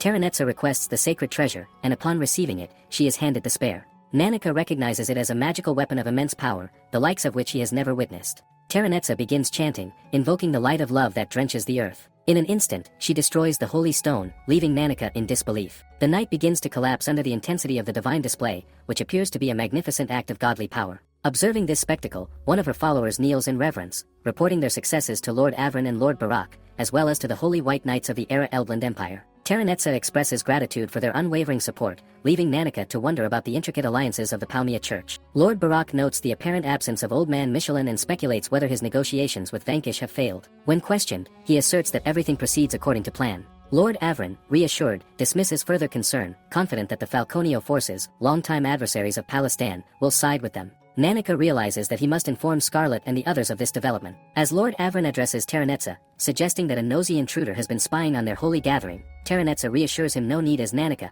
drained of strength, collapses to the ground, apologizing to Scarlet for his failures. Terranetsa approaches him, recognizing him. The scene cuts to near the border of the Vanquish forest. Jean declares that it is now time to find Prince Julius and deliver a letter from their stupid head leader, Alfarin. At a lodging site in Snowwind, near the border of Palestine, someone wonders about the light from yesterday. Deep in the forest, some monsters watch him silently. In the town, an old lady explains that the light is a sign of God's anger, while the man beside her insists it must have happened because the Lord did something. The mother comforts her child, reassuring them that everything is fine and that the knights will protect them. Yet the child notices the snow is unusual, so shiny, so strange, and it refuses to melt. Meanwhile, Leo rides through the town on horseback, calling out for Prince Julius. Julius asks if he has discovered anything, and Leo informs him that, according to the garrison station at the border, after the Pillar of Light appeared, the holy stone vanished without a trace, and the barrier began to tear apart. A massive horde of monsters is now heading toward Snowwind. Prince Julius asks how much time they have until the monsters arrive. Leo estimates that the creatures will reach them within an hour, and after consulting his clairvoyant eye,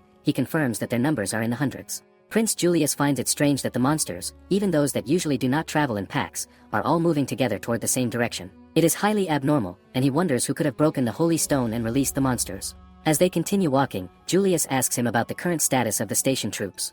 Leo explains that the troops have already prepared to hold back the monsters' invasion, but with the creatures' current momentum, their defenses will not last long. Understanding the severity of the situation, Prince Julius orders the Holy Knights of the Order to assemble and evacuate the citizens. He instructs them to divide the area, inform everyone, and direct all inhabitants to the central square. Once the citizens are gathered, he commands a structured evacuation to avoid panic. He advises the residents that a large-scale fire has broken out near the border. At that very moment, Sigurd rushes toward Prince Julius, prompting a flicker of curiosity in him despite the chaos. Sigurd delivers an urgent message from the royal capital. The Holy Eldland Empire and the Principality of Falconia have declared war on the Palestine Kingdom, and their armed forces are already moving to invade the border. Prince Julius must return to the capital immediately. Exhaling deeply, Prince Julius reflects that it is often said God gives people trials, but the God's spitefulness in this world seems boundless, even leaving him astonished. He tells Leo that the pilgrimage to the Holy Land is temporarily cancelled. After completing the evacuation of the citizens, he instructs that the troops, along with the Holy Knights, withdraw for the time being and bring Saintess Diana back to the central temple in the royal capital. Climbing onto his horse, he prepares to return before the others, assuming his father is already waiting. Before leaving, he glances at Scarlet's room window and leaves. Diana, looking out of her window, observes the worried faces of everyone around her. She realizes that the light was far from ordinary. Sitting beside Scarlet, she murmurs that things were never meant to be like this, and she wonders what she did wrong. Born in a rural area of the Palestine Kingdom, she was named Diana by her mother. One night, her mother tells her a story about the saint, promising that Diana will one day become someone who protects the people she loves. Little Diana doubts herself, feeling incapable, especially after a fight with her friend earlier that day. Yet, one night in her dreams, a mysterious voice tells her that the saint's power now resides within her and that she is destined to become the Saintess Diana. The next morning, she rushes outside, convinced that she has become the center, but no one takes her seriously. Her mother scolds her, calling her claims silly and insisting she complete her chores, reminding her that she cannot avoid work merely by claiming a destiny. Diana, however, demonstrates the power of the saint's barrier, showing everyone that what she speaks is real. Word of her abilities spreads far and wide, and soon villagers begin visiting to pay respects. One day, Diana peers out of her window and notices a large crowd gathered. She heads out, realizing how busy life has become due to her newfound popularity. Among the villagers, she sees her friend and approaches, holding her hand and apologizing for the fight the other day. Although her friend is hesitant, her friend's father orders her to bow to the saintess. A few days later, members of the Church of Diana arrive to take her under their care, explaining that she will now live with the followers of the Diana Church until the end of her days. Though this news saddens her, the villagers continue to congratulate her, proud that someone from their small village has become the center. They ask her to protect them all. Even her father urges her to take care, and Diana reflects quietly that she never once wished to become anything like the saint. She had always been just the ordinary, unremarkable Diana, yet fate has thrust this immense responsibility upon her. She thinks about how she no longer has anyone to rely on, but if this power has been passed on to her, then at the very least, she can use it for the people of this world. To live as the saintess and dedicate herself to protecting others seems far better than anything else. She knows that through this power, the people of the country can be saved, everyone can be happy, and she can become someone they truly need. She is not entirely alone. Another saintess, a kind and supportive elder she considers her big sister, is always by her side. Even during Diana's failures, she remains constant, offering guidance and encouragement. One day, Diana throws a tantrum at Scarlet, expressing her frustration, and Scarlet gently reminds her that conversations with the saintess are meaningful, providing reassurance even in high society. Diana admits that it is all because of her own thoughts, and Scarlet advises her not to overdo anything. Scarlet mentions that the number of pilgrimages has increased, and Diana feels a quiet satisfaction, recognizing that this will bring more support and help those in need. Yet, she braces herself for the difficult meeting with Count Lauren the following day. Diana admires Scarlet immensely. She has excellent grades, a refined appearance, and a personality that embodies true nobility, both physically and mentally. Though Scarlet is only 3 years older, and she herself without the saintess powers feels like a worthless village girl, Scarlet assures Diana that with a happy and bright saintess like her present, the people will always have smiles on their faces. It is not simply because Diana is the saintess, but because only Lady Diana can inspire this joy. But Diana knows the truth deep inside. She is not as bright or happy as she appears. She constantly hesitates, riddled with anxiety and self-doubt, and struggles with feelings of jealousy even towards Scarlet, who treats her with kindness and love. Diana cries in anguish, questioning why her heart feels so twisted. Suddenly, someone strikes the guard. It is Dios. He tells Diana that the prince and his men must usually be busy if he was able to enter so easily. Diana remarks to him that he has come at the perfect time, leaving Dios curious about her meaning. She draws a dagger, declaring that she is done being a spy and will no longer provide information to the Palmia faith. Dios questions whether she has forgotten what drove her to betray the Diana Church in the first place and join the Palmia faith. Diana shouts that she has not forgotten, nor could she, but she no longer wishes to betray the people she cares for. She refuses to endanger them and, though she cannot become like Scarlet, she resolves to walk a righteous path in her own way. Dios tells her that everything will be fine if the person she cherishes disappears, words that fill Diana with fury. She lunges at him with her dagger, determined never to allow him to lay a hand on her big sister, even if it costs her life. Dios scoffs at her courage, clearly entertained. At that very moment, Scarlet regains consciousness, and with a powerful strike, sends Dios flying out of the room. Stretching slightly, Scarlet notes that she feels a bit stiff from waking. Overwhelmed with relief, Diana begins to cry, and Scarlet gently calls her Lady Sonia, concerned for her well-being. Prince Julius asks Sigurd whether there have been any movements within the Palmia educational headquarters located in the royal capital. He responds that members of the investigation room are currently monitoring the situation, but no suspicious activity has been reported. Despite this reassurance, Prince Julius remains uneasy. He reflects that they are in the midst of the holy pilgrimage, and under such circumstances, the likelihood of the Palmia faith being involved in both the destruction of the Holy Stone and the declaration of war by two countries seems extremely high.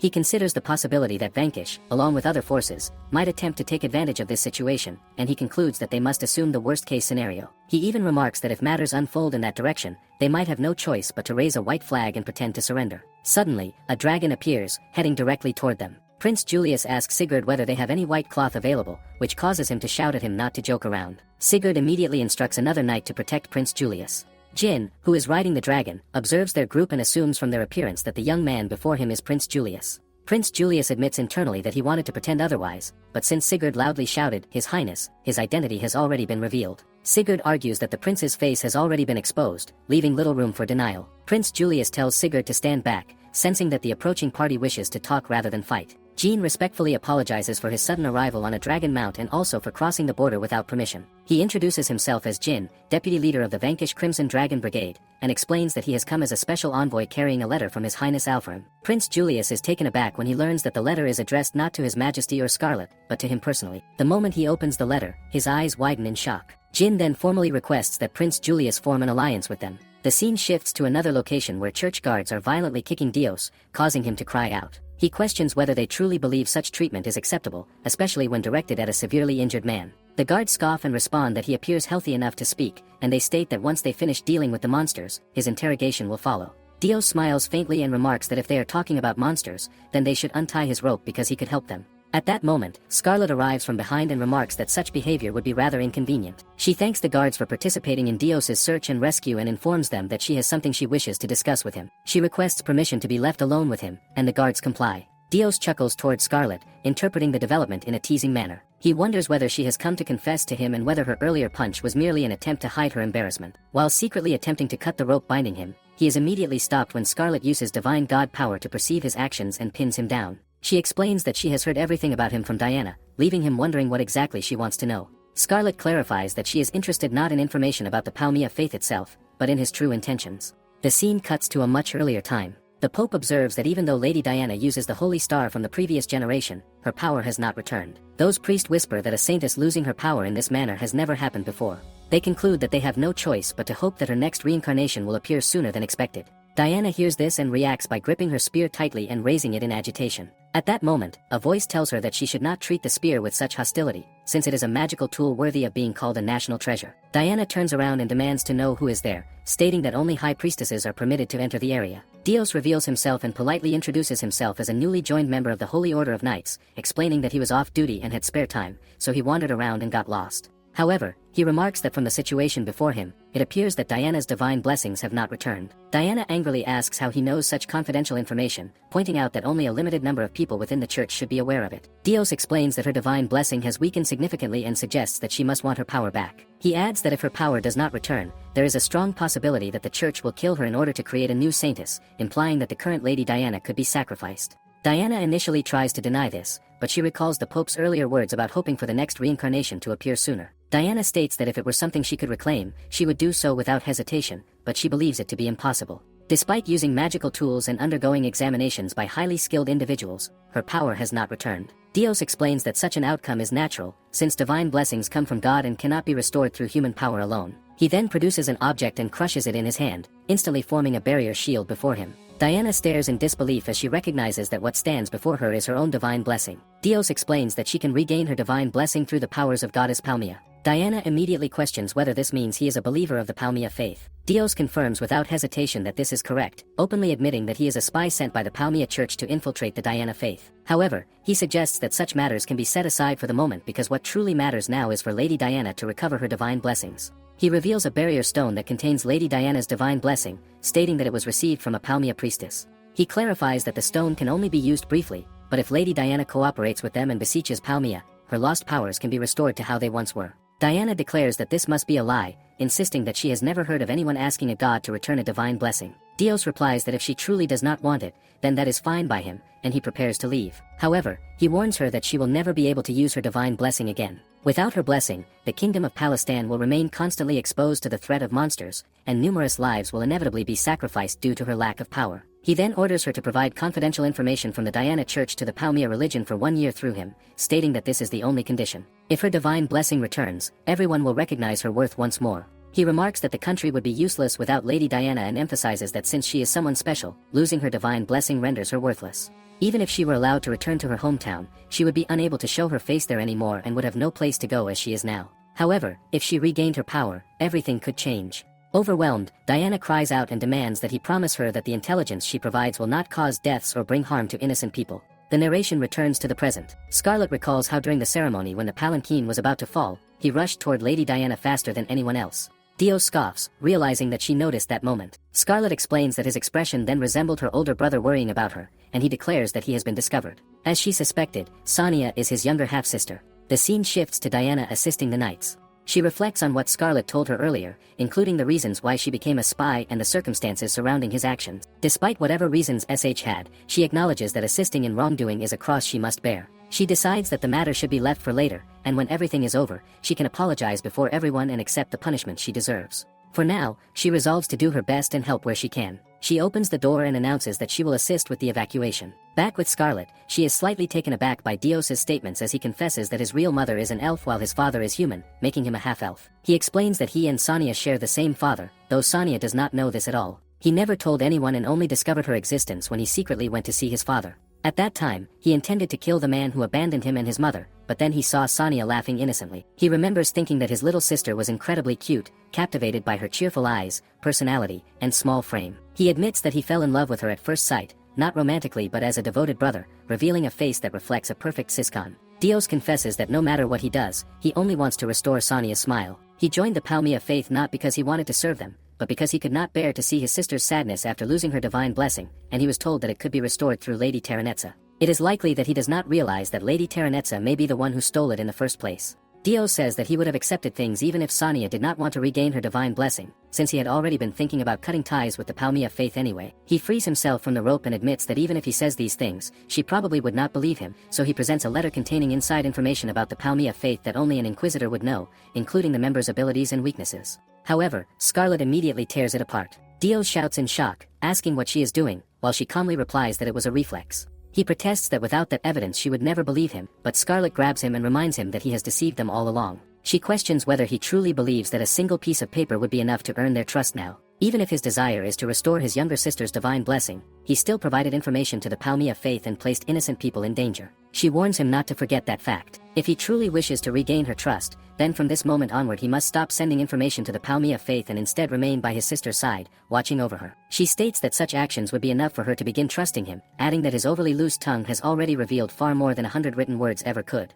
Moreover, Scarlet remarks that Lady Sonia is far stronger than he believes.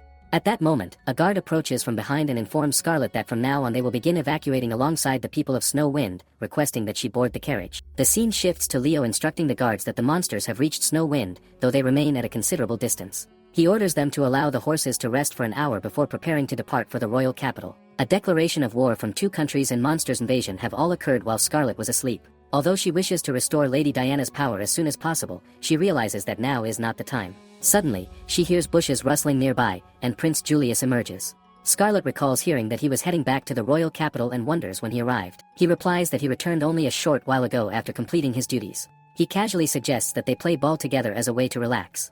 Scarlet responds by teasing him, saying that he must have had a difficult time and asking whether he would be a good boy and come closer. He questions whether that is appropriate, pointing out that he is not a pet dog and such treatment does not make him happy. When Scarlet remarks that it appears another mischievous-looking Prince Julius is standing nearby, he immediately turns, insisting that he was certain the other would not be here. Scarlet taps him on the head, mentioning that she heard beastmen can use illusion magic and scolds him for attempting to deceive his master. She assumes he must have been influenced by Lady Terranetza's charm and praises him for returning safely. After some time, Nanika finally awakens. She is told that they will soon reach the capital. Nanika asked if she had a nightmare and how she feels now. She replies that she is fine. Nanika apologizes because he was struck by the divine blessing charm, and he explains that Palmia is assisting other countries as well as being connected to the Holy Stone. Scarlet interrupts him gently, telling him not to overexert himself or worry too much. She emphasizes that they must prepare themselves to confront all the enemies targeting the kingdom of Palestan, and therefore they will hold a strategy meeting. With Lady Terranetza, the Palmia Faith, Eldland, and Falconia all involved, many dangerous figures are gathering at Grand Hilda in the royal capital.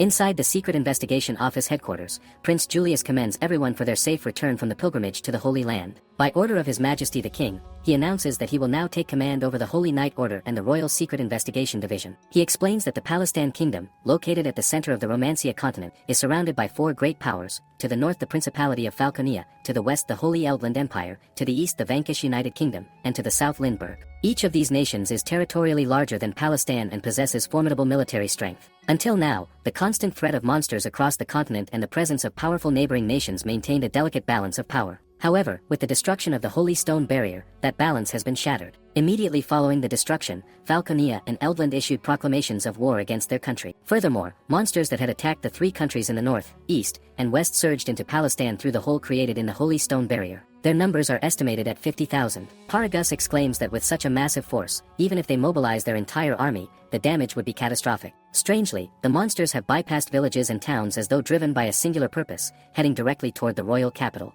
Although this has reduced civilian casualties, it makes a major confrontation inevitable. Additionally, Eldland and Falconia have deployed troops along their borders, though no invasion attempt has been made yet. Scarlet theorizes that Lady Terranetza's charm is manipulating the monsters and that she intends to exhaust them before eliminating them in one decisive strike. Prince Julius then declares that since everyone understands the severity of the situation, they will begin the meeting. However, the room falls completely silent, prompting him to question why everyone looks as though they are attending a funeral rather than a strategic discussion. He remarks that he had expected a lively brainstorming session, causing everyone to silently wonder whose fault the tense atmosphere might be. He then announces a piece of good news. Recently, a group attempted to secretly contact him, and in their desperate situation, it appears someone wishes to make them indebted. The Crown Prince of the Vanquish Empire has proposed an alliance with their country. Leo immediately stands up in shock, questioning the meaning of this proposal. Although he understands the urgency of their circumstances, he reminds everyone that this is the same individual who incited the former Prime Minister Godwin and nearly led their nation to ruin. Even Sigurd asks Prince Julius to reconsider. Scarlet explains that Prince Julius has carefully weighed the merits and disadvantages and that it is a rational decision. Those who witnessed the slave aggression venue cannot fully accept it emotionally, but the decision has been made.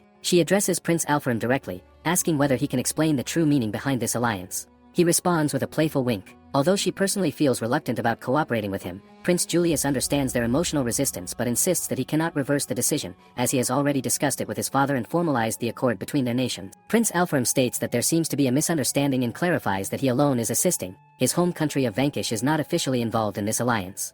Likewise, he has no intention of stirring conflict with other nations. His sole purpose is to subjugate the monsters. He laughs, wondering whether they expected him to arrive with a large army. Prince Julius instructs Sigurd not to draw his sword yet, stating that he has not heard enough to justify killing him. Scarlet puts her gloves, remarking that sometimes the best approach is not to attack all at once but to beat someone down gradually. Meanwhile, Leo desperately begs her to put away the dangerous gloves, but she punches him anyway. Jean then interjects politely, pointing before that stupid head wakes up. He tells that he serves as a diplomat. Dios cannot believe that Jin casually refers to the prince of his own country in such blunt terms. Jin acknowledges the risks of revealing internal information about his homeland but explains that in their country, the throne is not inherited solely by bloodline. Instead, the strongest martial artist ascends to kingship. The current king has announced his impending retirement, intensifying the struggle among claimants. Prince Alfram is the king's firstborn and holds the title of crown prince, but this does not guarantee succession. Although he would not lose in a one-on-one duel, securing the throne is far more complicated and will likely involve large-scale conflict rather than simple combat. In summary, in exchange for assisting the Kingdom of Palestine during this crisis, they would pledge support to Prince Alfram in his bid for succession to the Vanquish throne. Prince Julius acknowledges understanding his true motive but points out that the scale of enemies they face is too vast to overcome with his cooperation alone. Prince Alfram responds that they misunderstand him. While he offered his individual support, he never said he would be the only reinforcement. Suddenly, a guard rushes in with an urgent report, announcing that a large number of dragons have been spotted flying outside the royal capital, numbering approximately 1,000. Prince Alfram calmly reassures them that there is no need to worry because those dragons are his companion. He explains that they are the vanquished dragon knights, and that 50,000 monsters are nothing compared to his nation's pride and strongest aerial force, the Crimson Dragon Brigade. The townsfolk begin shouting in panic upon seeing the knights of the Crimson Dragon Brigade. Many assume that Vanquish has come to attack Palestine as well, causing chaos among the civilians. People yell for others to abandon their luggage and seek refuge in the cathedral, having heard that Lady Diana has returned. Back at the investigation office, the knights react with excitement and relief, recognizing that the Crimson Dragon Brigade is considered the strongest aerial unit on the entire continent, rivaling Falconia's Azure-Winged Beast Brigade. Knowing that such a powerful and famous force stands as their ally reassures them greatly. Prince Julius observes that this proves Prince Alfram did not arrive empty-handed. However, he expresses doubt that even 1,000 dragon knights could significantly reduce the enemy's overwhelming numbers.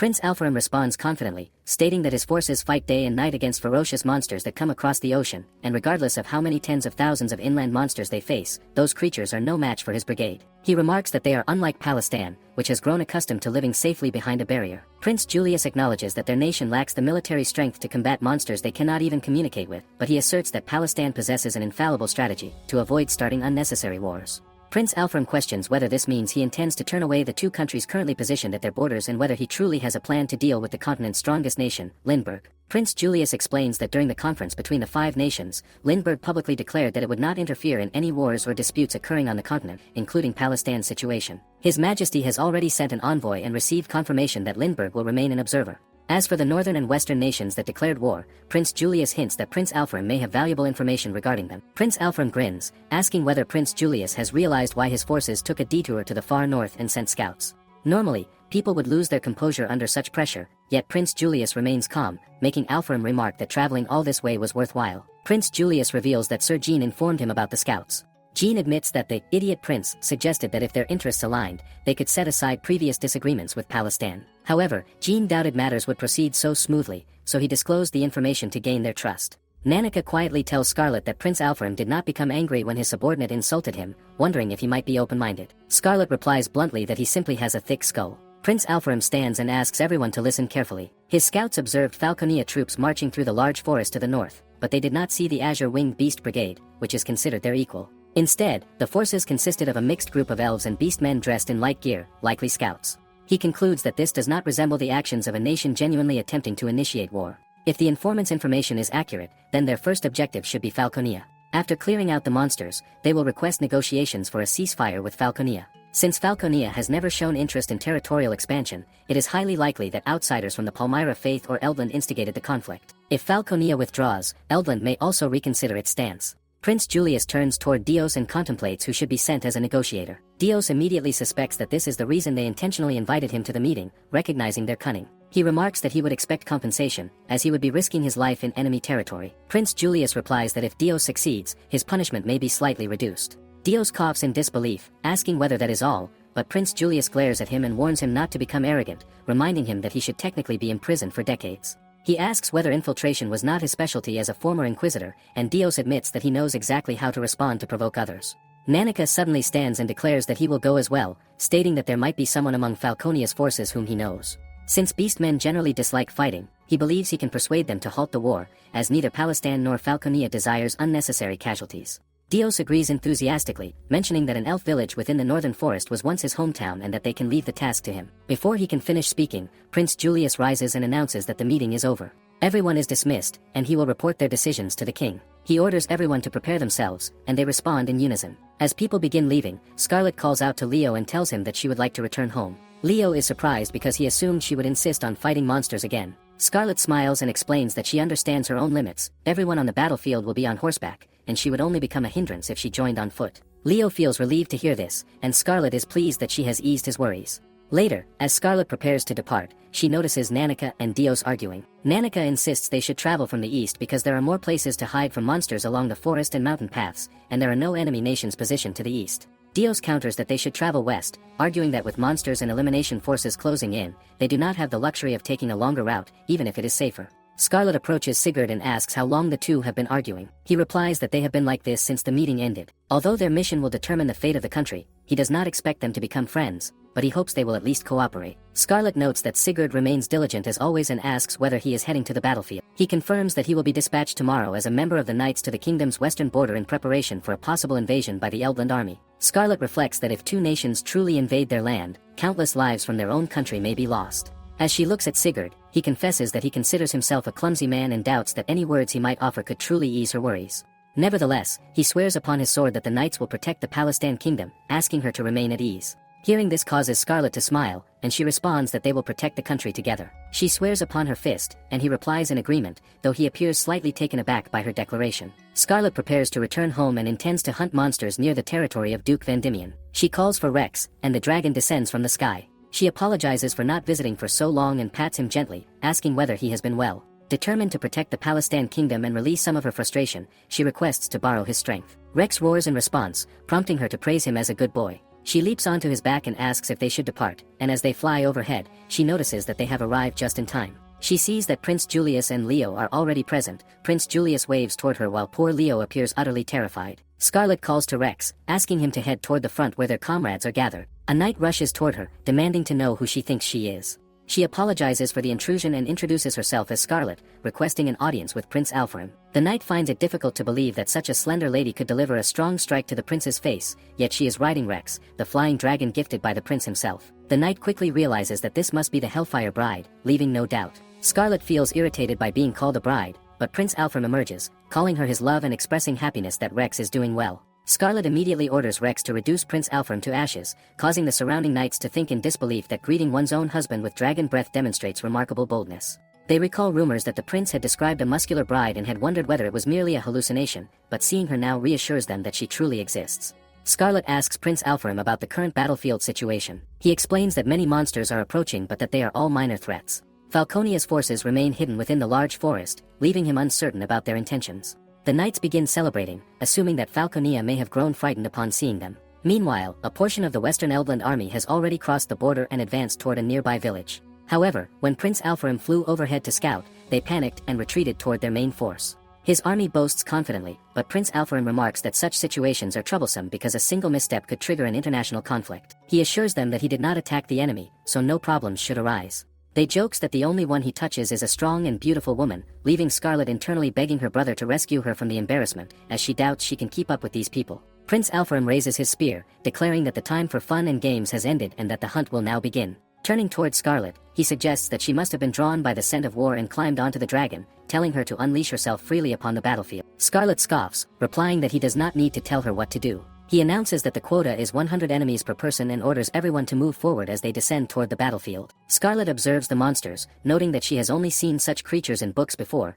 yet they appear to be excellent targets for her fists. When several monsters leap toward her simultaneously, she thinks that such behavior is improper and that they should not raise their clubs against a lady upon first meeting. She begins snapping their weapons apart and wonders whether they even understand human language, but she decides to offer them some advice anyway. Although they may be monsters invading human territory, she believes they should at least learn how to dance properly, and since this is a wonderful opportunity, she considers giving them all a lesson. Scarlet stands firm as one of the monsters attempts to strike her with a punch. With composed elegance, she remarks that when gentlemen offer their hands to a lady, they present paper rather than rock. In a swift and precise motion, she shatters the monster's bone, internally criticizing his vulgarity. She believes that once someone has taken a lady's hand, they must accept responsibility and dance with her until their final breath. With refined grace, she begins to swing the unfortunate creature, formally planting her foot to pivot while gracefully enduring the centrifugal force. Her movements resemble a blooming flower or a bird in flight, their bodies and spirits seeming feather-light as she spins.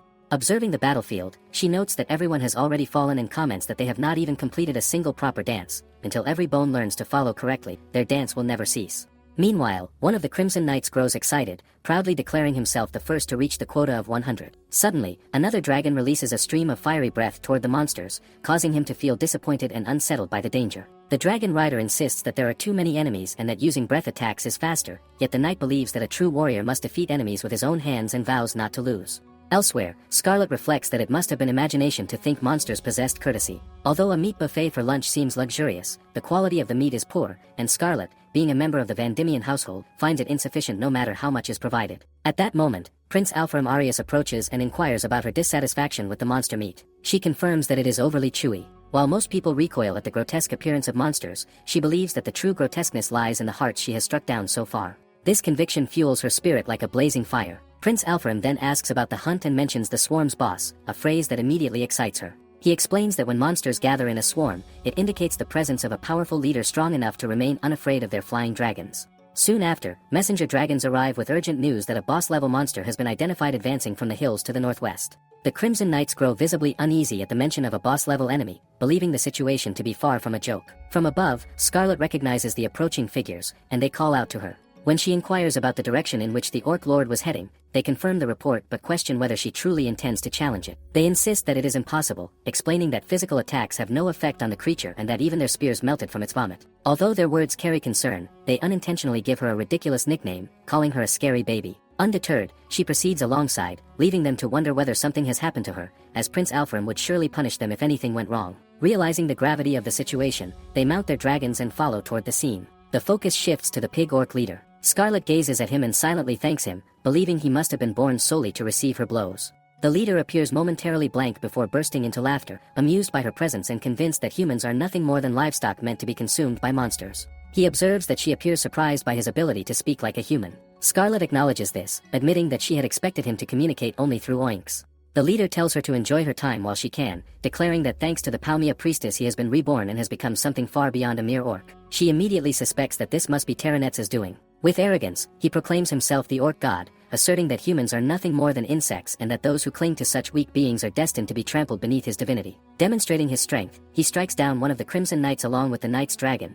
prompting the remaining knights to call out desperately to their fallen comrade, Mickey, wondering where he had gone before realizing he had been captured by the pigs. Scarlet asks the others to wait, insisting that they must act carefully now that a hostage is involved. The mention of a hostage causes the Orc God to scoff, dismissing the idea that anyone would go to such lengths for livestock. He presents the captured knight as a warning, declaring that soon she will share the same fate. He then begins describing what orcs consider their favorite delicacy, boasting that female humans and children provide the finest meals. He relishes the cries of young girls begging for forgiveness while their living flesh is torn apart and savored, calling it the pinnacle of orc cuisine. He promises that once the humans are defeated, the country's women and children will become an endless buffet. Turning his attention to Scarlet, he remarks that her flesh looks soft and delicious and suggests taking a small taste. In an instant, she delivers a powerful strike that removes his grotesque face, shocking everyone present. With a scoff, she remarks on the coincidence that pork is also her favorite, noting that his meat appears tender enough to be worth hitting. The knights stand bewildered, unsure of what has just occurred but recognizing that it was astonishing. Scarlet then addresses the Orc God, stating that he must be joking if he believes a single blow could end the battle, as she refuses to accept such an unsatisfying conclusion. She orders the pig to stand up, but he laughs, asking whether she truly believes he has been defeated. He explains that he can move his head freely across his body at will and that the part she destroyed was merely a decoy made of flesh. Mocking her, he invites her to continue, declaring that they will simply play along. She responds by unleashing a barrage of precise punches, striking him repeatedly despite his protests. He shouts for her to stop, claiming that her efforts are useless because his meat deflects slashes and absorbs blows. He attempts to retaliate with stomach acid and pig lard but suddenly flinches when nothing emerges. Confused and alarmed, he questions what has happened to his stomach. The Crimson Knights also watch in confusion as his massive body begins to shrink, wondering whether expelling stomach acid somehow caused a form of detoxification. Scarlet calmly observes that the effect has finally taken hold. When he demands an explanation, she tells him that his fat was too thick and that landing a decisive strike required many punches at zero distance. The moment her first blows sank into his stomach, she slowed her perception of time, twisting her waist and drawing back her fist like a piston to unleash hundreds of body blows in rapid succession.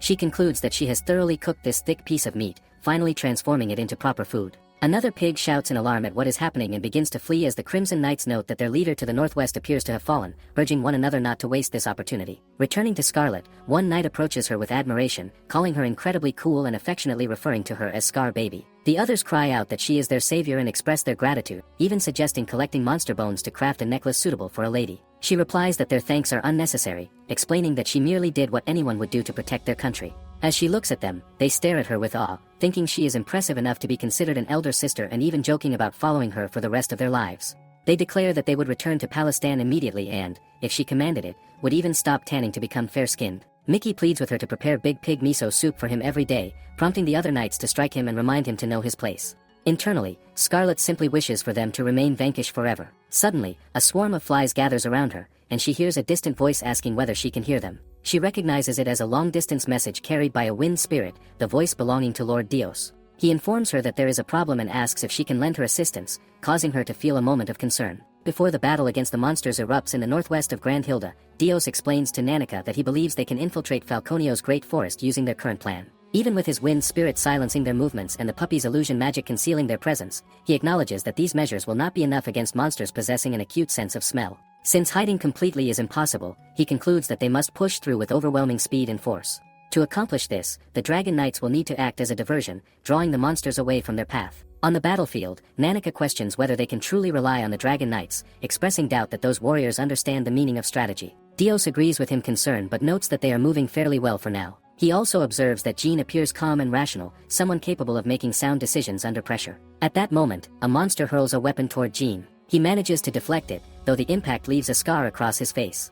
Determined to retaliate, he draws his ash spear and throws it back toward the monster. The scene shifts forward as Dios urgently contacts Scarlet, explaining that their carefully planned strategy has already devolved into chaos and that their attempt to sneak into the forest has completely failed. Scarlet listens calmly, telling them that she understands and asking them to wait for a moment. Elsewhere on the battlefield, monsters repeatedly strike Prince Alpharin, yet he appears to enjoy the confrontation, remarking on how light their blows feel, like a passing breeze. Observing him, Scarlet wonders whether he is some kind of steel gorilla. Prince Alpha moves toward her, referring to her as his bride and declaring that playtime is over. Activating his blaze hand, he unleashes a devastating attack that causes 3 boss-level monsters to vanish without even requiring a chant. His overwhelming strength confirms his reputation as the Hellfire nobleman Alpharin. Afterward, he approaches Scarlet and asks whether she missed him so much that she rushed to find him. She firmly denies such feelings and instead requests a favor, asking him to order the Dragon Knights to adhere to the joint diversion strategy. He appears momentarily confused, questioning whether such a plan truly existed, which earns him a sharp glare from her as she wonders how the commander could fail to grasp it. Laughing sheepishly, he admits that they did create a clever infiltration strategy but that he became so absorbed in the thrill of battle that it slipped his mind entirely. She silently questions how deeply muscle has replaced his reasoning. Prince Alpharim reassures her not to look so stern, declaring that a single person is sufficient as a distraction and volunteering himself for the role.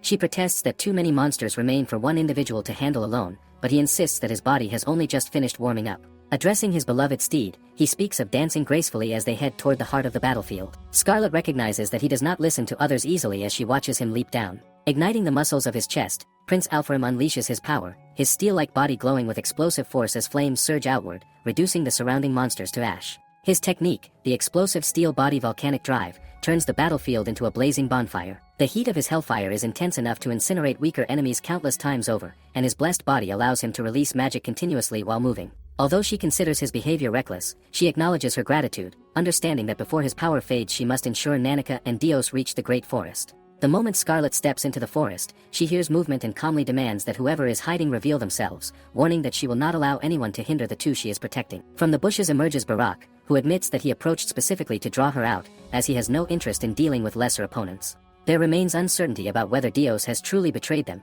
Although he lacks overwhelming strength, Barak suggests that his abilities may be limited by the burden of protecting the Beastman child at his side. Scarlet considers the remark about Van Diemen's illustrated butler to be extremely rude. Contrary to his appearance, she believes he is rather eloquent, and she reflects that loose lips sink ships, wondering whether that is why Baroque has covered his face with bandages. Baroque introduces himself as the Hidden Inquisitor and declares that he will take her life in accordance with Lady Terranetza's wishes. Activating a magical tool known as Hermit's Raiment, he launches invisible, long-range attacks toward her. His abilities prove troublesome due to their stealth and distance, but the moment he approaches from behind, she counters by delivering a powerful blow to his face. Baroque is utterly shocked, unable to comprehend how she struck him so easily. Scarlet explains through her actions that once she discerns his location, she only needs to manipulate time through her blessing and strike before his attack can reach her. Baroque insists that he must fulfill Lady Terranetza's command, yet Scarlet begins swinging him around effortlessly, ignoring his bandaged form as he attempts to launch projectiles toward her. Offended by his behavior throwing attacks toward a lady's face, insulting her servant, and mentioning Van Diemen's name so disrespectfully, she hurls him away and advises him to show proper courtesy the next time he interacts with a lady,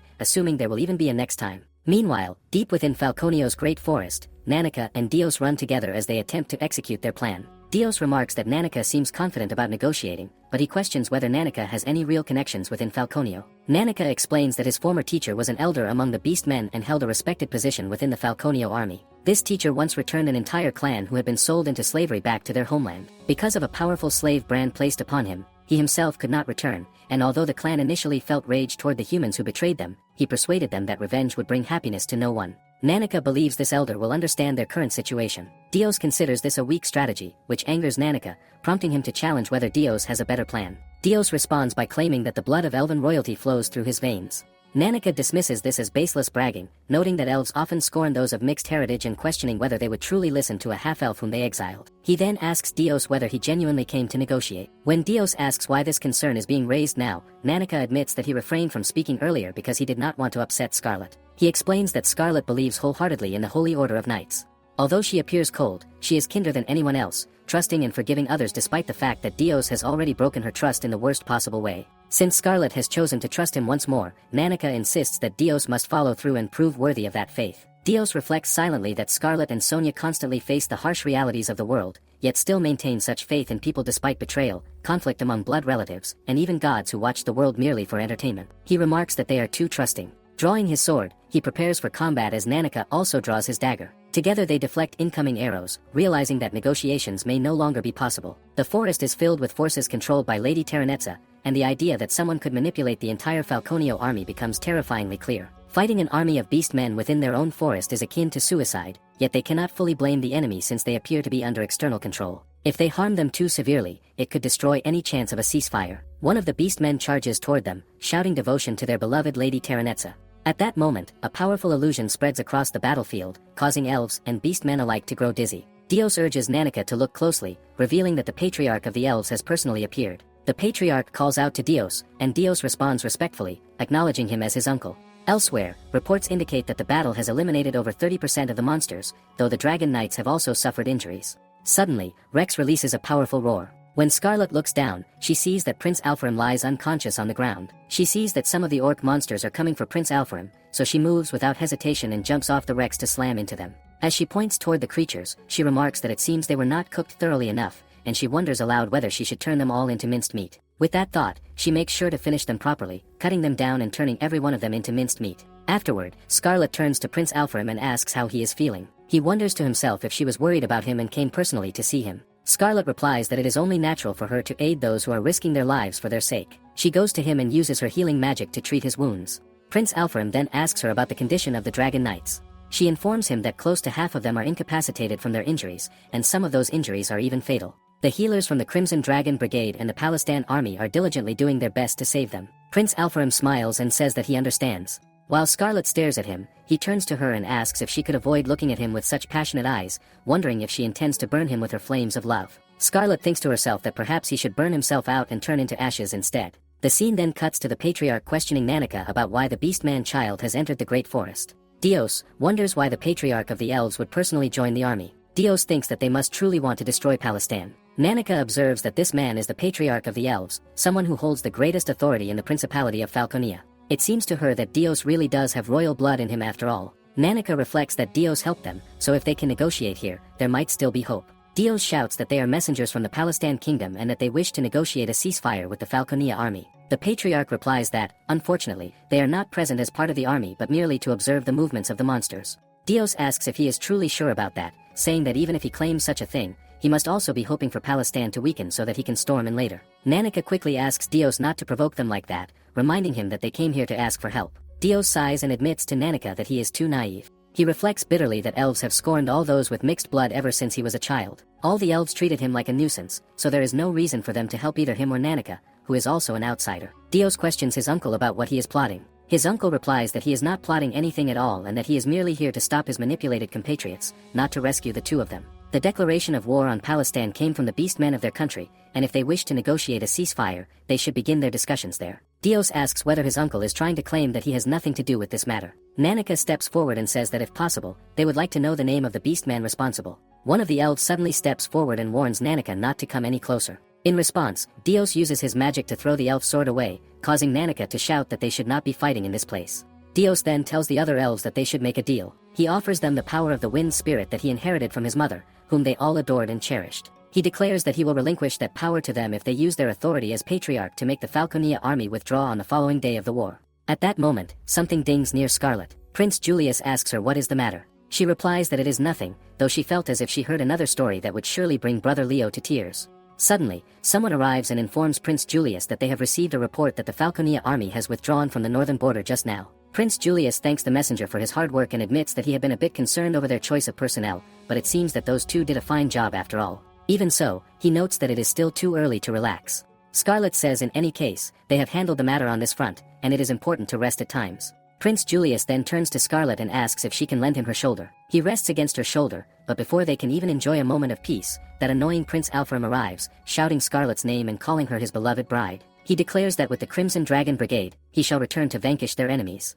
Prince Julius remarks that he heard Alfram collapsed from severe burns. Prince Alfram cheerfully admits that it is true, but claims that thanks to Scarlet's devotion and care, he is back in action once more. Scarlet asks him what business he has with her and whether he has come simply to bid farewell. Prince Alfram replies that it is not that at all, but rather the opposite. He calls her name seriously and asks her to come to vanquish with him. He explains that after Palestine, they will probably have to deal with Eldlin next, and once war breaks out, it will become much harder for him to take her out of this country. That is why he wants her to come with him before that happens. Scarlet can see that he feels out of character, speaking without his usual sloppy attempts at flirting. She appreciates the concern he shows for someone who was once his enemy, yet she reminds herself that she is a member of the Palestine kingdom's nobility. She swears in her heart to fulfill her duty. Prince Alfram tells her that she is not a boring flower meant to be ogled at in the silly world of high society, and that only in the midst of frenzy, blood, and battle does she truly bloom beautifully. She is a flower of warfare, and he is sure that she is aware of this as well. Seeing her with her way among these people who do not understand her worth goes against his aesthetics as a warrior. Prince Julius finally says that he is the one who does not understand. He pulls Scarlet back toward him, declaring that blooming beautifully no matter where she is,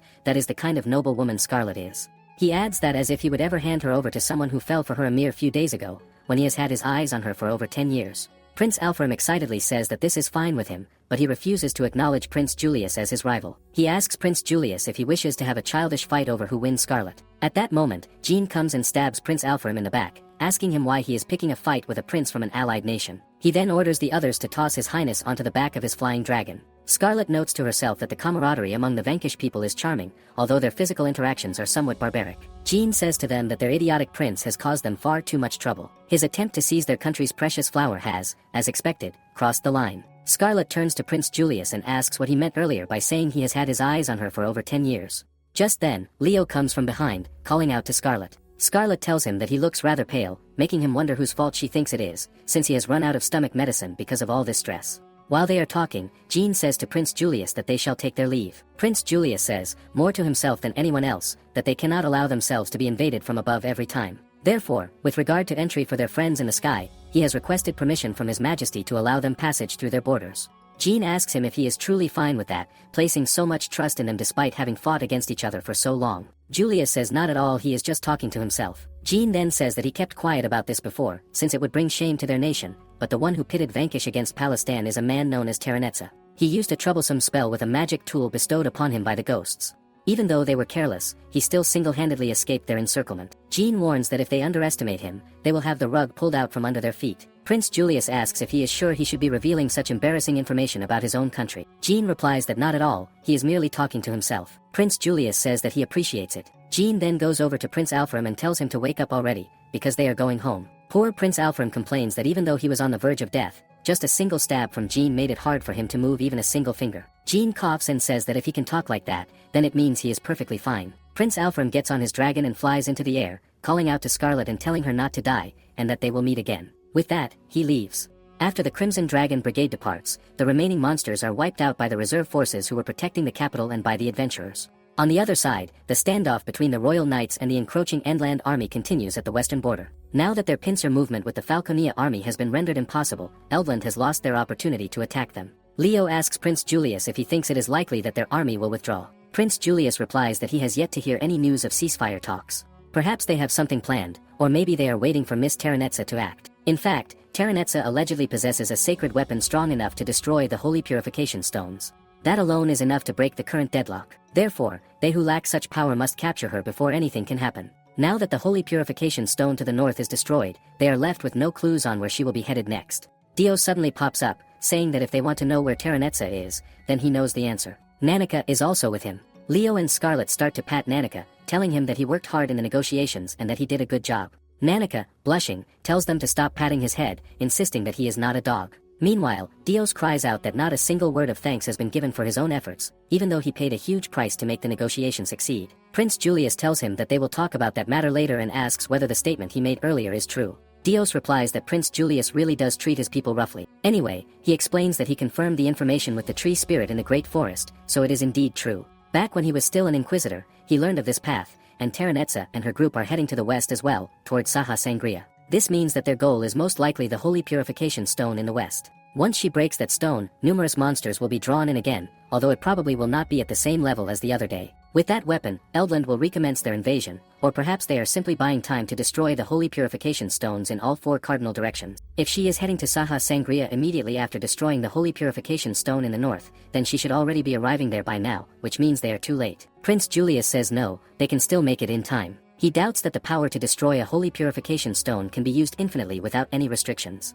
If she truly could, she would have already destroyed their country all by herself. Dios remarks that, as expected of the devious prince, he is quite sharp. Sacred treasures require their user to possess an amount of mana equal to that of a god. Miss Terranetza needs some time to recharge that mana. More specifically, this means that they only have 3 more days. Prince Julius points out that until that day comes, they will have to do something about Terranetza and the Inquisitors. That means Scarlet will have to completely pummel them to a pulp. Prince Julius agrees, and Leo quickly points out that their goal is not to beat them, but to capture them. Scarlet asks Leo to rest assured, saying that she is only going to beat them into submission so that they can ensure their capture. Nanika thinks to himself that her motives and methods are certainly reserved, though his stomach really hurts from the tension. Prince Julius states that he will ask for His Majesty's permission to use the royal family's exclusive mounts. With those, they will be able to reach Saha Sangria in less than a day. However, only a limited number of those mounts are available, so only a select few can go. Everyone present in this strategy meeting, along with Diana and the Holy Order of Knights, will go, making 15 people in total. Dios asks whether they are really planning on bringing Diana to such a dangerous place. Scarlet admits that there certainly will be danger, but she believes they should still bring Lady Diana with them. The other day, Scarlet received sacred treasures from the god. She was told that if she hold this in front of Terranetza they can recover Lady Diana's blessings. Until then, she asks Dios to please stay by Diana's side and protect her. Dios chuckles and says that he planned to do that even if she had not asked him. It seems they are all on the same page now. They will head to Saha Sangria early tomorrow morning. Until then, everyone is told to take care and rest their bodies. At Saha Sangria, Terranetza is enjoying her drink when she hears a guard reporting that the hole in the barrier of the holy purification stone to the north has already been sealed. It seems that they gathered people skilled in barrier magic from all over the country and constructed a temporary barrier. However, it probably will not last long, since it requires a massive amount of money and manpower. Halistan managed to stop the monster invasion and agreed on a ceasefire with Falconia, and they even allied with Vanquish. On top of that, unrest has begun to spread through their army. They will exhaust their provisions if this campaign continues, not to mention that winter is coming. At this rate, they will be forced to retreat. Hearing all this, Terranetza has had enough and throws her glass toward the door, shouting for them to shut up already. Then someone whispers to her that she is making a very scary face, and that this is not good. The heroine of the story must always maintain a lovely, innocent smile so that everyone around her feels blessed. Terranetza snaps back at the voice, saying that they are the one to talk, since they promised her that everything would definitely go well, yet what kind of development is this? Calling that voice heartless, the goddess replies that it is a cruel thing to say, since Terranetza was the one who did not listen to her. After all, the goddess told her that if she was going to do it, she needed to be thorough. Even though she gathered the monsters, Terranetza made them invade the royal capital, and yet not a single citizen, let alone a city or village, was attacked. The goddess tells her that she is careless in everything she does, so this result is only natural. Terranetza says to the goddess that she has already explained her wish, which is to become a princess and make this kingdom her own. If she killed every single person she laid eyes on, her kingdom would surely fall. Historical events in her previous world demonstrated such outcomes. But everything will be for nothing if she ends up being unable to fulfill her goals because of that. She is certain the goddess did not call her here just to make snide remarks, and she knows that Scarlet and the others are coming here. The next day, early in the morning, Leo notes that the creatures before them are the royal family's exclusive mounts, the griffins. Nanika can hardly believe that he will be riding one of them, but Scarlet informs him that he will be riding together with her. After the two of them are seated, Rex shows clear dislike toward Nanika. However, when Scarlet speaks to Rex and asks him to allow Nanika on his back, reminding him that he is such a good boy, Rex immediately brightens with enjoyment. Julius asks everyone if they are ready. With that confirmation, the group sets off toward Sahara Sangria, and they all begin to fly toward their destination, the city of Saha Sangria. Lady Diana remarks that when they passed through this place on their last pilgrimage, the city had been bustling and filled with people. Now, all the city folk have evacuated because of the monster invasion. Nevertheless, she says that if they can carry out the plan and restore peace, the city will surely return to being lively like before. Dios asks Diana if she is scared and tells her that she does not have to come along if she is afraid. This immediately makes Paragus shout at Dios, demanding to know how he dares to say such things to Diana. Diana calmly responds that she is not scared at all. She explains that she was only thinking about how she must quickly recover her power so that everyone can be at ease and live their lives again. Her words are so sincere that they literally bring tears to Paragus's eyes.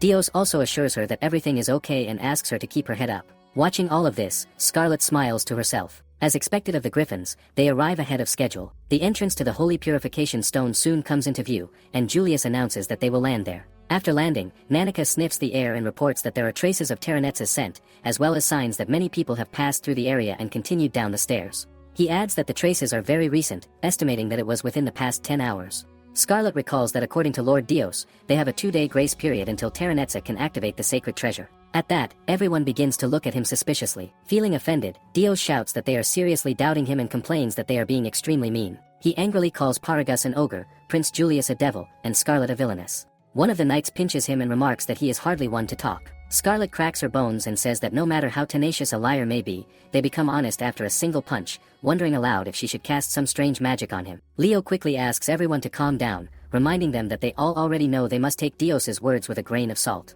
At the very least, it is true that Terranetza and her entourage have come here, and the purification stone has not yet been destroyed. In the first place, by the time they decided to head to Saha Sangria, Terranetza would naturally have anticipated their next move. Dios grumbles that this is exactly why humans are so annoying to him, especially since they have the eyes of the goddess Alpharim. Prince Julius declares that time is short, so they should hurry. Since Dios and Nanika are good at sensing things, he instructs them to search up ahead. Dios tells Nanika to guide him from behind and indicate the correct way. Even Rex tries to enter the entrance, but Scarlet tells him that the passage is too small for him and asks him to wait outside with the griffins. As she prepares to go inside, Scarlet thinks she hears someone calling her master and telling her to be careful, which makes her briefly wonder whether it is only her imagination. The group enters the holy center, but Nanika suddenly asks them to wait. He points out that the walls and floors ahead bear traces of having been tampered with. He warns that he does not know what will happen if these mechanisms are triggered, so they will need to find a way around them. Ignoring the warning, Scarlet walks forward and stomps on the floor anyway. Immediately, arrows begin to shower down in her direction. She swiftly deflects all of them and casually tells the others that it is fine since they are only arrows.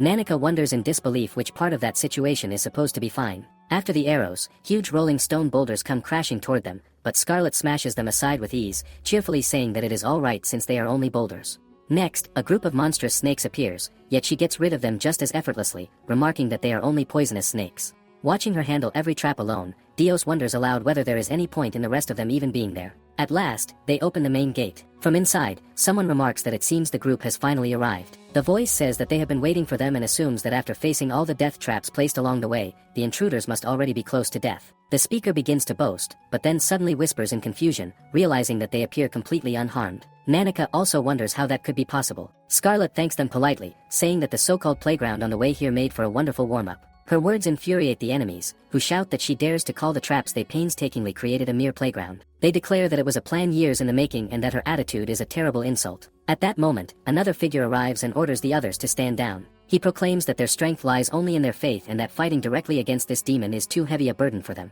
Introducing himself, he declares that he is Pyrat, the head knight of the Holy White Knights of the Eldland Empire. In the name of the goddess Palmia, he announces that he will pass heavenly judgment upon them. He boasts that his sword, renowned across the continent for its beauty, will slay Scarlet where she stands, comparing himself to a graceful swan. Scarlet finds his performance utterly ridiculous. She remarks that his refined pose is of no use, because a single punch from her is more than enough for him. She comments on how strange it is that the voice of this supposed swan sounds so unrefined and suggests that perhaps he should change his name to the Flying Frog Knight instead. The other knights are shocked by her words, yet they realize that she has stopped moving and think this is their chance to charge. Scarlet, however, simply points at them and says she will teach them how it is really done. Spreading her arms wide like wings, she mimics a swan soaring high in the sky. The knights stare in awe, thinking how incredibly beautiful she looks. Then, declaring that a swan hunting its prey slams down mercilessly with its fists, she charges at them and beats them all effortlessly. After defeating them, she comments that it was indeed refreshing. Dios points out dryly that swans don't hit with fists. The remaining followers of Eldland cry out in despair, realizing that challenging such a demon head-on is practically asking for death. They decide there is no shame in running away and plan to retreat for now to come up with a better strategy later. Scarlet scoffs at them for calling a proper lady like herself a demon, pretending to be deeply wounded by the accusation. She announces that, because of their hurtful words, she has no choice but to unleash her sorrow upon them with her fists. Turning toward them menacingly, she asks if everyone is prepared. At that instant, another voice interrupts and asks whether she has finished having her fun. The moment Scarlet hears it, a chill runs through her, and her body suddenly feels heavier. Dios shouts at her to be careful, explaining that the newcomer is Old Man Michelin, an incredibly troublesome opponent. Scarlet looks at him calmly and remarks that she does not particularly enjoy meat that has passed its expiration date. Michelin replies that she cannot provoke him with such a poor insult, addressing her coldly as the silver-haired devil. Isabella points out that, as usual, she is surrounded by ugly men and calls the sight utterly disgusting. She announces that their reinforcements have finally arrived. Prince Julius says to the others that he would like to believe this is the entirety of the enemy fighting force. He immediately orders Leo to use his clairvoyance.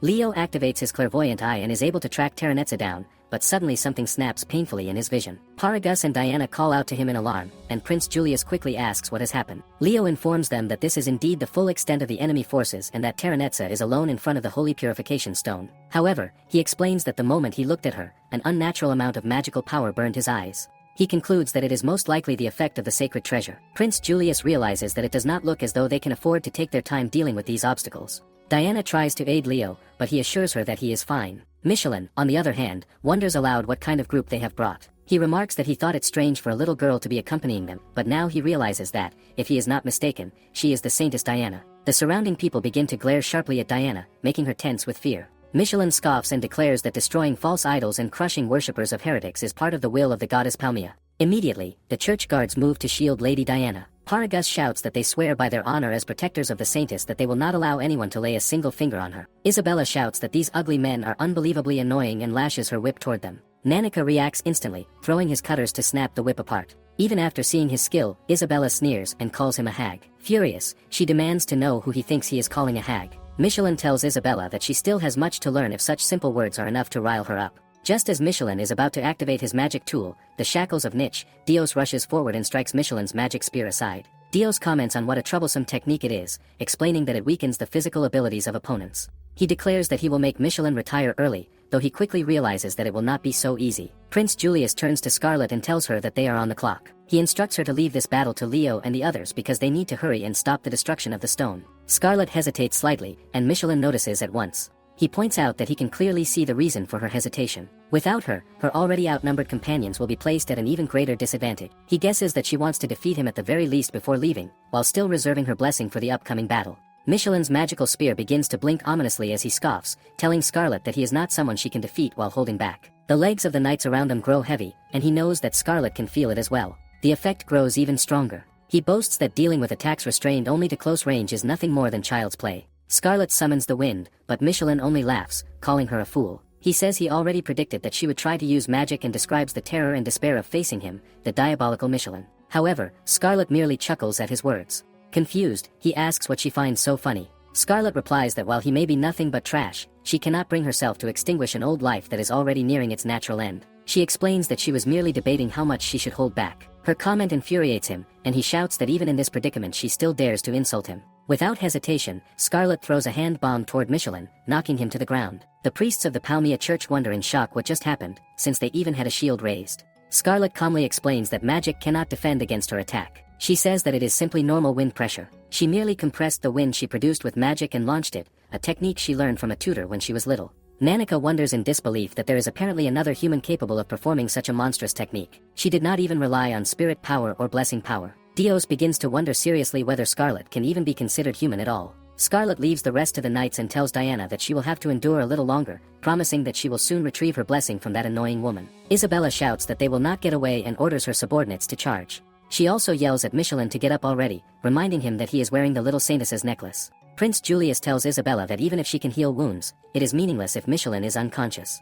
With that, they have effectively dealt with the troublesome magic tool. Julius remarks that even if Scarlet had personally beaten Michelin up, such rotten meat would not be tasty at all, and that they have saved valuable time because of this. He then turns to Scarlet and asks if they should go and pummel Miss Terranetza, calling her the finest of all meats. As they begin to move forward, Prince Julius notices someone standing in their path. He realizes that it seems Leo's clairvoyance missed one individual. The man greets them politely, saying that this is their first meeting and addressing Julius as handsome. He introduces himself as Avron and says Julius may have heard his name before, known as the Inquisitor of the Stigmata, Avron. This person stands directly in front of Scarlet, yet she cannot feel his presence at all. She wonders if this is also the effect of another one of Palmia's magic tools. She feels intrigued but remains confident, thinking that everyone eventually becomes simple meat after a single punch. Prince Julius asks her to wait and tells her to leave this opponent to him so she can go ahead. He reminds her not to forget their goal and asks who it is she truly wishes to hit right now. Scarlet pouts, and Julius tells her not to look so grumpy. He admits that he will also miss watching her beat people up. Scarlet turns away and says that it cannot be helped. With that, she dashes forward past them. Prince Julius faces Avron, who asks whether he truly intends to let Scarlet pass. He warns that if that mad dog princess reaches Terranetza, everything they have done will be wasted. Avron insists that the current Lady Terranetza is the incarnation of the goddess Palmia and that a mere human woman with a little extra strength will not pose any problem. More importantly, he says that he can tell from a single glance that he and Prince Julius are the same kind of person. Julius responds that it is upsetting to hear that, since he has no particular taste for worshipping a foolish woman as a goddess simply because of her appearance. Avron replies that his reasons and object of worship are not important at the moment as he summons his great sword. Prince Julius realizes that the sword must be a powerful magic tool, likely the reason Avron's presence was concealed so thoroughly that even Leo's clairvoyance could not detect him. Avron declares that what they should really be discussing is the reason for their similarity. He asks whether Prince Julius also believes himself to be the most handsome man in the world. Julius asks in disbelief what he is even talking about. Avron tells him there is no need to be modest, praising his noble pedigree, elegant features, and one-in-a-million talent. He says he will gladly acknowledge all of that. However, he declares that there can only be one true most handsome man in the world, and it will be him. Therefore, Prince Julius must die here. Prince Julius sighs and remarks that he has caught the attention of a rather demanding fellow. He states that he has absolutely no interest in being labeled the world's most handsome man, but adds that seeing such an arrogant man learn his proper place will surely make for quite a satisfying spectacle. On the other side, Scarlet finally comes face to face with Terranetza. Scarlet points out that Terranetza's constant running around has given her quite the headache and declares that it is finally time to end this charade. Terranetza asks who Scarlet thinks she is to run her mouth like that and orders her to kneel, calling her a villainess.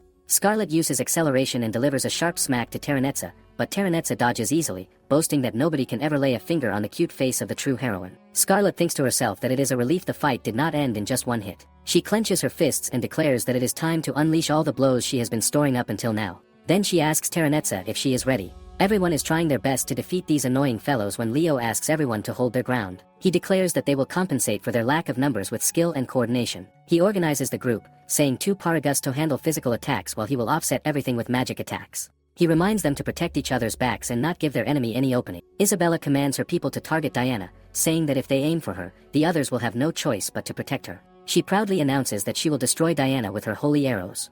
Isabella throws the arrow toward Diana, coldly asking her to die, when Dios suddenly comes in front of Diana. Dios says to Paragus about how her knights are useless, pointing out that they left their backs completely open. Diana becomes worried about the arrow, but Dios assures her that it cannot hurt him because he has the protection of the wind spirit. However, his blood suddenly starts to splatter, making him remember that he does not have that protection anymore. He admits that he just messed up a bit but quickly asks Diana not to worry about it. He promises that he will make sure to protect her. Diana says okay and prepares to cast some healing magic, wondering to herself why he went so far for her. Dios then asks Paragus if he can lend him a hand. He says that he wants to go up, and Dios jumps into the air. Isabella shouts at him that she will not let him, throwing her attack toward him, but instead of hitting Dios, it hits one of her own underlings. Dios comments that it looks like Isabella's skills have dulled, but in reality it was Nanika, who disguised herself as one of Isabella's underlings. Dios thanks Nanika for the help but says he can handle things by himself. Nanika dashes forward, telling him to stop trying to act so cool. On the other hand, Terranetza says to Scarlet that she has gathered enough energy to destroy the Holy Purification Stone.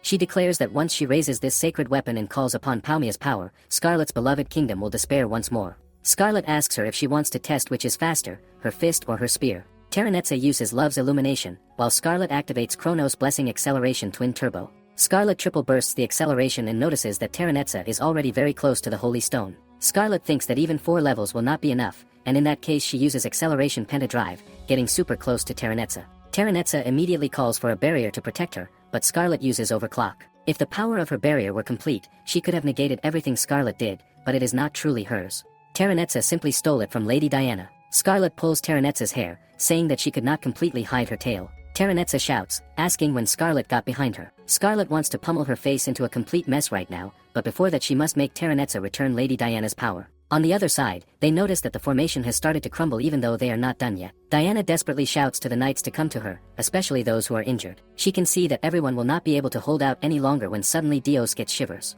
At that moment Michelin gets up, asking everyone to abandon themselves and fall. Dios really wishes that he had slept just a little longer, but because of Michelin's magic everyone begins to fall. Michelin then orders his men that this is their chance to destroy them. Suddenly Diana's hand starts to glow. This light is Chronos' Blessing Center's protective barrier. She raises the barrier while thanking Scarlet, making the firm resolve that she will not let anyone else get hurt. All the knights start to cheer, shouting that it is Lady Diana's barrier and that her blessings have returned. Isabella thinks to herself that this is impossible. Nanika looks relieved and glad, realizing that she made it in time, barely at the neck of time. Dios says that he is really glad for Diana. On the other hand, Prince Julius is having a one-on-one fight with Avron. He notes that Avron's sword techniques and magic attacks have absolutely no unnecessary moves. He thinks that this is expected of the man and acknowledges his ability. However, the center's necklace protects Avron, and unless Prince Julius lands a fatal blow, he cannot defeat him. Avron rushes toward Julius again, saying that there is only so much his thin sword can parry against his beautiful demise, and he is sure that Prince Julius is also near his limit. Prince Julius says that he guesses he should finally acknowledge Avron. Prince Julius states that Avron's skills with his sword and magic are second-rate, but the way he never stops talking is second to none. With that, he delivers the final blow on Avron, calling it splendid, and even remarks that the way he falls is also beautifully pure. Prince Julius avoided his vitals, but with how much blood Avron is losing, he should not be able to move for some time. Doris told them all they needed to know about Inquisitors, and he heard that everyone was ranked first, but what a letdown. He wonders for what reason Avron held back. Avron replies that he could not let Prince Julius get injured since he is a very important part of them. Suddenly Prince Julius sees pink feathers. They are the feathers of Terranetza. Avron tells him that his sword can cut through space and connect 2 different locations. Just as Prince Julius has figured out, this rift connects to the sanctuary where Lady Terranetza is using her charm blessing. His random moves were actually to open up a rift in space little by little, so Prince Julius would not notice. Everyone is surprised by how long Prince Julius has diligently resisted the charm's power. It was right of them to have that beastman child use a spell to lower his resistance beforehand. Prince Julius knew that Nanika was acting suspicious that night. The mental resistance the royal family possesses is truly formidable, but with this, Lady Terranetza's wish is fulfilled now that he has completely fallen. On the other hand, Scarlet is giving some great smashes to Terranetza. It looks like the Chronos blessing has safely returned to Lady Diana. Scarlet asks Terranetza if she is now ready for this. Terranetza cries to her, asking why she is doing such terrible things to her, saying that she just wanted to be happy. Scarlet asks her how many tears were shed because of her. People say that a maiden's tears are more precious than pearls, but Terranetza's are worthless as pebbles on the road. Using her happiness as an excuse, Scarlet asks Terranetza if she knows how many people she has hurt. Terranetza says that she knows that when the evil villainess is bullying the true heroine, the prince will always come to save her. Suddenly someone throws a fireball that burns like a raging fire. Scarlet immediately pulls back when Terranetza says that was dangerous, asking what would have happened if it had hit her. A man arrives, saying sorry because he misjudged the distance. Terranetza asks this man to help her up. Scarlet's eyes widen as she asks what exactly is the meaning of this, Prince Julius. We see a past setting in the Van Diemen Mansion guest room. Little Scarlet opens the guest room door and peeks inside, pulling it open to see the professor. The professor asks her what happened at this hour of the night. Scarlet asks the professor if it is true that demons visit children who do not sleep and steal their souls. She says that she is scared of demons and that she could not sleep at all. The professor, seeing her fear mixed with excitement, tells her that he will tell her a story about demons. He begins with the words that once upon a time, 100 years ago, a demon came and spoke to the daughter of a human. The demon told the girl that he would grant her any desire she wished for, but in return he would charge a fair price. The girl was too fragile to withstand the magic that could make her wish come true. She possessed a healing blessing capable of curing any illness and injury. Her parents used this power to amass an immense fortune. However, the girl said that although she had received an incredible blessing, her body was like scrap. Every time she tried to use the power of the blessing she failed, and she could not even heal herself. She apologized to the demon, saying that she was sorry because he would not be able to grant her wish right away. She wondered aloud whether she should change her wish instead. The demon told her not to underestimate him. He said that a demon does not break a contract and that all she needed to do was focus on taking care of her health. The girl wondered if all demons were so honorable and serious. She admitted that she had believed demons were bad people. The demon thought to himself about what was wrong with this girl. For him, fulfilling a contract was fundamental, and it was not a matter of being good or bad. Scarlet, listening to this story, comments that it is a strong argument and that it sounds just like the professor. She says that maybe humans are more malevolent than demons.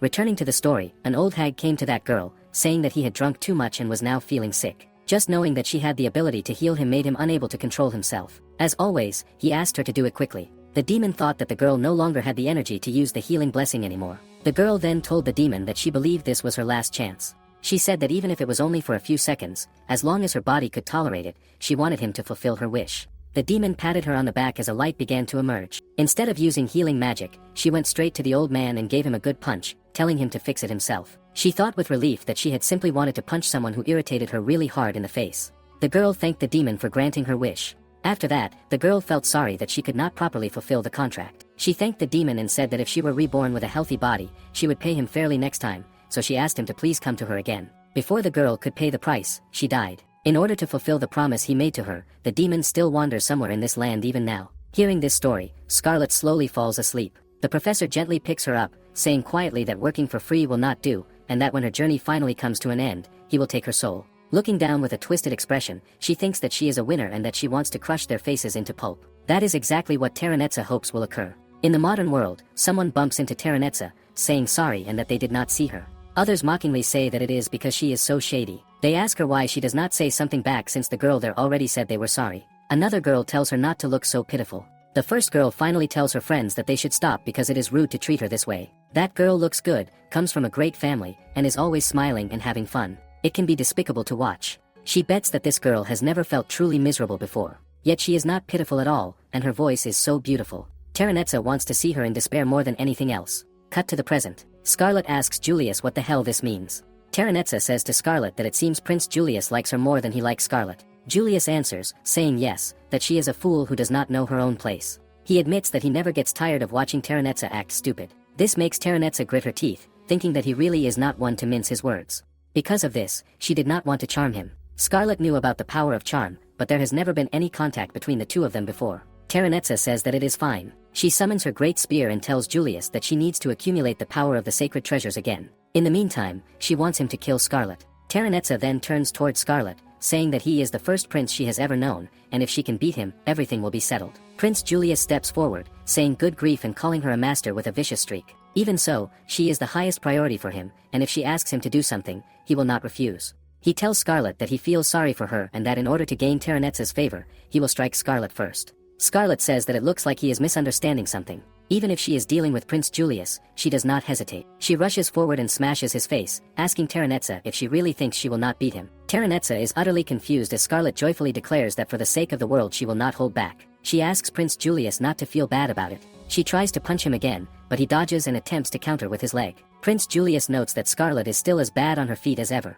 Scarlet admits that, as expected of him, he is difficult to deal with. Even if she responds and fights back, she does not think this is going to be decided within a moment, especially with healing magic involved. Prince Julius guesses that she has the advantage in close quarters. Suddenly he begins to summon his magic. Scarlet realizes that she has to stop the magic spell, or the whole building will collapse. Overclocking will only work one more time. She uses triple acceleration, but he catches her movement with divine protection. She wonders if he is anticipating her action. It was banned in the school mock competition, his artificial magic. She cannot believe that he tried to use it now. She guesses it is true that he is under her charm magic, but she was sure he was acting Blackheart even before that. Prince Julius tells her that he is not playing with her, at least not always. This makes Terranetsa twitch with irritation, wondering if she is getting ditched by the prince. She has had people turn on her before, and she wants Scarlet to be even more despairing. Terranetsa says to Scarlet that she is a wild woman who even beat the prince of her own kingdom. She asks if Scarlet can seriously hit the next king. Scarlet admits that she is sad for beating his highness, but this is for the kingdom and for the world. She says that she will not stop until she brings Prince Julius back to his senses. She is sure that he will not mind, because after all, this is the fist of love. Scarlet jabs at Prince Julius's face and throws him onto the floor. She uses double acceleration and holds his hand, asking how much longer he thinks that annoying woman is going to control him. She is about to deliver another punch, but he stops it with his bare hand. Scarlet thinks this is strange. It is not like him to fall so easily into the enemy's clutches, and she wonders if he really preferred Terranetsa. Prince Julius asks if she is feeling jealous. It seems that she also has an adorable side, like a young lady in her prime. Scarlet gives a strong hit to his feet, making him fall back, as Terranetza orders Julius not to flirt in front of her. It seems that he does not quite understand the situation he is in. She moves forward and places the spear close to his neck. She thinks that she should have done this from the beginning. Terranetza comments that Scarlet has a nice face and says that if Scarlet moves even an inch, her precious prince will die. She declares that this is the power of the goddess Palmia, and it is obvious that Scarlet's divine protection is running out. She claims that Scarlet will not be able to stop her spear the way she is right now, and if she does not want Julius to die, she must surrender herself. Seeing the conditions, Scarlet says that she understands and admits that she has lost. This makes Terranetza glad, and she orders Scarlet to put her hands behind her head. Now, for the humiliation she suffered, she plans to return plenty of it back to her. She prepares a spell to take away Scarlet's divine blessings. Unlike the saint's barrier that has weakened over the years, the blessing was stored directly by the god upon her and can be taken away with Palmia's power and a special spell. Scarlet notes that only a little more time is needed until the blessing is restored, but the spell has the power to block the activation of her blessing. Terranetza scoffs at her, saying it is no use no matter what she planned, and orders Julius to hold her down. He goes and hugs Scarlet, making her wonder what the hell he is doing in a situation like this. Prince Julius says that he is restraining her, and if she has a problem, she should say it to Terranetza. Scarlet thinks that this is strange behavior for someone who is being controlled. She has a feeling that he has been holding back since earlier. Even Terranetza thinks that the charm effect seems to be halved, just as Palmia told her. How infuriating that must be, all because of his blessing called Heroic Tale. The words Heroic Tale make Scarlet startled. Terranetza wonders if Scarlet did not know, and since it is going to be her end soon anyway, she decides to tell her as a favor. Heroic Tale is the pinnacle of God's power. It is a special blessing created by the primordial god Origin. Those who were given that divine blessing, when someone they love is in danger, will unleash limitless power. Even though the blessing is not fully activated, she cannot believe that her charm only works halfway on him, and she hates this power. Scarlet begins to think about how, when someone protects the people they love, their blessing will emerge. The fact that it is appearing now to some extent means that Julius might already know about this.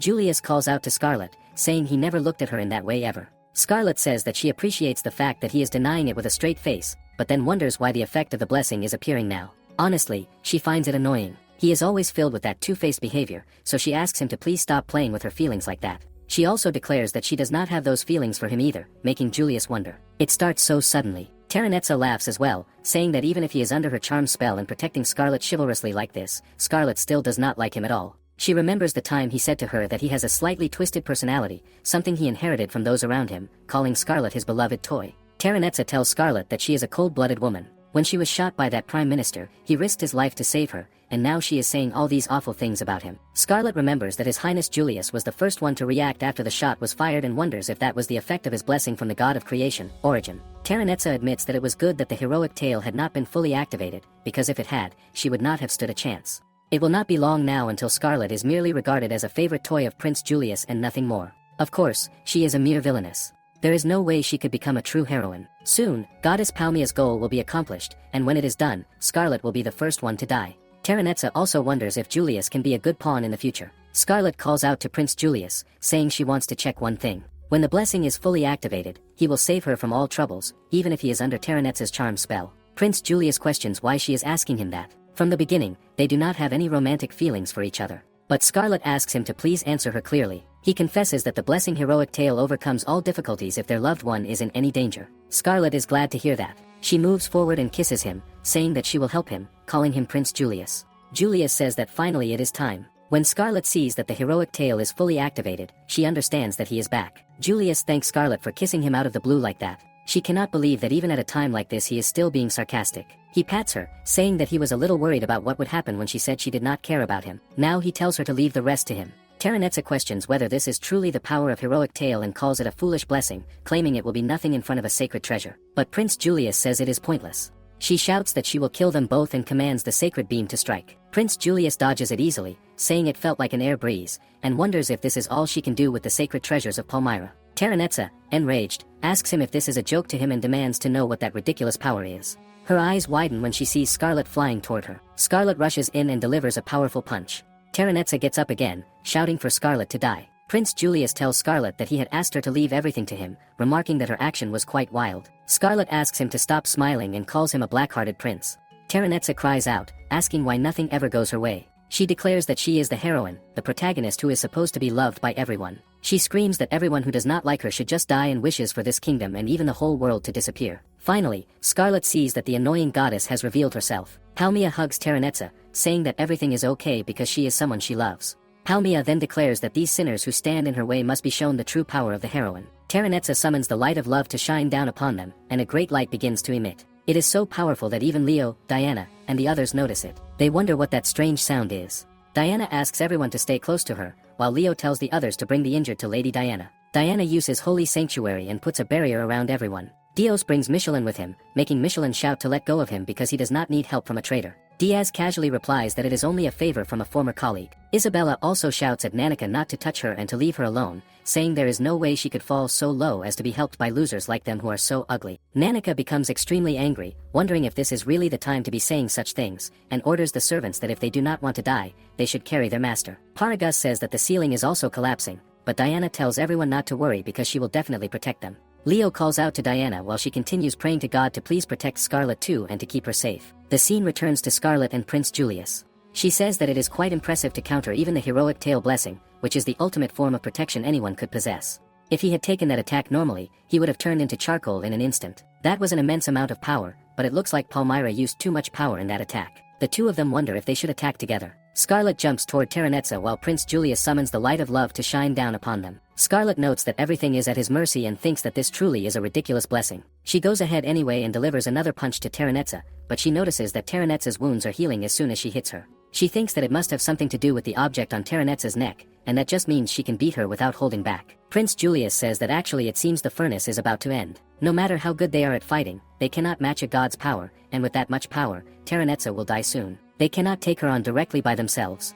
If they only focus on evasion, she will self-destruct on her own. However, they cannot simply wait, because her attacks are too powerful. At this rate, she will destroy the entire building, and Lady Diana and the others will suffer as well. Besides that, Scarlet will not allow it. She is still not satisfied with the beating she has given so far. Prince Julius thinks to himself that this truly is the mad dog princess he loves. He says that he will protect her with his blessing, but he does not have much blessing left, so he will make sure to give her enough time to land her punches. Scarlet turns away, saying that she will not thank him, but she owes him a debt, so she will spend the rest of her life trying to repay it. Hearing this, Prince Julius smiles and says that it is all right and that they should go. Scarlet uses triple acceleration while Prince Julius uses the light of love to shine down upon them. The radiance of a hero shields the ones they love while Scarlet rushes toward Terranetsa. Terranetsa screams in anger, saying that if only Scarlet were not here, everything would have gone her way. Scarlet activates Stop Time Chronosphere. In the world of the Chronosphere, time stops, and only she can move. Even the power of that annoying goddess does not work here. However, this sphere has a limited range and only works within the distance of her fist,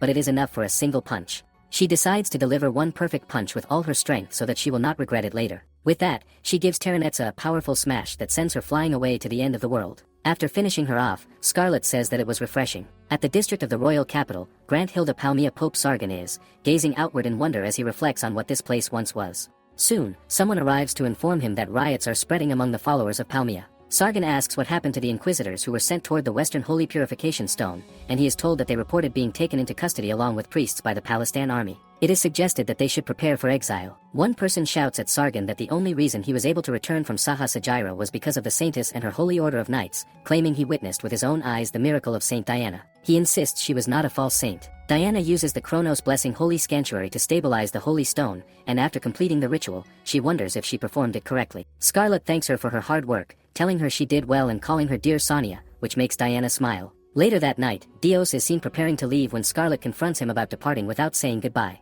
Dios jokes about whether she will miss him despite her cold attitude, knowing she truly will. Scarlet reveals that she heard from Prince Julius that Dios will become a spy for the Palestine kingdom. Dios explains that it is plea bargaining, stating that if he refused, he and the other inquisitors would be sentenced to 100 years of forced labor on the front lines. He throws a tantrum, complaining that he had no choice once they sealed him to ensure he could not escape or break the contract. Scarlet admits she does not know when he will return if he becomes a spy moving between nations, and asks whether he has unfinished business in this country. Dios claims there is nothing left for him and that he is finished here. Diana arrives and mentions that the Holy Knights assigned to protect the Saintess daily are planning to leave her behind and go elsewhere. Dios remarks that the tomboyish Saintess no longer needs constant protection, as she can now handle matters herself. Diana states that she wants to discuss something important. Dios notes that Scarlet must have told her the truth that they are half-siblings. Diana believes it is true that he is her older brother, and she admits she has not properly thanked him for protecting her at the Western Ruins.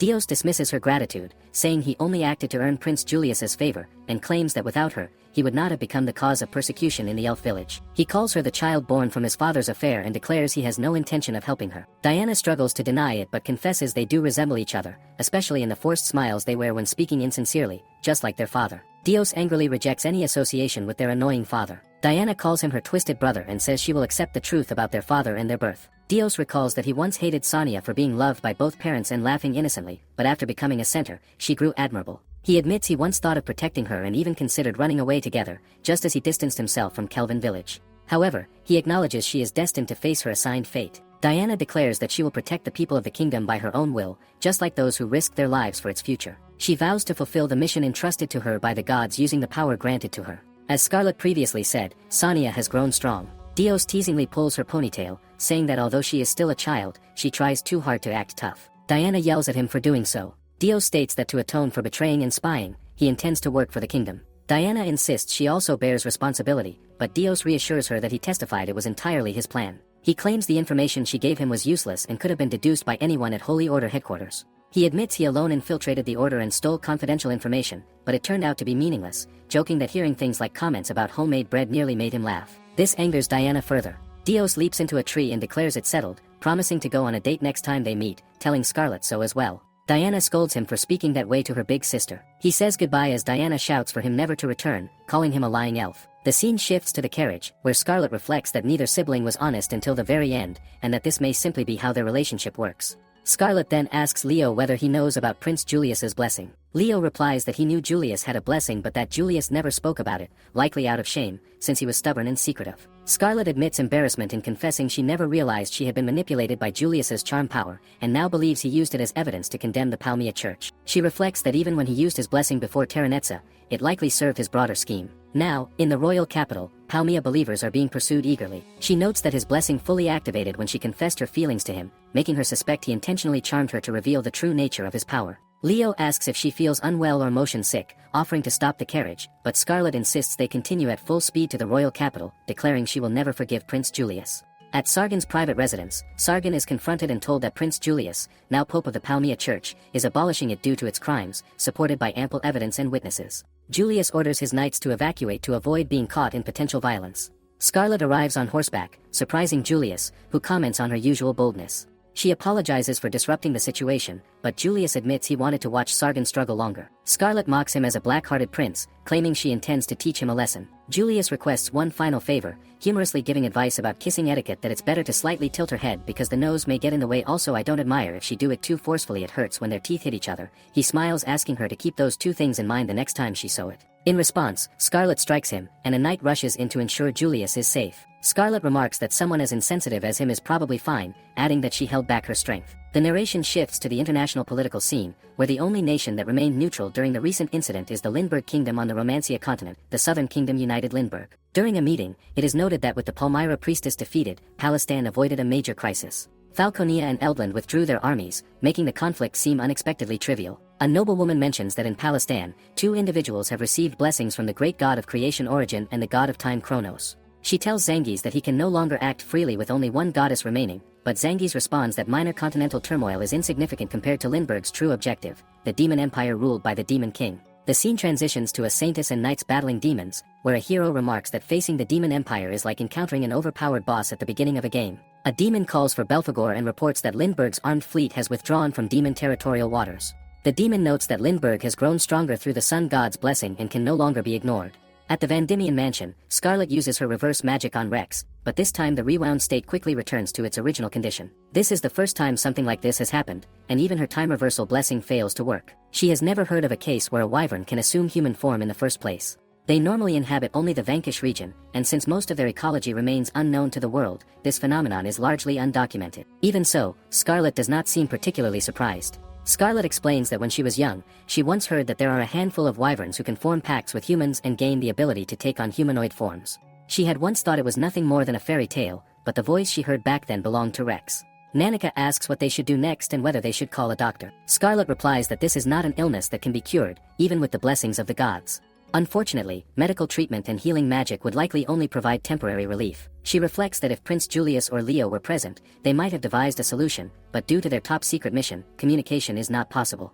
Nanika also cannot return to the original answer to ask directly. When Nanika asks what they should do, Scarlet reveals that she already has a plan. She rings a bell, calling for Cervantes, who immediately arrives and asks what he can do. Scarlet informs him that she and Nanika will be going on a trip and requests that preparations be made. He agrees and politely asks where they plan to go. Scarlet answers that they are heading to the kingdom where wyvern live, Vanquish. Inside the carriage, Nanika observes that the number of wild wyverns has increased, likely because they are nearing the border. Since this is an unofficial visit, they do not know what might happen, so he urges caution. Even though Palestan maintains a cooperative relationship with Prince Alpharim, tensions between Palestan and Vanquish remain high. Nanika notices Rex resting on Scarlet's lap and sighs, deciding to allow him to stay there for now, hoping he can endure. When they reach the checkpoint, the guards order the coachman to stop by decree of His Imperial Majesty the Emperor. They state that, except for those with official permission, all passage is prohibited, and they have received no notice of any guests passing through. Scarlet opens the carriage door, recognizing that they will not pass easily. Nanika remarks that he expected trouble but notes that causing a scene could escalate matters. Scarlet reassures him, asking whether he truly believes she is still someone who only negotiates with her fists. She recalls being taught from a young age, learning not only from allies but also from enemies. She decides to borrow a technique from a woman who was once her rival. First, she moves closer and politely greets the guards, explaining that a guest from the Vanquish Empire is staying at her residence and has contracted an unknown illness.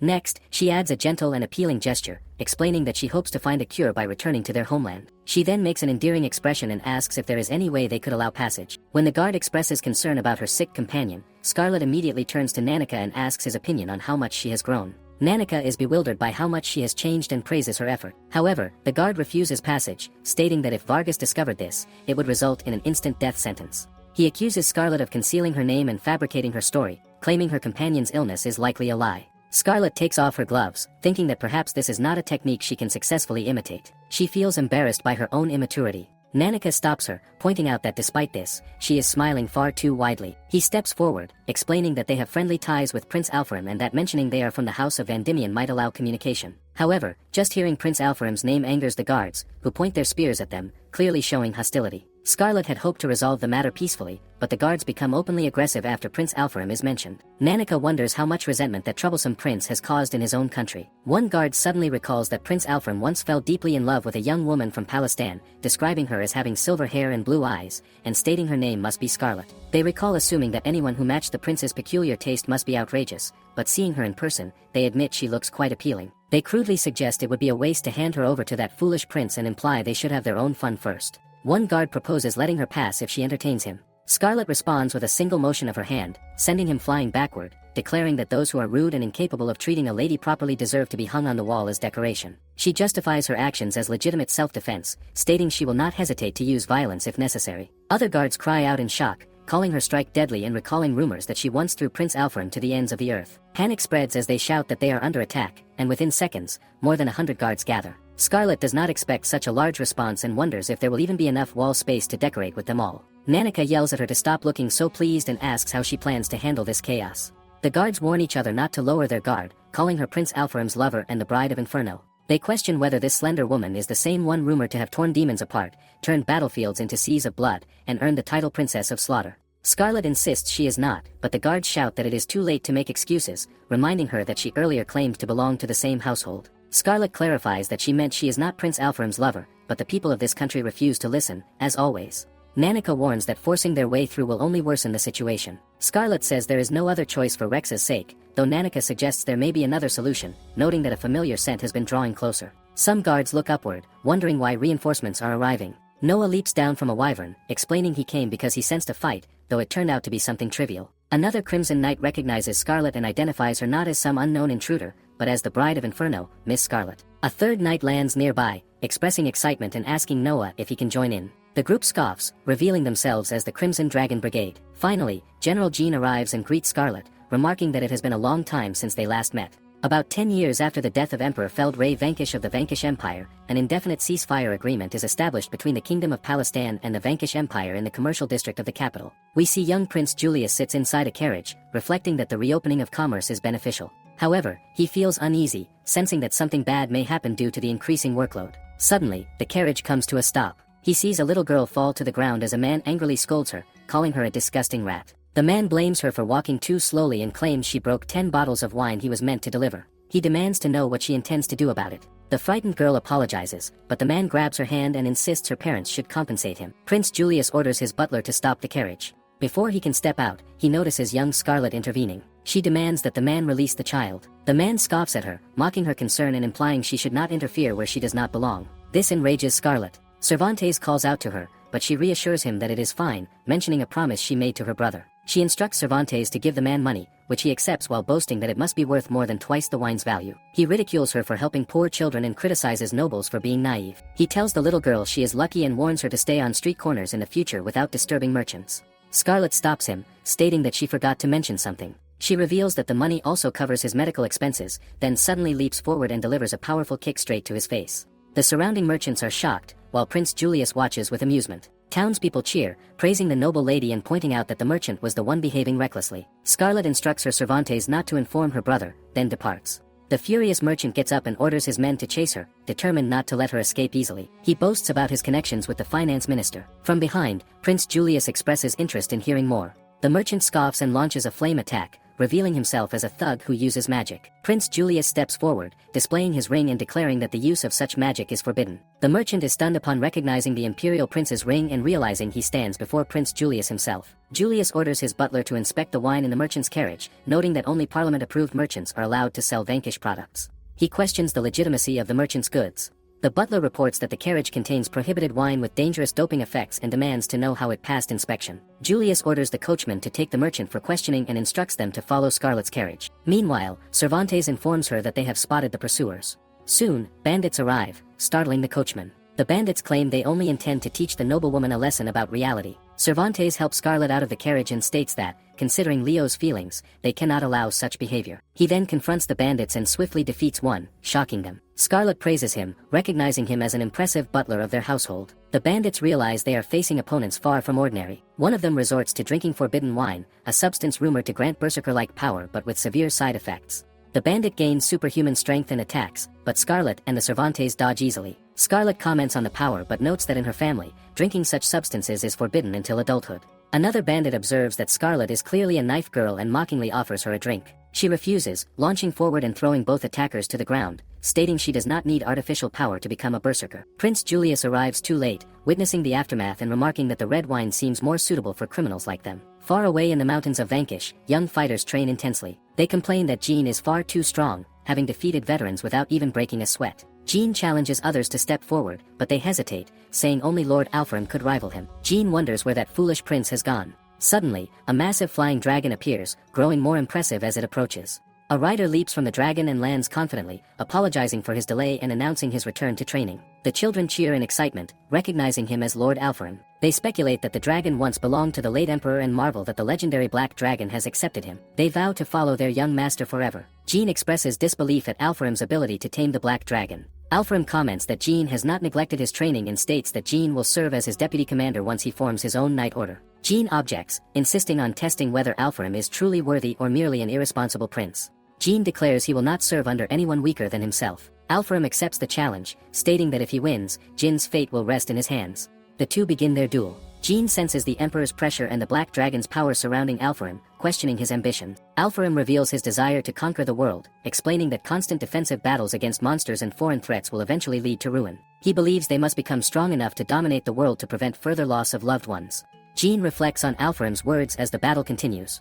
Alfred notes that the fight is not over and suddenly someone fire attempts at him. He wonders if Jean distracted him by attacking a blind spot with summoning magic, though Jean admits he has not mastered summoning magic. The others wonders if Alfred has forgotten his own dragon, teasing that he brought this outcome upon himself. Jean realizes that despite Alfred's power and vision, he remains a reckless idiot at heart. Back in the present, Scarlet greets Jean. Jean questions why she is there, but when he notices the decorations on the wall, he becomes curious about what happened. At that moment, Noah reveals that Rex has transformed into a human and looks completely exhausted. Nanika grabs him, warning others not to approach without permission. Scarlet explains that Rex fell ill and that she was unable to find a cure in Palestine. Because of this, she rushed to Vanquish territory, encountering many twists and difficulties along the way. Jean asks who is in charge of the checkpoint, and one of the guards identifies himself. Jean informs him that they have received orders from Prince Alfram to escort Scarlet to the imperial capital and demands passage. The guard accuses them of making excuses and reminds them that someone was buried in a wall due to Scarlet's previous rampage. Nanika angrily defends Scarlet, explaining that the incident occurred because a man attempted to harass her and threaten them when they refused to comply.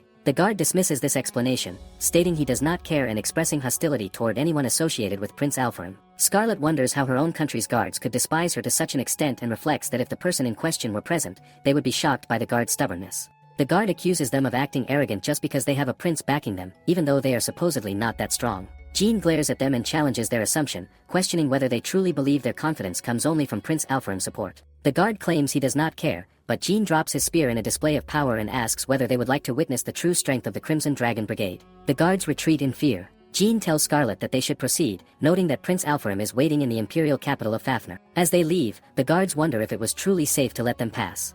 Another guard remarks that the Crimson Dragon Brigade is known for attracting battle-crazed warriors, particularly the infamous 4 Crimson Knights, who are rumored to attack even allies when in a foul mood. Scarlet reflects that although they once fought alongside such people out of necessity, their pacifistic nature makes them fundamentally incompatible. One of the guards urges the other to report this incident to Vargas, believing no good will come of it. Nanika comments that even without the guards, the atmosphere between their groups was already intense.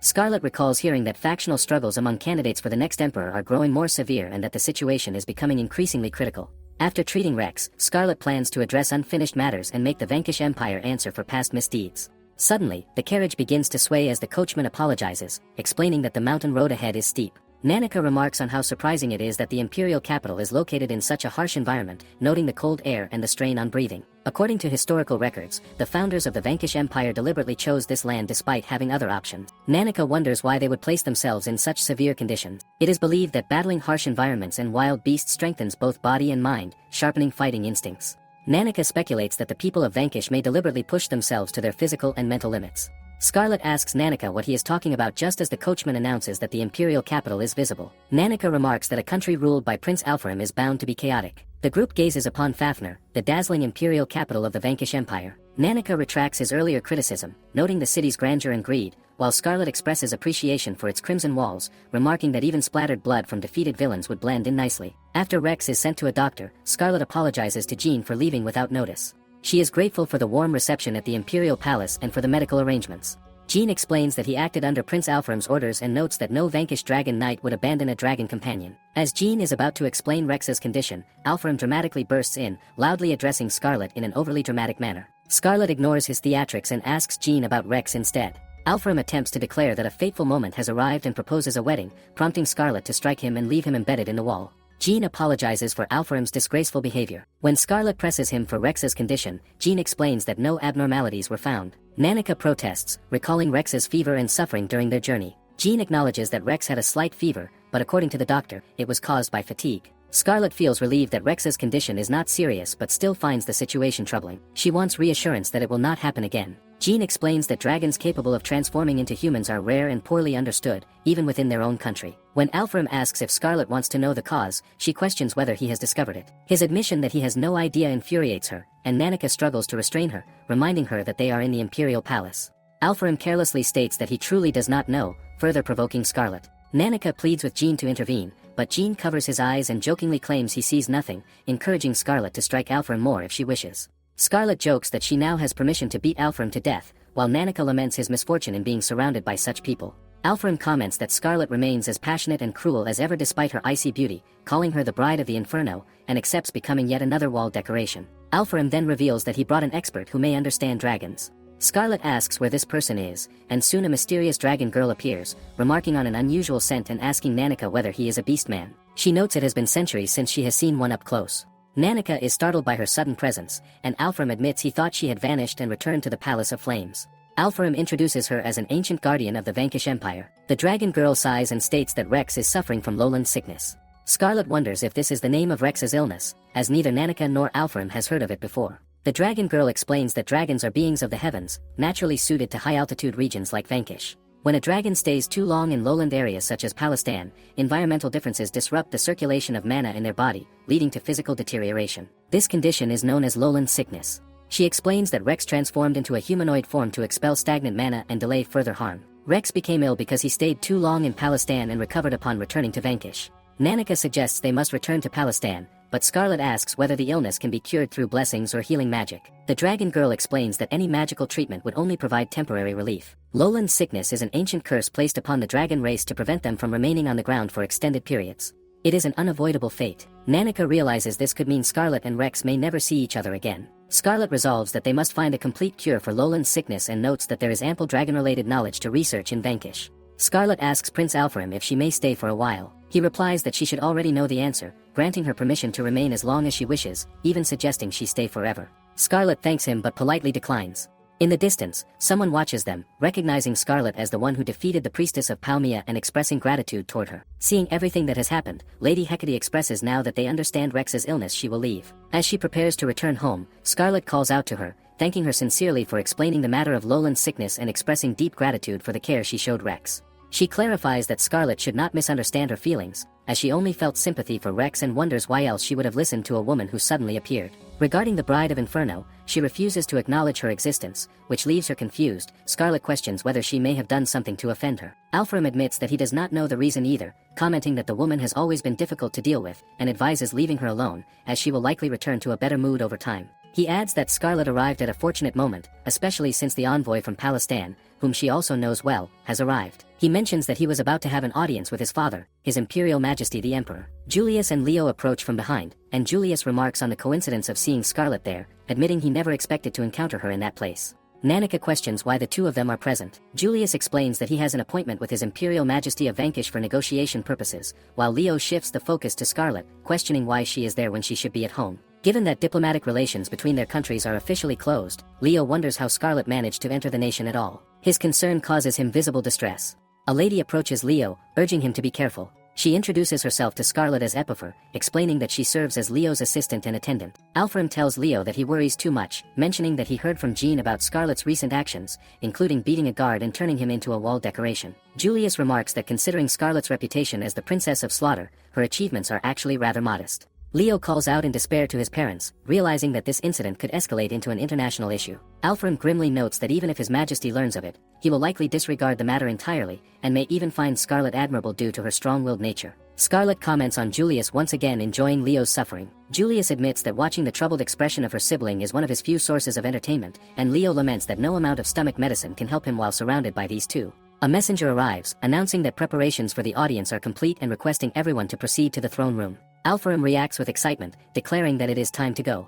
Leo asks Scarlet to ensure she does not cause any trouble while he is away, and Scarlet assures him she will wait quietly. Alfarim then reveals that Scarlet will be coming along as well, causing Leo's complexion to grow even paler. At the throne room, the Emperor greets Prince Julius, noting that it has been quite some time since they last met at the Five-Nation Conference 3 years prior. He observes that Julius has matured significantly, appearing more assertive and confident. Julius responds respectfully, expressing admiration that the Emperor's ambitious spirit remains as strong as ever. The Emperor jokes that despite his age, he could still outperform hundreds of ordinary youths with a single fist. Scarlet recalls rumors that the Emperor intended to abdicate the throne, yet from his current appearance, he still seems remarkably vigorous. The Emperor inquires about Palestine's recent difficulties, asking how the nation is faring. Julius reassures him that everything is stable, explaining that rebels who once disrupted national politics have been eliminated and that the domestic system has grown stronger. He emphasizes that Palestine will no longer tolerate foreign intervention. The Emperor expresses relief but warns that there have already been 2 incidents threatening stability, suggesting there could be more in the future. He offers assistance should Palestine ever require it. Julius thanks him and expresses his appreciation.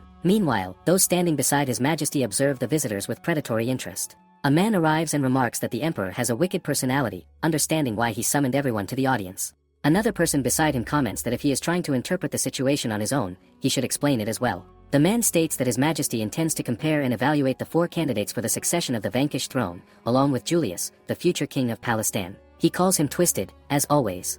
The Emperor claims he merely wished to introduce the fierce warriors who represent the pride of his country to the visiting prince and asks Julius not to misunderstand. Julius responds that it is an honor to meet individuals who may become the next emperor, noting that the situation is quite convenient. The Emperor reacts with amusement, questioning Julius's implication. Julius replies that he will leave that to the Emperor's imagination, prompting laughter and praise for Julius's courage in standing his ground and negotiating like someone who carries the weight of a nation. The man beside them introduces himself as Vargas, the Grand Strategist General who oversees the entire Vanquish army, and asks to be remembered. The second candidate refuses to give his name, stating he will not introduce himself to someone who may become an enemy. The third candidate criticizes him for their behavior and apologizes to Julius, introducing him as Ifrit, captain of the Imperial Guard and loyal protector of the emperor. Julius acknowledges him, mentioning that he feels they may have met before. He confirms this and reveals himself true as Flame Vanquish, the second prince of the Vanquish Empire, recalling their meeting 10 years ago at the Five-Nation Conference. Julius remembers their past discussion about global affairs, and Flame reflects nostalgically on that meaningful time. Nanika wonders why children were discussing such complex matters back then and remarks on Julius's deceptive charm and handsome appearance. Alpharim interrupts, asking whether the introductions of successor candidates are complete, and boldly declares himself the next emperor. Ifrit scoffs at him and threatens violence, while Vargas states he cannot ignore his statement. Flame comments that his older brother continues to cause chaos. Alpharim laughs, asserting that his bravery and valor have earned him overwhelming popular support and that ascending the throne is a natural outcome of Vanquish tradition. He questions why the others constantly oppose him and turns to Jean for his opinion. Jean responds that it is likely because the god of Kree cannot understand the atmosphere. Vargas argues that tradition matters, pointing out that Alpharim maintains a harem yet has no official spouse, which contradicts expectations for a ruler who should have a strong companion. Scarlet wonders whether having mistresses alone is insufficient. Vargas states that a man incapable of satisfying a woman cannot become emperor and insists Alpharim withdraw. Scarlet asks Jean whether it is true that an emperor must have a companion. Jean confirms that it was once tradition, though now outdated. Nanika wonders whether the other candidates have companions, and Jean explains that many do, noting that in Vanquish it is common for warriors to marry at age 15. Scarlet comments that Alpharim, who keeps mistresses yet lacks a spouse, seems hostile toward women, while Leo urges her not to push further. Vargas reiterates that such a man is unfit to rule. Alpharim dismisses their concerns, announcing that there is no problem because he already has a bride and intends to marry the silver-haired young woman beside him. This shocks both Leo and Scarlet. Vargas criticizes the announcement, saying an impromptu bride would not be recognized. Flame realizes that the silver-haired woman is Scarlet, the Iron Fist princess of the Palestinian kingdom, stunning everyone present. Scarlet formally introduces herself to the emperor. The emperor reacts with excitement, praising her legendary reputation as a powerful and refined princess who defeats villains with her bare fists. He expresses delight at meeting her and praises her elegance, declaring she would make a perfect wife for Alpharim. Alpharim agrees proudly, insisting she will be the finest bride. Scarlet clenches her knuckles, debating whether to silence them both. Julius intervenes, asking her to wait, and reminds her that he would never hand her over to such people, as she is the person he treasures most. The emperor insists they should hold a formal wedding immediately. Suddenly, the emperor begins coughing, alarming everyone. Vargas orders the court physician to be summoned, but the emperor downplays the situation, apologizing to Palestan and explaining that he is still recovering from injuries sustained in a recent battle with monsters. He announces that the discussion will be postponed. Julius urges him to take care, while Vargas orders Luke to escort His Majesty carefully to his room. Scarlet observes that coughing blood from external injuries should be treatable with medicine or healing, finding the situation suspicious. Alpharim states that he will check on his father, and Flame decides to accompany him. He invites everyone from Palestan to stay at his palace, relying on Jean to guide them. While Vargas remarks that the Bride of the Inferno and the first Prince of Palestan complicate their plans, requiring adjustments. Ifrit concludes that none of it matters, as long as he can kill Alpharim with his own hands. The scene shifts to Jean explaining to everyone from Palestan that the red-roofed buildings visible in the distance belong to Alpharim's palace. Epiphar states that this is the Palace of Infernal Flames, recalling that when she served as the librarian of the Royal Palace Library, she once read a document written by a former secretary. If her memory is correct, 10 years ago the Palace of Infernal Flames became the residence of the Crown Prince's concubines. Currently, it is strictly forbidden for men to enter the Palace of Infernal Flames. Jean explains that they are already aware that the palace is off-limits to everyone except women authorized by Lord Alpharim, and that entry is strictly prohibited otherwise. Therefore, he will guide everyone except Lady Scarlet to a separate residence. Leo requests a moment, expressing his frustration that Jean keeps treating his little sister, the only daughter of the House of Vandimian, as if she were Alpharim's wife without permission. He emphasizes that once a woman enters a harem, whether as a queen or concubine, her freedom is taken away and she will never be allowed to leave the royal palace grounds for the rest of her life. This information was written in a book titled The Affairs of the Harem in the Ancient Kingdom of Palestan. It is acknowledged that in many countries, harems follow similar rules. However, the Palace of Infernal Flames operates according to regulations established by Lord Alpharim, so they are told not to worry. Jean further explains that life within the Palace of Infernal Flames allows women full freedom to enter and leave at their own discretion, and that staying there does not mean they will be forced into marriage against their will. Nanika wonders if that is the case, then it may not be necessary for Scarlet to stay there. Jean understands this concern but explains that, given the circumstances, it may be more convenient for Scarlet to remain inside the palace. Scarlet questions why that would be so, and Jean explains that the master of the palace is Lady Hecate. If Lady Hecate learns that Scarlet refused to stay in the Palace of Infernal Flames after it was recommended by Lord Alpharim, she may take offense. Jean points out that Lady Hecate is a difficult person, and losing her cooperation could hinder efforts to investigate a cure for Rex's lowland sickness. Because her guidance will be necessary moving forward, Scarlet acknowledges that there is no better choice and agrees to stay. Leo expresses concern, but Scarlet reassures him that if trouble arises, she will rely on her fists and smash through any obstacle in her way, even if that obstacle is Lord Alpharim himself. Jean tells her she is free to do so. In an attempt to ease her brother's worry, Scarlet asks if she may bring Nanika along as her attendant. Nanika points out that he is a man, but Leo says that having someone reliable by her side would help him feel more at ease, and asks Nanika to take care of her. Jean states that someone should be waiting in the courtyard to escort her. Scarlet says that in that case, she will see everyone later. It is revealed that Nanika has disguised himself as a woman. Scarlet notices Prince Julius attempting to bid her farewell, but she sticks out her tongue at him, making it clear that she has realized he was trying to use her to investigate the internal affairs of Vanquish. She assures herself that she has no intention of playing into his hands. Inside the palace grounds, Nanika comments that there appears to be no one present. Scarlet observes that there is no one there to greet them and no sign of any presence at all. With Nanika's heightened beastman senses, he notes that he cannot detect any sound or scent, as though all traces of life have been carefully erased. They wonder if this might be the effect of some kind of blessing. As the two proceed, someone welcomes them, saying they have been waiting. It is Noah, who greets Scarlet to the Palace of Infernal Flames and suggests they get along well from now on, calling her the Bride of Inferno. Nanika reacts strongly, declaring that he is a member of the Crimson Dragon Brigade. Noah recognizes Nanika and asks if he is a girl, but Nanika denies it. The conversation shifts to the misunderstanding that if Noah were a girl, her presence might imply he is Lord Alfarim's concubine. Noah clarifies that this is not the case and explains that Lord Alfarim is her father. Nanika questions whether she is Alfarim's daughter. Noah confirms this, but explains that it is not a simple relationship. Lord Alfarim took her in when she was an orphan and raised her in the Palace of Infernal Flames, which is why he is like a father to her, though not her biological parent. Scarlet acknowledges this explanation, admitting she had briefly misunderstood and thought Noah was persistently proposing to her despite having a child. After exchanging greetings, Noah guides them deeper into the Palace of Infernal Flames. Scarlet realizes that the barrier surrounding the area is something even Nanika could not detect. As they approach the gate, Noah warns Scarlet to be careful. Suddenly, someone accuses Scarlet of attempting to seduce the young master and calls her a despicable thief. Scarlet senses killing intent and sharpens her 5 senses. She detects attackers approaching from multiple directions and swiftly accelerates her movements. She neutralizes enemies on her left, right, and front using enhanced physical abilities. As her vision fully adjusts, she acknowledges the attackers, praising their coordination and efficiency, and mockingly suggests giving them applause. A girl rises and angrily declares that they will not let Scarlet get away next time, shouting at her to return to her country while calling her insulting names. Scarlet responds that it is frightening to see an innocent young lady bullied with violence and harsh words. The opposing woman retorts that in Vanquish, survival belongs to the fittest, and if Scarlet does not want to be treated as prey, she must prove her strength. Scarlet reflects that their resolve is admirable. She recalls that after defeating Terranetza, she felt an emptiness in her heart, but these women have reminded her that limiting her battles to men alone would be biased. One of the women declares that Scarlet will not maintain her composure for long and calls for others to come forward. It is acknowledged that although they see each other as women and as family, they have secretly admired Lord Alfarim for a long time and feel resentment at the thought of Scarlet taking his attention away. The emotions of jealousy, misunderstanding, and resentment are laid bare, and Scarlet recognizes them as strong and passionate individuals. She encourages them to act according to local customs and promises to enjoy herself as well by following their way of doing things. She declares that if they intend to fight, they should strike properly and with full commitment. Scarlet moves forward and begins punching them here and there. She notices that the 39th one whom she thought were about to lose their fighting spirit, instead become more provoked the more she strikes them. Their fighting spirit ignites, pushing them to keep coming at her. She appreciates the sincerity of those who respect her desire to fight. Suddenly, a giant lady appears, making Scarlet happy as she immediately goes to strike her as well, feeling super glad that someone new has arrived to be vanquished. Someone attacks from behind while commenting that the situation is seriously pathetic. Another lady announces that they have arrived, and they shout the name of the samurai squad of the Infernal Palace, known as the 3 Dragon Heads.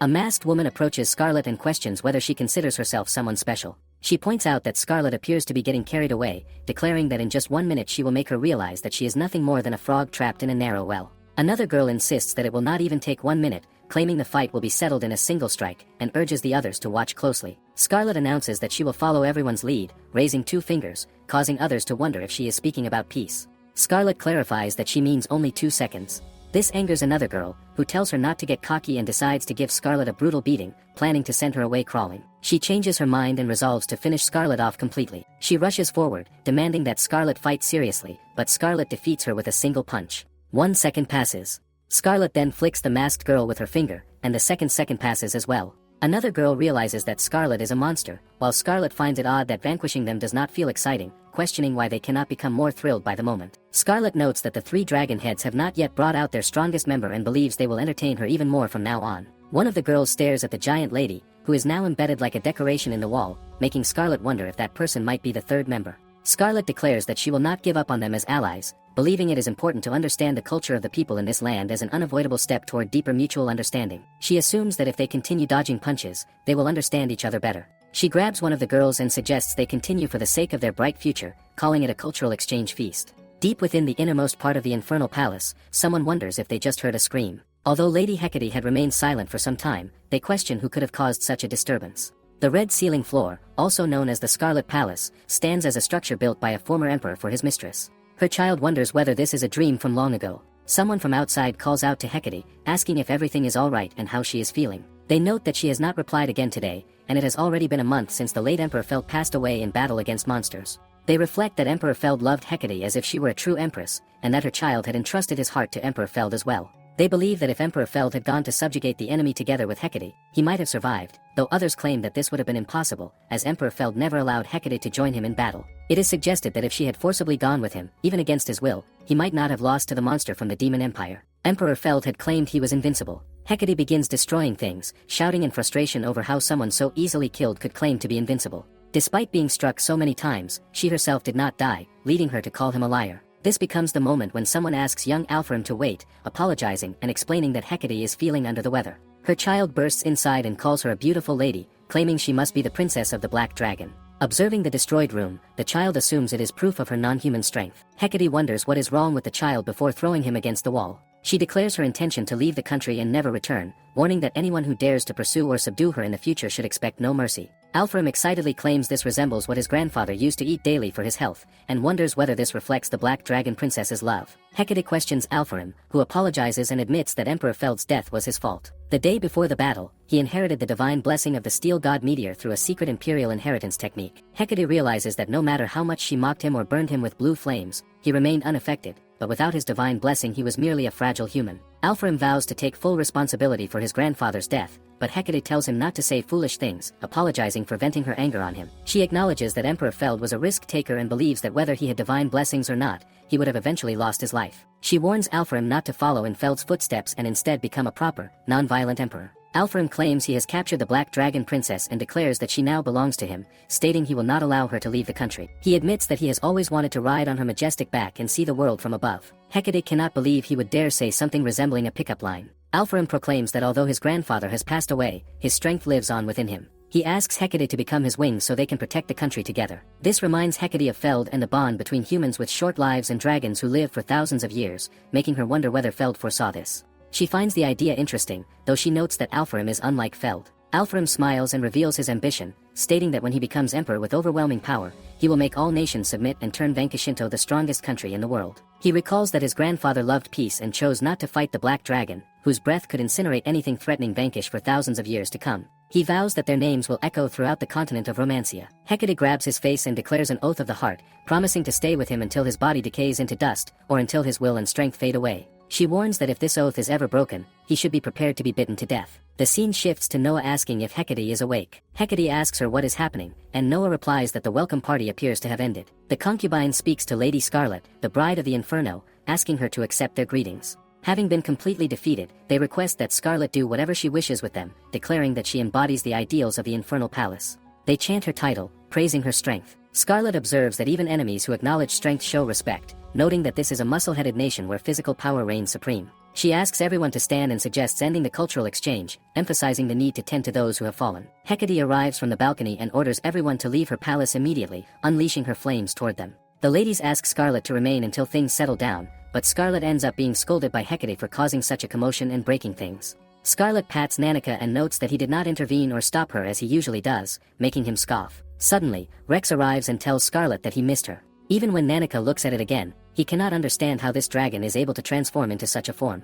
Meanwhile, Scarlet hugs Rex and asks if he is feeling better now. He replies that he is completely healthy, realizing that she brought him all the way here just to cure his illness. He thanks her and expresses his love for his master. Nanika comments that it was a huge hassle, pointing out how difficult it was to get here. Rex states that he never asked Nanika to come along, and adds that aside from him, no other boys are allowed to enter this place, telling Nanika to leave already. Nanika shouts that he is Scarlet's butler, and that it is his duty to follow her. Rex asks if Nanika is jealous, sensing that he feels he is losing his place now that Rex has become human. Rex apologizes but says Nanika is simply too cute. Scarlet asks the two of them to get along, but they immediately say they do not want to. Scarlet coldly remarks that fighting is no good and forces them into punishment by making them hold hands. She then asks Rex whether he has spoken to Hecate about his illness. Rex replies that he spoke to her earlier when they passed each other, and that she has been feeling under the weather lately. He admits he never thought it was possible that his body simply could not adapt to the climate of Palestine. He recalls being terrified when he collapsed in the backyard, but thanks to that incident, he was able to transform into a human and speak to Scarlet directly. Because of his illness, Rex can now communicate with his master,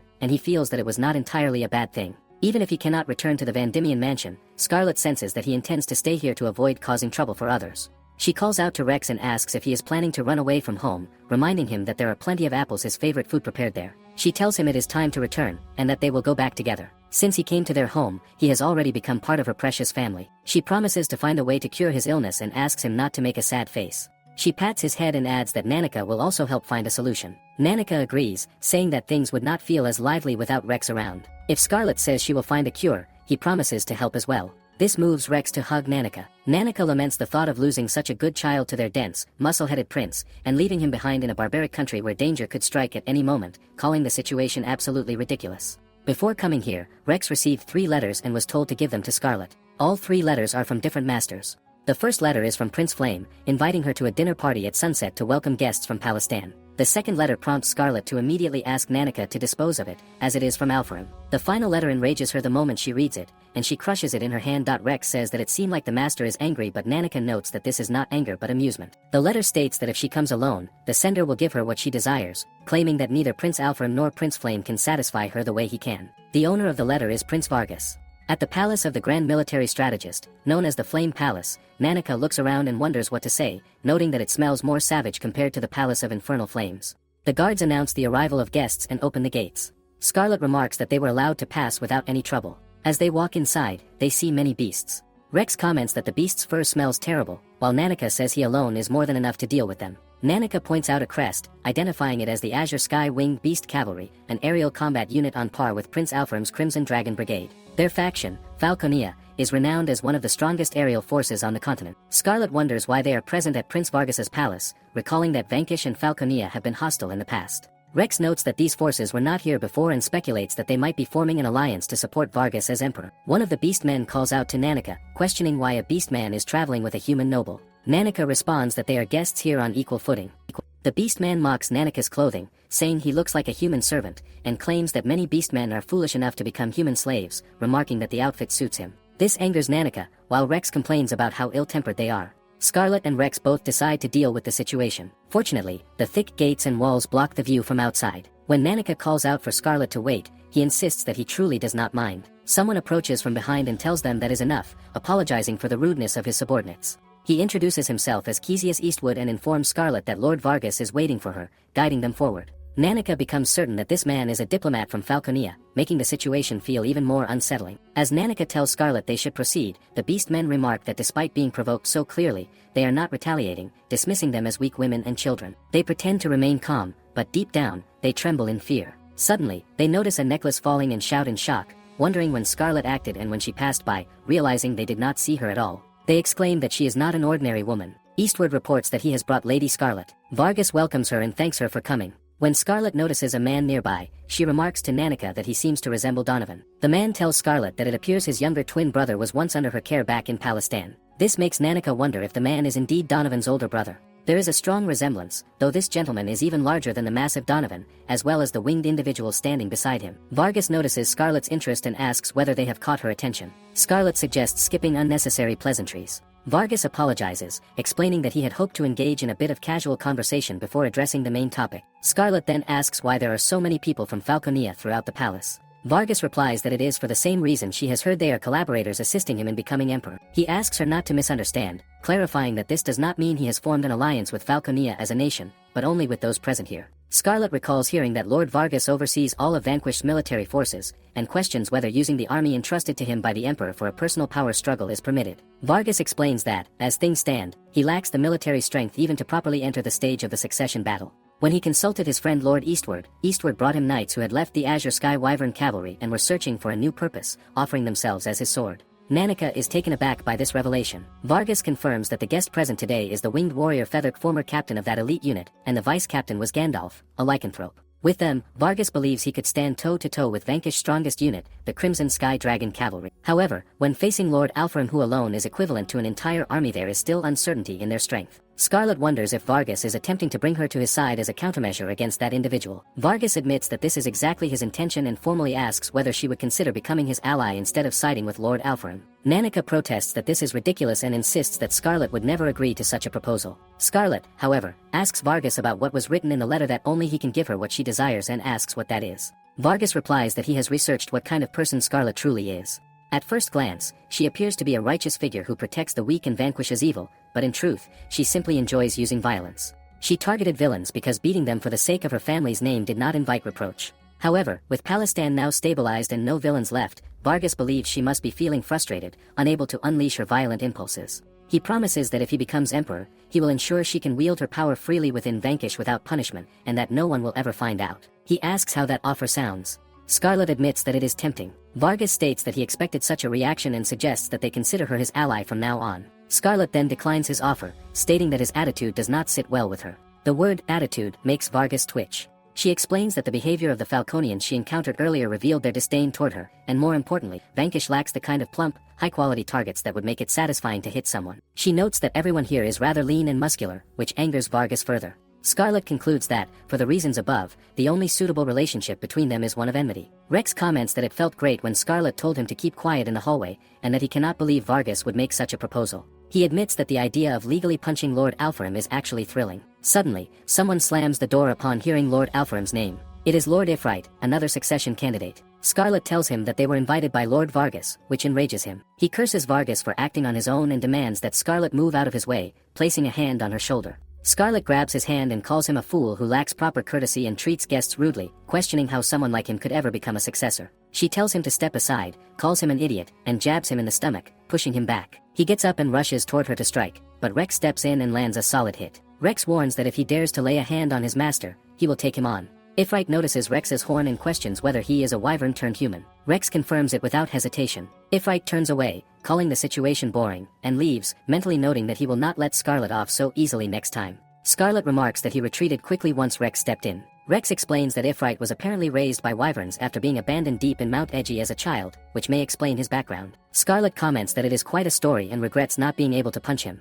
The scene shifts to Leo rushing towards Scarlet, asking whether she is alright and if she is hurt anywhere. Prince Julius tells him to calm down, noting that her spotless clothes make it obvious nothing happened. He assumes Lord Vargas attempted to recruit her. Rex wonders if they should head to the flame banquet now, mentioning that he is starving. Julius realizes they received an invitation as well and recalls visiting the Palace of Blazing Flames, only to find that Scarlet had half destroyed it before storming into the Violet Flame Palace. Leo remarks that if Scarlet were involved, the soldiers would not stand a chance, expressing pride that nothing serious happened. Scarlet tells him he is exaggerating, stating that she behaved like a proper lady and politely declined Lord Vargas's proposal. Prince Julius calls it a wise decision, noting that the succession battle is still in its probing stage and that it is too soon for open hostility among the candidates. Scarlet agrees, while Leo asks them to stop bonding over ominous remarks, hoping nothing goes wrong at the Flame Banquet Hall. Scarlet reassures him that if anything happens, she will handle it, which only increases Leo's worry. At the Torchlight Palace reception room, Flame greets the delegation from the Kingdom of Palestine and thanks them for accepting his sudden invitation.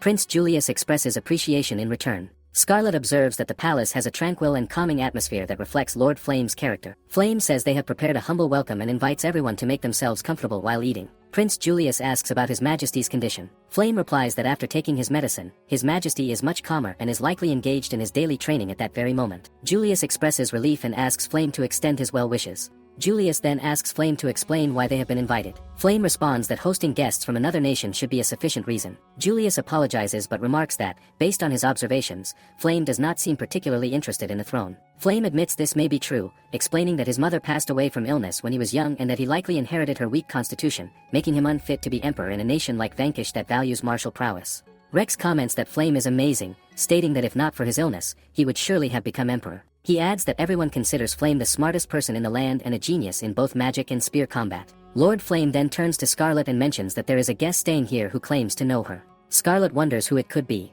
Flame explains that the person once tutored him as a child, and that he heard Scarlet was once one of that tutor's students as well. Hearing the word tutor makes Scarlet suspect that it might be her former professor. Scarlet asks Lord Flame about the name when someone knocks on the door, instructing him to pardon the intrusion and explain that the delegation from the Kingdom of Palestine has been summoned by His Majesty the Emperor. They are requested to proceed immediately to the Flame Emperor's palace without delay. At the palace entrance, a boy stands outside and introduces himself as Luke, stating that he will guide everyone inside and asking them to follow him. As they proceed, the atmosphere feels noticeably denser than during their previous visit. It becomes apparent that they have only begun to explore a fraction of this country. They wonder whether they will encounter ogres or hydras. To Scarlet, the thought sounds like the perfect post-meal exercise. Leo remarks that there should not be any monsters lurking in the area, but suddenly a roar echoes through the space, proving that the monsters are indeed real. Leo orders Luke to open the door, and Luke complies immediately. Inside, they realize the location is a training ground. The Emperor announces their arrival and addresses them as the delegates of Palestine. Scarlet questions the meaning of this summons.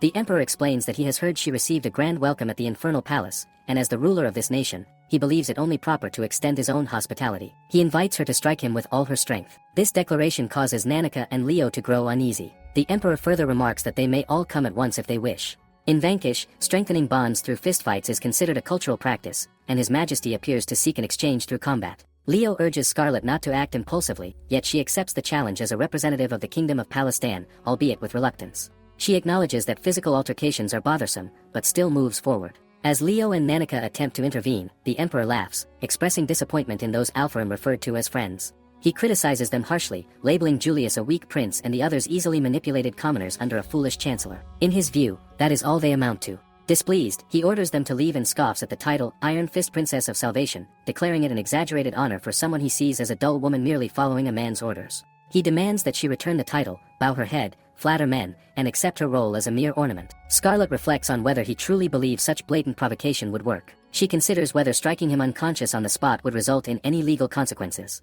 Prince Julius then comments on the matter, questioning whether the Emperor could provide a will naming his successor if the Iron Fist Princess were to kill him. The Emperor laughs at the situation, finding it surprisingly entertaining that provoking her could yield such reactions. He assures them that even if he were to die, Luke has already been informed of the identity of his successor. Prince Julius records this statement on a device and signals Scarlet that she is free to act. Scarlet remarks on how thoroughly prepared the Emperor appears. She then charges forward. Prince Julius advises Leo to remain calm, revealing that the armor worn by His Majesty is the legendary magical artifact known as the Red Scales of the Undying Dragon. As long as the wearer's heart continues to beat, limitless vitality is stored, and no injury or illness can take their life. Scarlet warns the Emperor to prepare for a full cultural exchange of fists, vowing that he will feel it with every part of his body. The Emperor acknowledges the power of her punch. She notices that he vanishes and senses his presence above her, preparing to use a spell called Shatter. Scarlet accelerates, doubling and then tripling her sensory speed, and finally quintuplicating it. She counters with a powerful leg strike, momentarily wondering whether she has killed him. Leo panics, pleading that she not kill the Emperor. Luke reacts by unleashing dragon fire, forcing Scarlet to stop. Scarlet falls, and the others rush to check on her. She confirms she feels no pain, but experiences a sensation similar to the aftereffects of overusing divine blessings. Prince Julius realizes that the attendant Luke is actually a dragon. The Emperor cries out to Luke in distress, lamenting that his beloved has been harmed. He apologizes to the delegates of Palestine and excuses himself for the night. With Luke transformed into a dragon, the air grows even heavier. Nanika recalls hearing that Vanquish has several dragon enthusiasts who adore dragons as lovers, noting that love can manifest in many forms, including fascination and obsession. Prince Julius then considers intelligence reports indicating that spies are operating within a specific garden of the Flame Emperor's palace. One spy overhears a secret conversation between Vargas and Ifrit, who are rivals for the position of the next imperial successor. The spy wonders what they are discussing. Ifrit angrily demands that Vargas stop interfering, declaring he will not accept the situation. Vargas responds that acceptance is irrelevant, as His Majesty has chosen Alpharim as the future emperor. The spy realizes this explains why they have gathered in such an unguarded location. Vargas explains that His Majesty aims to build friendship with the Prince of Palestine to establish an alliance between the two nations. This decision enrages Airfit, who criticizes the Emperor for abandoning conquest in favor of camaraderie. Vargas remarks that the time has come and instructs Ifrit to prepare, stating their plan to kill the Emperor that very night. Ifrit insists that the Emperor will die by his hand alone. Sigurd recognizes the urgency of reporting this information to Lord Julius. Suddenly, a black figure appears, causing Sigurd to panic. The shadow warns him to flee before declaring that he must die, mocking him as a Palestine monkey. The following morning, the concubine greets Scarlet and wishes her good morning. Scarlet returns the greeting, and the others ask whether she slept well. She confirms she rested peacefully and notes that Nanika also slept soundly. The concubine apologizes for interrupting while Scarlet prepares, explaining they have a request. Scarlet dons Vanquish attire, and the women express their hope that she would wear it, praising how captivating she looks and how it elevates the beauty of the garment. Scarlet thanks them, but they insist the gratitude belongs to them. They admit their rough hands and burly builds make them unsuitable for such elegant clothing. Scarlet responds that their hands reflect their discipline, effort, and daily labor, refined and gleaming like jewels. She states they serve as perfect adornments for Vanquish attire. The women quickly grow fond of Scarlet. Soon after, someone informs Scarlet that visitors at the gate request an audience. Scarlet steps outside and encounters the Crimson Knights, whom she recognizes from the previous monster hunt. They explain they are delivering something from Jean. Scarlet opens Jin's letter, which includes a permit granting access to the Imperial Archives, as he believes it may aid in researching Lowland's sickness. Though he cannot accompany her, he has sent subordinates to guide her, even suggesting she lightly punch them if they become troublesome. Scarlet thanks Lord Jean, already anticipating a headache. At the Imperial Archives, one knight informs Scarlet that he has gathered materials related to dragons. Scarlet realizes the research will be difficult, as there is very little mention of Lowland's sickness. She considers that Lady Hecate may hold useful clues. Suddenly, a mysterious man appears beside her and speaks of a secret ritual that binds the souls of a dragon and a human through 3 spiritual bonds, intertwining their lives. He claims that if a curse cannot be removed, it can be overwritten by an even stronger curse. Scarlet turns to question whether this method might cure Lowland's sickness. At that moment, the Crimson Knights return, informing her they have found something promising. When Scarlet looks back, the mysterious man has vanished. That voice, it sounded just like the one she had heard during the fight with His Majesty. When asked what was wrong, she said it was nothing. More importantly, had any of them ever heard the phrase, "the hearts were before"? Suddenly, a bell rang, making the knights uneasy. There was no mistaking it. It was a funeral bell, meaning that a member of the imperial family had died. In the room, Prince Alfram addresses the people of Palestan, expressing his gratitude for their gathering. He trusts that the meaning of the bell that just rang has been conveyed through his attendants. The one who has passed away is his father, and the announcement leaves everyone taken aback. Prince Julius, surprised, questioned the reason of the death. Alfram explains that it was illness, caused by a curse inflicted on his father during a battle with a demon. His father had been informed by his doctor that his time was limited. Scarlet remarks that there had been no sign of it until the previous night, not even the slightest indication. Alfram responds, acknowledging that he has heard about the training grounds. He had been overjoyed to have fought someone as strong as Scarlet while at full strength. The outcome was only a matter of time, and he insists that Scarlet bears no responsibility. On the contrary, he feels gratitude toward her. Prince Julius then asks who has been chosen as the next emperor.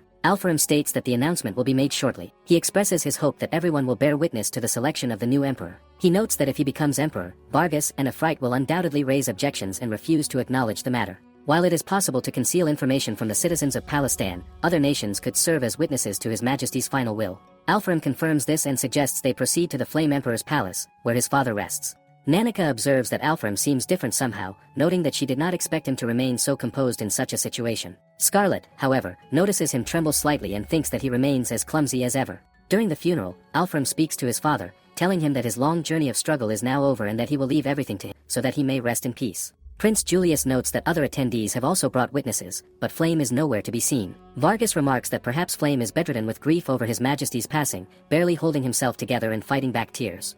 Alfram, however, asks if it is Vargas doing. Vargas accuses him of making a groundless claim, reminding him that even as the first prince, he cannot overlook this. He asserts that if Alfram needs to express his sorrow, it should be directed toward the man over there. He also recalls that it was the emperor himself who forbade fighting, fearing escalation into bloodshed. Prince Julius tells Alfram to wait until the reading of the will is complete before making a scene. Luke steps forward, holding the emperor's ring, and opens the will. He announces that he shall now read the late emperor's words. By the name of the current emperor of the Vanquish Empire, Byrne, he declares the next emperor, and the name is Flame Ray Vanquish. The revelation shocks everyone, who wonder if Lord Flame will truly become emperor. Weren't his own choices meant to exclude him from the line of succession? Prince Alfram, recognizing Vargas' involvement, seethes at the thought that he would tend his father's affairs with such petty schemes, calling it unforgivable. Scarlet intervenes, urging restraint and reminding him that acting rashly would only play into Vargas' hands. Vargas instructs everyone to be silent, and the new emperor is officially crowned. Applause fills the room as everyone raises their hands.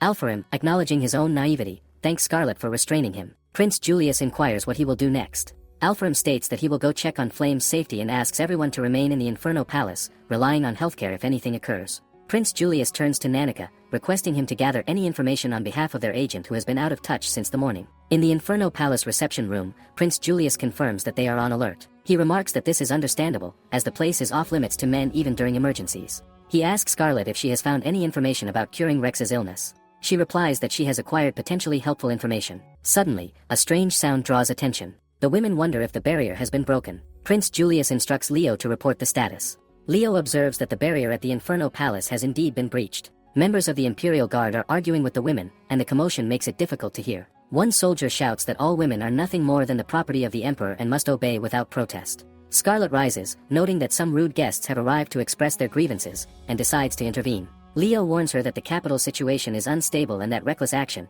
even on behalf of visitors from another nation, could worsen matters. Scarlet, however, insists that justice is on their side and those who trample on women's dignity must face the iron hammer of justice.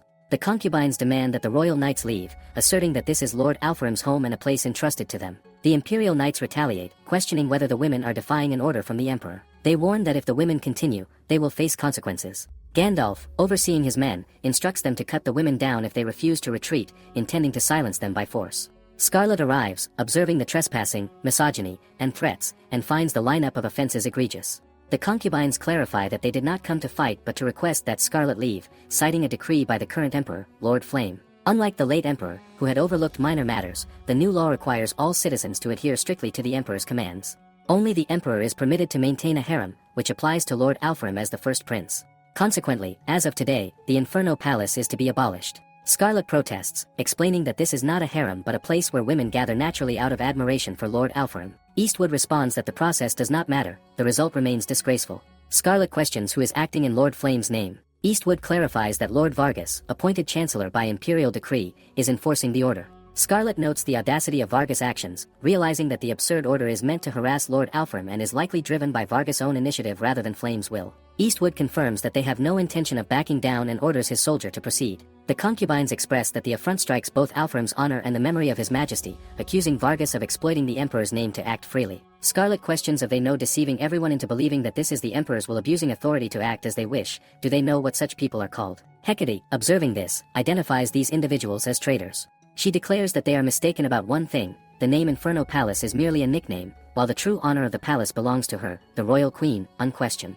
She warns that provoking the wrath of the Black Dragon Princess will carry a steep price. Gandalf declares to the captain that he will take care of the Slaughter Princess himself, because she killed his brother. Scarlet responds to Lady Hecate that she will handle it, making Hecate remark that she is 1,000 years too young to fret over her. Scarlet moves forward and begins to fight Gandalf, commenting that it is surprising he wishes to avenge his brother. Gandalf answers that a weak brother who only bullies the powerless does not truly concern him. This, he admits, is merely an excuse to fight her. Crushing and consuming the strong is the thrill of battle, something Scarlet unfortunately does not understand. She admits that she is not fond of conflict. Scarlet activates triple acceleration. Gandalf acknowledges that her punches are impressive, but boasts that he possesses the blessing of the Earth Mother Kybal. All damage he receives is converted into flesh and blood, increasing his strength and speed. Scarlet realizes the fight is taking longer than expected and wonders whether the maids will be able to endure. Gandalf notices her distraction and demands to know where she is looking. Suddenly, someone whispers to her, telling her that they will not let her mistake go unheard. Scarlet recognizes the voice, certain she has heard it before. The voice urges her to take advantage of the situation. She sees something and immediately understands.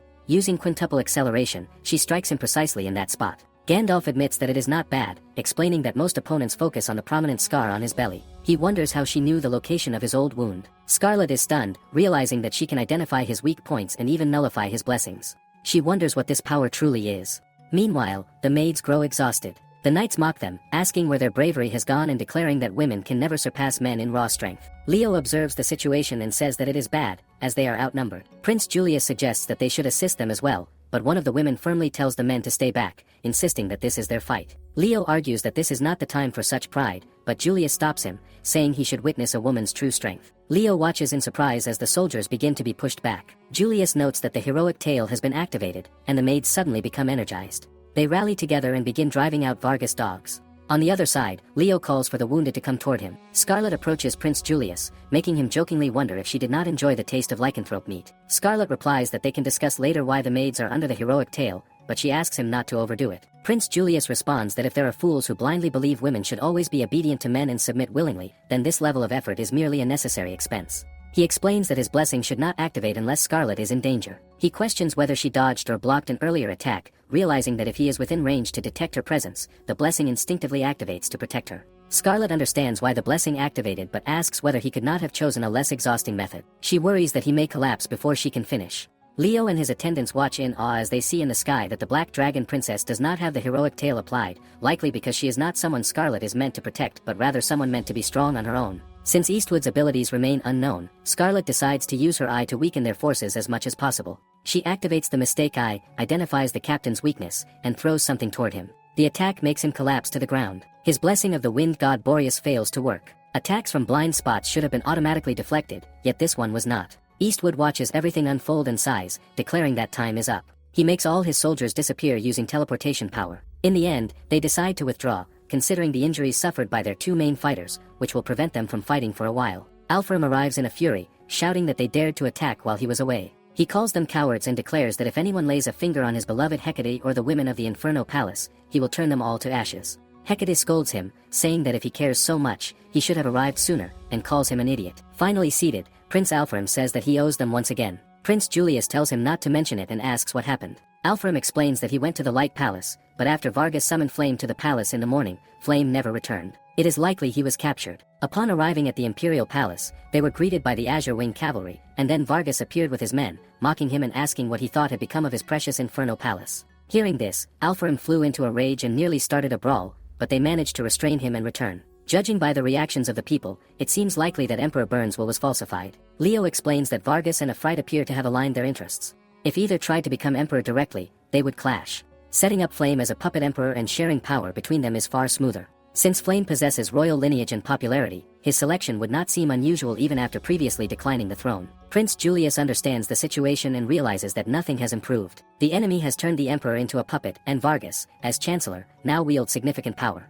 If they make any rash move, they will be labeled traitors. The entire army would be sent against them, and they would be defeated by the soldiers and knights of this nation. Even the people would turn on them. It is a difficult reality to accept. Justice may be on their side, yet they have no way to prove it. In this situation, they cannot even step onto the battlefield. Scarlet asks about Rex, wondering if he was at the Light Palace. Prince Alfram says he heard Rex went to the Imperial Palace with Flame, but assures her that Rex will never be harmed, as Vargas would not dare act against a dragon due to their alliance. Nanika suddenly interrupts, saying that this is not entirely true. Scarlet asks where he has been. Prince Julius explains that Nanika infiltrated the Imperial Palace to gather information. Julius asks what he discovered. Nanika reports that Vargas and Ifrit apparently had a falling out. Some officials were gossiping that Ifrit's behavior has been strange, ignoring Vargas' orders and refusing to leave his post. Prince Alfram sees this as an opportunity. While Vargas oversees the entire army, his personal forces are limited. At most, he could spare 400 to 500 soldiers. If they are going to act, now is the time.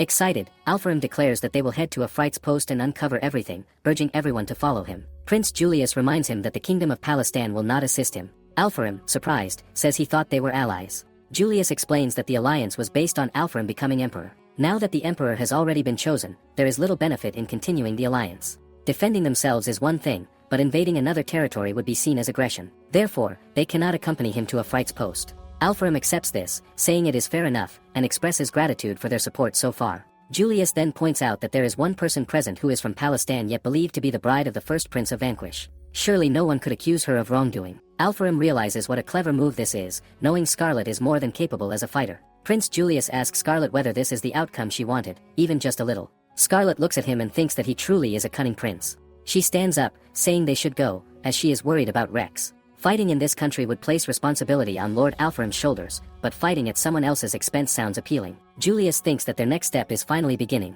Leo arrives with Sigurd. Prince Julius asks what happened at the Imperial Palace. Sigurd reports that he can confirm Vargas and Ifrit were conspiring to assassinate the emperor, and he has obtained the evidence. Julius notes that Sigurd appears to have fought his way back. He admits that he was nearly killed by enemy assassins, but then suddenly a man appeared before him and declared that he would now teach them what true violence is. Just a short distance away lies the outpost where every height is stationed. Alfram asks everyone if they are ready to storm, and seeing their excitement, Nanika wonders if they are seriously planning to charge headfirst. Jean, however, sincerely apologizes to Scarlet for the actions of these fools. Scarlet assures him it cannot be helped. As a temporary member of Vanquish, she understands the critical responsibility she bears and resolves to live up to the expectations.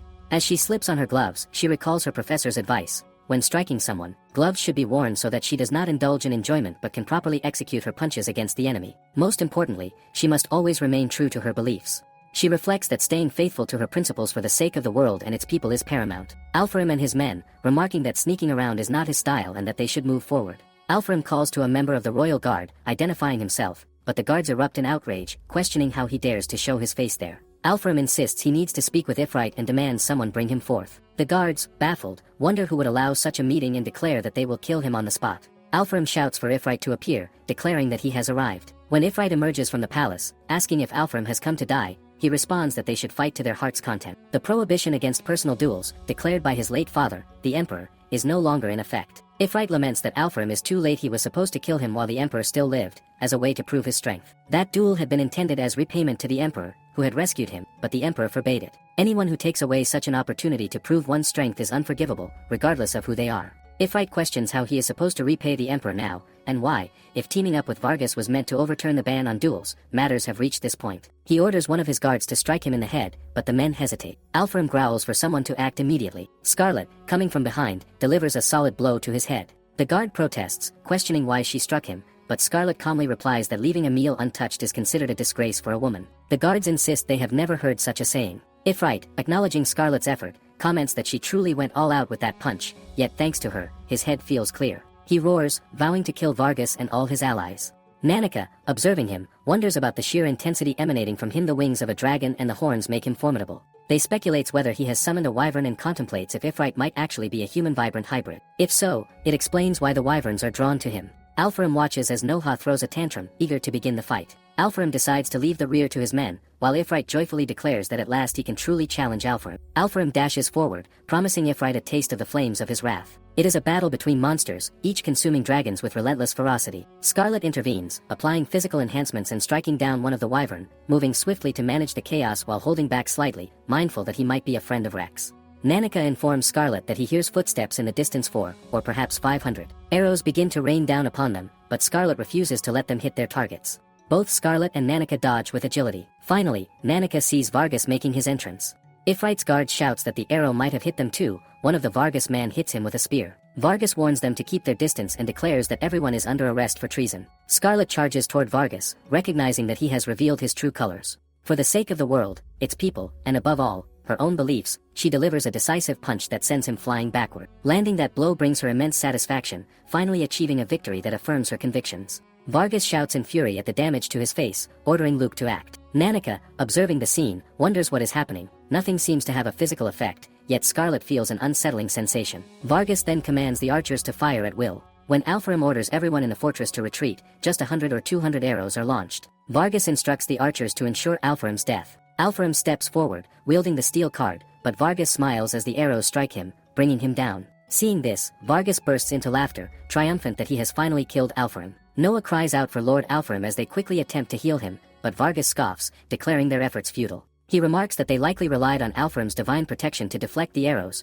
yet these projectiles are coated with a poison potent enough to incapacitate a wave runner with a single strike. To think that Alfram endured them without activating his divine protection astounds him. Luke is able to deploy a barrier to clarify the divine protection. Scarlet, observing the situation, notes that it has become quite troublesome. Noah continues to cry for Lord Alfram to awaken. Jean assesses the severity of the injuries, realizing it is no use. The wounds are far too deep, and even if they are closed, it will not be enough. Scarlet tells Jean that she cannot explain in detail, but with her own divine protection, she can heal Lord Alfram. She also informs him that there is a hidden section of the Inferno Palace on the eastern cleave and that they must reach it. Ifrit, standing before Alfram, vows to kill both Vargas and dares them not to let Alfram die. Vargas remarks to Ifrit that he has become quite unsightly. He apologizes if it seems uncharacteristic of him to assist, but declares that the eastern escape route is already under his control. Nanika immediately recognizes it as an ambush and realizes the chaos they are facing. Jean comments that they must carve a path for themselves.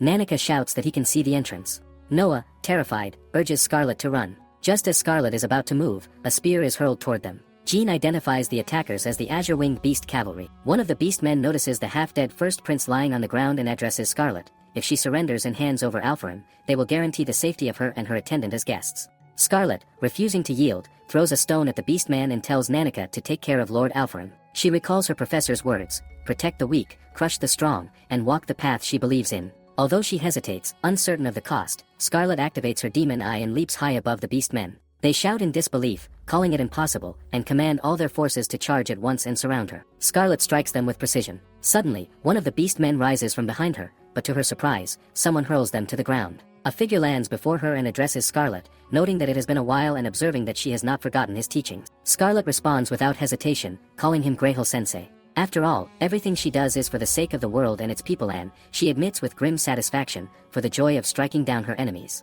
Even now, Scarlet vividly remembers what happened 10 years ago, when she was 7 years old. Her tutor, Professor Greyhole, taught her for only a week, but in that short time, he imparted knowledge about the continent's history, its rare creatures, and even mystical arts passed down since ancient times. Yet his two specialty subjects were those that made Nanika exclaim in shock, questioning what kind of subject it could even be. The beast men comment that monsters continue to attract more monsters, warning that at this rate, they will be wiped out. Scarlet turns to the professor and asks if she can leave this task to him. Greyhole, once her tutor, says it would be his pleasure to grant his student's wish. Before departing, he places a hand over her eyes, explaining that they have been enchanted by dark magic. Suddenly, Rex calls to Scarlet from above and lands gracefully on the ground. Nanika asks if he was not captured by Lord Flame, and Rex confirms, explaining that Ifrit broke him out. He had heard from the guards that Alfred and the others were heading toward the outpost, so he rushed there, only to find Alfred and the Drakes already down. He had simply thought to get out and bring them along. He notes that the arrows fired earlier were laced with a potent poison, no wonder. Nanika hears approaching footsteps, and Rex grows concerned. Scarlet reassures him not to worry, promising that she will save everyone.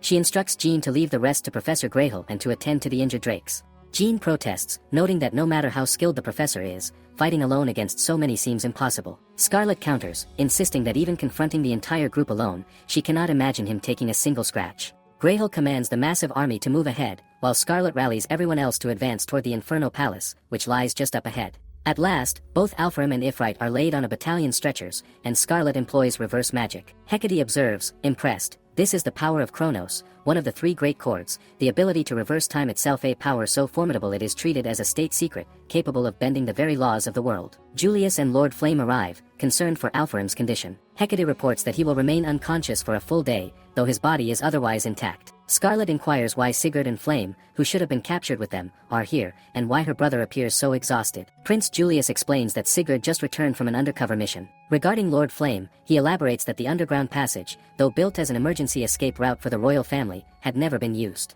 The royals had always preferred to fight and die rather than turn their backs on the enemy. Poor Leo pleads with Prince Julius to reconsider, arguing that fewer than 30 attempting to rescue Lord Flame from the Imperial Palace while Lord Vargas is away is reckless. Prince Julius turns to his advisors, noting that his right-hand man shares this concern, but asks for their thoughts. The Crimson Brigade Knights shout in defiance. Who do they think they are? They are the Crimson Sky Dragons, a force capable of taking on 1,000 soldiers. The Crimson or Azure Sky will rule the continent. Leo warns that, given Julius's nature, if he has a plan, it could be dangerous. Julius admits that watching Scarlet has influenced him, perhaps it would not be so bad to forego restraint and crush them with overwhelming force.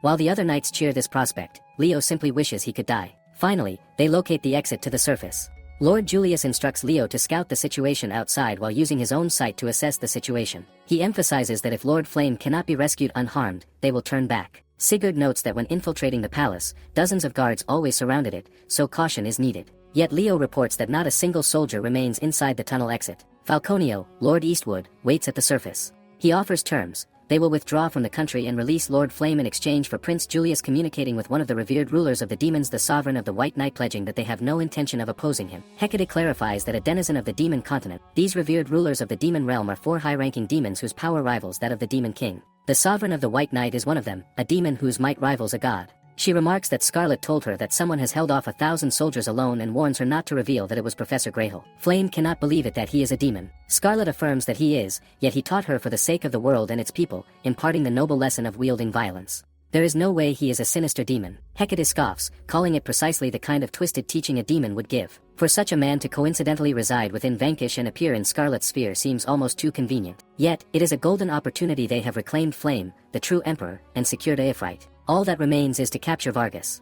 Flame notes that, as they know, he was appointed emperor as part of Vargas's schemes.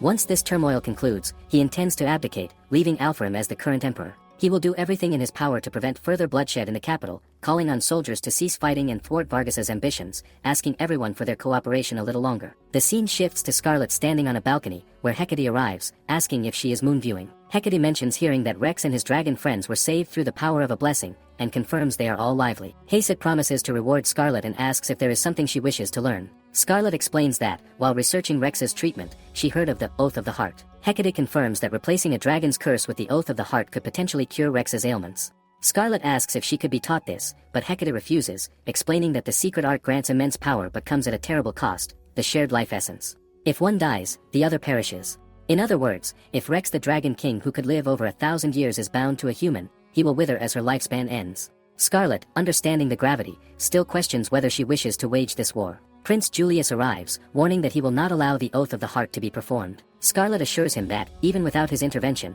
she would never take actions to shorten Rex's life. Julius insists that his blessing protects her, but if they face an enemy with godlike power, Rex alone will not have the strength to defend himself. Scarlet questions if he is implying they are weak, yet Julius clarifies he never said such a thing. When she tells him not to interfere, he admits he cannot overlook her. She is irreplaceable to the nation. Scarlet acknowledges this, understanding he is only concerned for the country's sake. Julius takes her hand, saying it is not just for the nation, though Scarlet does not understand because he always dodges the important matters, never revealing his true feelings. He fears that if he continues to hold back forever, she may grow tired and seek someone else. With that, she bids him good night and pleasant dreams. The scene shifts to Hecate sitting beside Lord Alpharim, contemplating the barrier that nullifies blessings. The reports from Jean and the others were shocking, but if Alpharim was injured so severely, the power behind it must be real. Long before, she had only heard myths of such a thing. Meanwhile, at the southernmost step of the Palestine kingdom, Terenetza begins another day of labor, only to cry out in frustration. She has been sentenced to hard labor and dispatched to the frontier along with second Prince Kyle. The two of them struggle against each other, hitting the ground forcefully and collapsing into the earth. She cries in despair, questioning why her life keeps turning out this way. As she falls to the floor, she realizes this is the birthplace of the primordial dragon, exiled from heaven in ancient times. Dragons, once divine steeds of the gods, mighty, desireless, obedient, and divine servants, had existed in harmony. Yet one dragon, after consuming an apple given by a goddess, awakened to desire, altering the course of history forever. The next morning, Scarlet prepares herself, remarking that as always she feels more comfortable in her usual dress. She knows she needs to stay alert so as not to be outdone by Lord Alpharim and Ifrit, who has recovered only a few hours ago. Alpharim questions Ifrit, asking what he has just said. Ifrit explains that he has told him everything that happened until the moment he got his hands on Emperor Byrne. Hecate orders him to tell his story properly. He begins by saying that he learned from Luke that His Majesty had chosen Alpharim as the next emperor. Since he was forbidden to fight against Alpharim and could not prove his own strength, he felt that his life's purpose had been stolen. Unable even to become emperor, he began to hate His Majesty. However, he confesses that he could not bring himself to kill the man who had been his mentor and taught him how to live. The moment he lowered his sword, purple feathers appeared in his field of vision.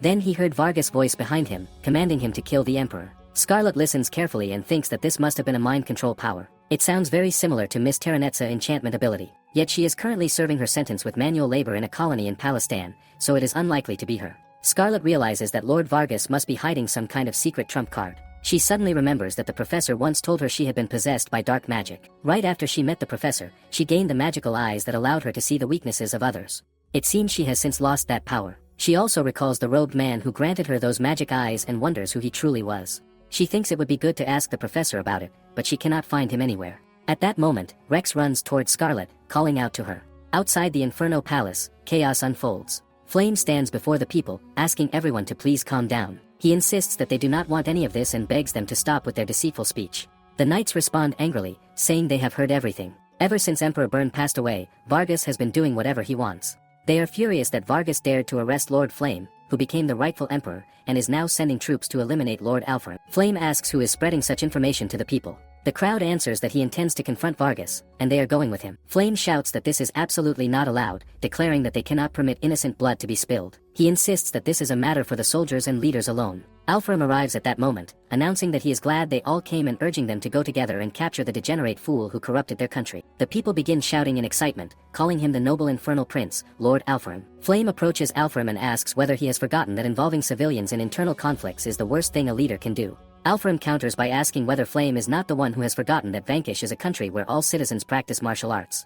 If they fail against Vargas and allow this dishonorable villain to dominate the country, the people will naturally take up arms and rise. He tells Flame that this is not merely their personal fight. It is the people's battle against a tyrannical ruler, a war to protect the foundation of their nation. Ifrit adds that unlike Alpharim, Lord Flame is rather kind, but he assures him that they will not allow the people to be harmed. Alpharim agrees, yet warns that their opponent rose to the rank of general strategist purely through intelligence, and any weakness they show will not be tolerated. He turns to the crowd and declares that together they shall wipe out Vargas. Flame watches Alpharim and thinks that, as expected, Alpharim truly is the one who deserves to be emperor. Prince Julius observes the scene and notes that everything seems to be going well. Scarlet comments that he looks satisfied for someone who arrived late. Julius informs her that they have been busy until now working with the Knights of the Crimson Dragon Squadron. Scarlet asks whether it was he who spread the information to the people. Julius replies that it was actually his idea. One of the Crimson Knights adds that he spent the entire morning running around the capital to make it happen. Noah is delighted to see that Lord Alpharim has recovered, and Alpharim apologizes to everyone for worrying them. Scarlet thinks that if this was Lord Julius' plan,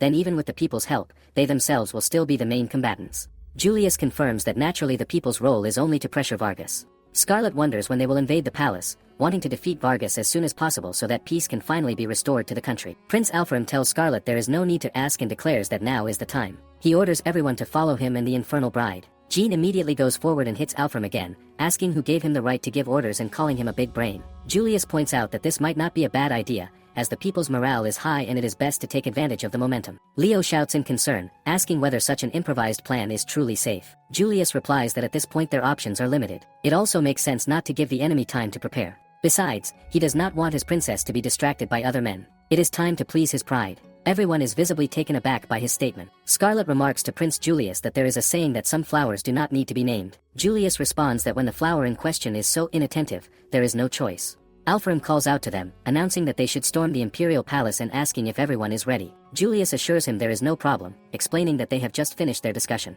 Alfram then turns to his fellow countrymen and declares that it is time to enjoy their main course. Elsewhere, the scene shifts to the professor speaking with a hooded man. He asks whether this man was the one who gave Scarlet the magic eyes and requests that he not interfere with his student. The hooded man tells Greyhill not to be so harsh. More importantly, he informs him that troublesome visitors are coming from Lindbergh to the Demon Continent and instructs him to go deal with them. Greyhill asks whether the man intends to stay here. The hooded figure replies that yes, he will remain behind to observe his dear student's battle. At the Imperial Palace, Vargas strikes the throne chair with his first, shouting in frustration that there is still no confirmation of Alfram's status, Flame has escaped, and that Falconia has returned. As the tide of events overwhelms him, he lashes out at everyone around, demanding how things could have come to this point when his plan was flawless. Turning to Luke, he suggests that perhaps they could use that to their advantage, but immediately curses him for his incompetence, calling his enchantment power and anti-blessing barrier mediocre, nothing more than dead weight. Suddenly, a guard bursts in, reporting that the forces led by Emperor Flame and Alfram have taken over the palace, spreading chaos, and that skilled warriors from across the capital are gathering. Vargas, enraged, orders the guard to prevent anyone from entering through the gates. The guard remarks that the woman in the red dress at the forefront is dismantling the defenses with terrifying ease, as most of the palace guards have already fallen. Scarlet, amidst the chaos, wonders where the man could be hiding. The guard exclaims in disbelief, questioning how they could possibly stop this monster, pointing out that it is not just her but Emperor Flame and his forces. The guard murmurs to himself, insisting that their duty is not merely to defend the gates, not to impose order. At that moment, Prince Julius arrives from behind, asserting that all is unnecessary, as he and his companions have already opened the gates through a secret passage of the imperial family. The guards, astonished, question how he managed it. Julius calmly asks them to surrender peacefully. Jean informs Alfram that the soldiers in the palace have surrendered, realizing there is no honor in fighting against those they are meant to protect, and reports that Vargas has fled toward Emperor Burn's chamber. Alfram praises the update, ordering immediate pursuit of Vargas while asking Flame if he can handle the situation here. They reach the Emperor's chamber, but Vargas is nowhere to be found. Leo announces that he detects no one inside. Hecate asks them to check the weapons, noting that one of Alfram's father's favorite spears is missing, wondering if Vargas has taken it. Hecate confirms her suspicion. Scarlet inquires if the weapon is significant, and Hecate explains that it is the key to the vanquished national treasure, the scales of the primordial dragon. Whoever consumes the scales gains divine power, and the key to the treasure had been disguised as an ordinary weapon. Vargas, having obtained the scales, declares that with them he can eliminate Scarlet and Alfram at once. Luke's eyes gleam as he notices the scales.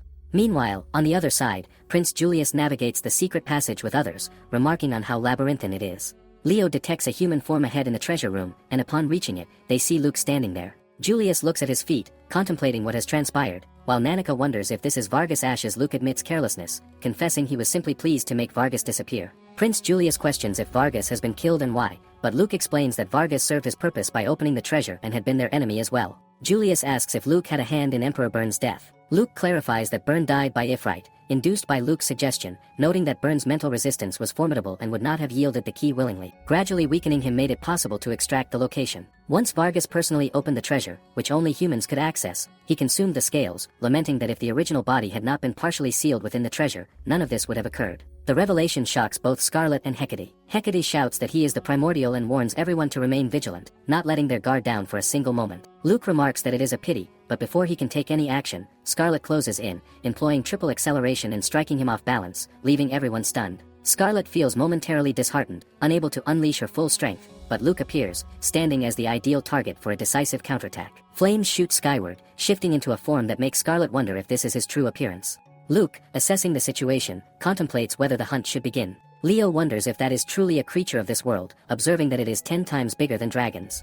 Luke declares that he must thank the people of Palestan for defeating the priestess of Palmia, the goddess who once had him expelled from the heavenly kingdom. With Palmia's influence reduced in this world, he announces that he can now use all of his true power as he casts a blinding magical light downward. The Crimson Dragon Knights shout that they will not allow him to succeed. Alfram steps forward and says that they should crush him together. Hecate unleashes her black iron chains, restraining Luke, and commands everyone else to attack, explaining that to damage such a massive body they need a powerful coordinated blow. Prince Julius asks Leo to lend him his magical energy and orders Nanika and Sigurd to provide support while they complete the spell. Alfheim charges forward and strikes Luke directly in the head. Alfheim shouts that the huge monster is his prey, but Alfheim replies that it is already too late, making Alfred complain that he had been waiting for the perfect opportunity. Meanwhile, Scarlet rides on Rex and activates the Blessing of Kronos, using triple acceleration. She thinks to herself that large targets are far more satisfying to hit. Luke taunts Scarlet, telling her that she cannot even scratch his body, and demonstrates his regenerative power as he frees himself from the black chains. Julius begins chanting, calling upon the distortion and crushing of all things, creating an elemental break that crashes down with devastating force. Nanika stares in awe and remarks that it is like witnessing a natural disaster. The land of another country suffers immense destruction, and the magical backlash nearly gives Leo a stroke. Scarlet notices that Luke suddenly declares that enough playing around has occurred, and that from this moment onward, this country and all of them will be eliminated from this world. Leo, seeing the massive magical attack barrier forming, cries out that the situation is bad. Just as Scarlet prepares to use the Blessing of Kronos again, a hooded man suddenly appears beside her and tells her that it is useless, explaining that her blessings and magic cannot stop the time module dragon. Scarlet asks the mysterious man who he is. He calmly replies that she should not worry, saying that he has only come to give her power. Scarlet recognizes him as the man in the robe who has contacted her several times before. She realizes that her professor must have taken back the magical eyes he gave her last time. Scarlet questions why he is helping her and asks if he knows Professor Greyhole. The hooded man answers that he and Professor Greyhole are actually old acquaintances, and that he is granting her power because he believes that helping her now will eventually benefit him. He warns that such tremendous power always comes at a price, but her options are limited. Before he can finish speaking, Scarlet interrupts and says that she accepts. She asks directly if, with his power, she will be able to stop that attack. The robed man remarks that she desires power without fearing the cost, and agrees to grant it. At the same time, the Crimson Knights shout that the enemy's numbers are overwhelming and that the situation is madness, claiming they will not survive if all the attacks strike at once. Flame orders everyone to prepare defensive spells. Luke announces that it is time for their desperation, but suddenly notices that his magic circles are disappearing. The robed man has given Scarlet the Evil Eye, a power that can disrupt the magical flow of anything she sees. He instructs her to use them wisely. Luke shouts in confusion, demanding to know what is happening, while the others rejoice as the magical circles continue to vanish. Scarlet orders Rex to take her directly to Luke. She launches toward him fearlessly, calling out for him to come on and mockingly calling him a flying lizard. With confidence and excitement, she declares that it is time for them to beat him up. In the past, Scarlet is seen punishing a man who is troubling a child. Afterward, she reflects that the experience was about 80% satisfying. Suddenly, Leo rushes in from behind, demanding to know what she is doing. Scarlet responds, noting that he was supposed to be working in his room. He explains that he had gone there but found something disturbing, prompting him to come immediately. Scarlet confirms that she was indeed volunteering to deal with some thugs attempting to swindle money from children. Leo shouts at her not to look so proud after beating people up. Nanika is present as well. Observing Scarlet's glove, he wonders whether it is some powerful magical tool. Scarlet explains that it is a magical item, but it merely stretches as she grows. It has no particularly powerful effects and is essentially an ordinary glove for punching people. Nanika, incredulous, thinks a glove meant for punching people is hardly ordinary and wonders if Scarlet has some personal attachment to it. Scarlet confirms that she does, recalling that it belonged to her since she was 7 years old. At that moment, her father arrives, asking Scarlet what she is doing in his study and reminding her that it is time for lessons with her tutor. Scarlet shows him a letter from her teacher, which apologizes for resigning in this manner. The letter explains that Scarlet is so exceptional that there is nothing further to teach her and requests that a more suitable tutor be found for the young lady. Her father cries out in frustration, noting that this is the 5th time it has happened and wonders if he should ask His Majesty to send a royal tutor. Scarlet, curious, ponders whether such a royal tutor could provide knowledge beyond what is written in the study books and whether they would be able to answer a question that no one else can answer. A month later, Scarlet meets her new tutor for the first time. She notes his unusual focus on a bird with silver fur and a red tail, a species she has never seen, not even in encyclopedias. The professor explains that these birds, called scarlet tail, migrate to other countries with milder climates only during the breeding season and return home after raising their young. They are rare and inhabit small northern countries. Scarlet comments on his breadth of knowledge, assuming his specialty is biology, but the professor insists it is not. He has naturally acquired this knowledge through travel across various countries. Unlike her previous tutors, who only knew their own surroundings and knowledge obtainable from books, Professor Greyhole has seen the outside world firsthand and teaches her about things she never knew existed. He introduces her to flying dragons inhabiting Vanquish, some of which can form contracts with humans, take human form, and even serve as guardians of the imperial family. He also explains the decline of relations with the Beastkin in Falconia Forest, originally friendly and cooperative hunters, due to a misunderstanding when an elf mistook a transformed Beastkin for prey and attacked. Leo and the Duke observe Scarlet's progress with approval, noting that violent incidents have decreased recently. Scarlet seems genuinely attached to Professor Greyhole, enjoying their conversations and even confiding her typical 7-year-old worries, such as her inability to make friends or sing in front of others. Yet, she still carries a question in her heart: why is it so wrong to hate people?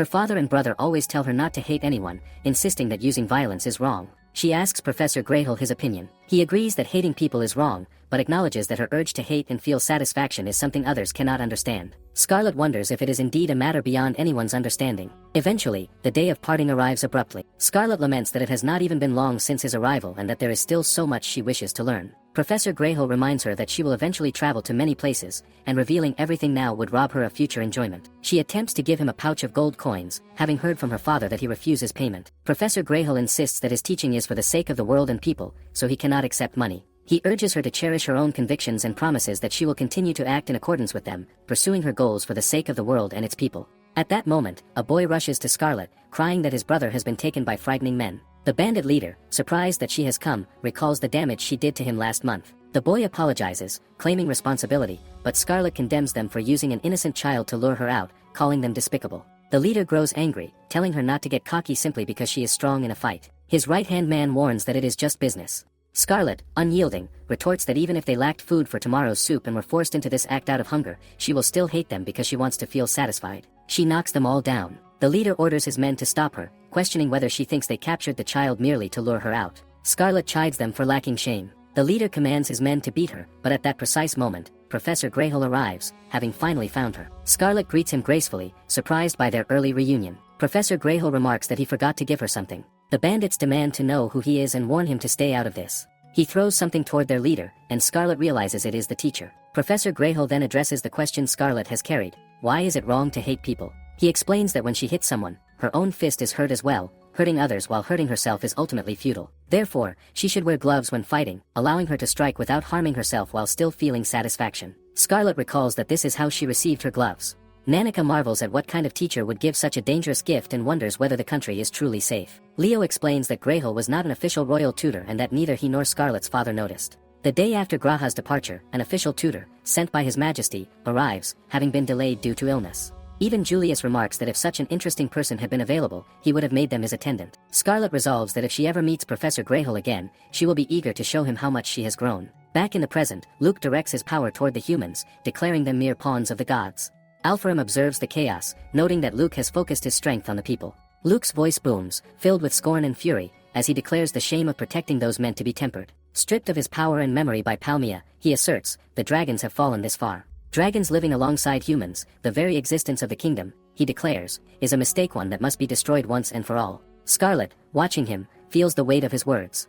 Alpharim cannot remain silent. He steps forward, dismissing Luke's rhetoric as nonsense, vowing not to let him ruin the kingdom or the people His Majesty sought to protect. Prince Alpharim calls out to those around him, asking them to lend him their strength. Flames ignite in response, rising and weaving through the air, and he commands everyone to unleash their fire, letting their collective flames reach him. With a surge of power, he invokes the blessing of Meteor, forming the infernal flame spear. Dragging it forward with determination, he prays to his father to watch over them, vowing to bear Vanquish as both his child and one of his people. The crowd cheers for him, their excitement growing as the volcanic blaze follows him. Nearby, Scarlet watches as the fires sear through the toughest surfaces. She requests, almost casually, that the most delicious part be set aside for her. Luke roars in fury, sensing Scarlet's gaze upon him. He notices her eyes, understanding immediately that she has received them from a being tied to the Abyss, a high-ranking demon no less. The cost of such power, he realizes, will be unimaginable. Scarlet acknowledges the truth of his observation as she feels her own power surge, a sensation that cannot be contained. Prince Julius, standing nearby, urges her forward, recognizing that she cannot suppress the urge building within her. With a single, decisive motion, Scarlet channels her power through her fist. Using overlock acceleration, she sends the flying lizard crashing to the ground. Rex, watching anxiously, asks if she is alright. She grins, exhilarated, responding that it felt amazing. The crowd, witnessing her feat, erupts in cheers. They marvel at the scarlet figure who has smashed the airborne creature to the ground with a single fist. It is their boss lady, their savior. The enemy had been countless moments ago, but before anyone could react, all those present are drawn to her, compelled by her presence. Prince Julius remarks to Prince Alpharim that there is nothing strange about it. Scarlet is more beautiful than anyone in the world, more violent than anyone in the world, and undeniably supreme in her power. The scene shifts to a prisoner cell. Guards whisper to each other, recalling the ancestor dragon's immense size and their near panic as it began to regenerate. One asks why the other looks so frightened, and the reply comes that the dragon is merely wearing a magic tool, and its manner is harmless. Yet when they look again, the sheltered dragon has vanished. Elsewhere, the robe guy figure realizes that Chrono has acted first while the dragon was still weak, potentially bringing the ancestor dragon under his control. Professor Greyhill arrives, addressing him calmly, reminding the man that he had warned him not to interfere with Lady Scarlet unnecessarily. The robe guy complains that Greyhole is late and dismisses any further lectures, stating that the demonic eye he granted Scarlet is what enabled her to defeat the ancestor dragon. Without it, humans could never have prevailed. More importantly, it was Scarlet's own will, the desire to seek power, that achieved the goal. With the objective complete, the girl, blessed by one of the three great gods, Chrono, has been brought to their side, ready to return to the demon continent. Professor Greyhole nods, addressing the robe guy as Master Dante Lord, though his thoughts linger on Lady Scarlet.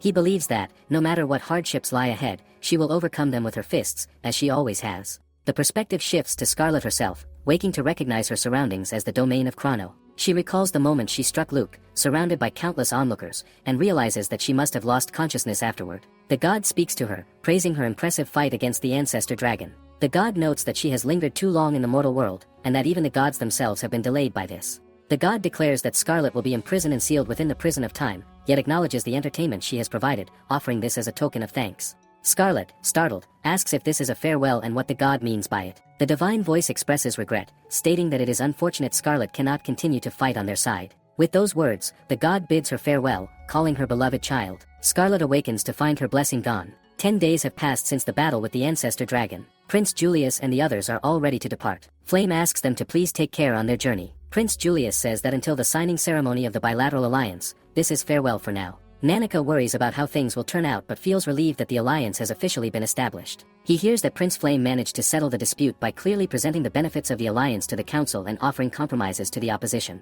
Prince Flame's political skill is worthy of a sovereign ruler. Prince Julius comments that if Flame were the emperor, he would have no worries about maintaining peaceful relations with Vanquish. Scarlet shares the same sentiment, believing that a kingdom ruled by Prince Flame would surely be one of balanced wisdom and courage, unlike the current muscle-headed empire that relies on brute strength alone. Hecate arrives, saying that she has good news to share. She announces that Prince Alpharim is also here and apologizes for keeping them waiting. After the alliance was sealed, Flame relinquished the imperial throne to Alpharim and was appointed as the newly established co-emperor in a dual monarchy led by two rulers. Flame tells Alpharim that he personally has no objection to serving as his brother's advisor even without a title. Alpharim insists that he must not be absurd, for if Flame is not given a fitting position, both the court and the people will erupt into riots and complaints. Vanquish has lost both its Grand General and commander of the Royal Guard, and filling those gaps alone would be enough, but to be honest, Alpharim admits he is utterly hopeless when it comes to politics outside of war. That straightforwardness is refreshing, so he leaves the political affairs entirely to Flame, devoting himself solely to military strength and conquest. Nanika wonders if everyone is truly fine with this arrangement. Flame eagerly assures him that he will gladly support his brother's path of conquest and asks him to leave it to him. Nanika cannot believe that they are all moved by this muscle-brained declaration. Hecate sighs, remarking on how hopeless all of them are. Prince Julius' original goal of forming the alliance has been achieved, but Scarlet tells Rex that she must apologize, for they still have not found a way to bring him home. She says that if no treatment can be found in this land that has coexisted with dragons for centuries, then they must ask someone who has lived long before the kingdom's founding, someone who knows the dragon kin. Scarlet has someone in mind. As she hugs Rex, she asks him to wait a little longer. Rex replies that he will be a good boy and wait. He tells Scarlet that Ifrit prepared a special potion, which will allow him to safely descend to Palestan land for about 1 day each week. Nanika interjects, saying it is not as if they cannot meet at all. Rex throws a tantrum, insisting that only once a week is not enough, and points out that Nanika will miss him too. Nanika shouts that, because of Rex's snoring echoing across the garden, he has not had a proper nap in days, so once a week will suffice for that. Scarlet wonders where Lord Ifrit is. Hecate replies that he has resigned from the Royal Guard and is now serving as a regular soldier guarding the northern coastline. That sea is infested with massive monsters, making it the most dangerous region with the highest death rate. Lately, the monsters have grown even more violent, attacking with greater frequency. Most of the Crimson Sky Wyvern riders have been stationed there as well, and even the 4 Crimson Knights have already departed, which is why they could not come to see Scarlet. Of all the missing figures, the Demon Continent and the southern allied kingdom of Lindbergh are particularly tense, a token of gratitude for defeating Luke and saving their nation. Hecate instructs Scarlet to ask the first prince for details and gives her a bag containing something before bidding them farewell. Alpharim reflects that the outcome is not bad. Hecate does not mind Alpharim interacting with princes or noble ladies from neighboring lands, but she reminds him of the vow he made to her. He has not forgotten about it, and she notes that he must fulfill his ambition. She gave him the greater half of her long life, yet he almost lost it without his life-bonded partner beside him. She hates him for that and admits she has not forgiven him.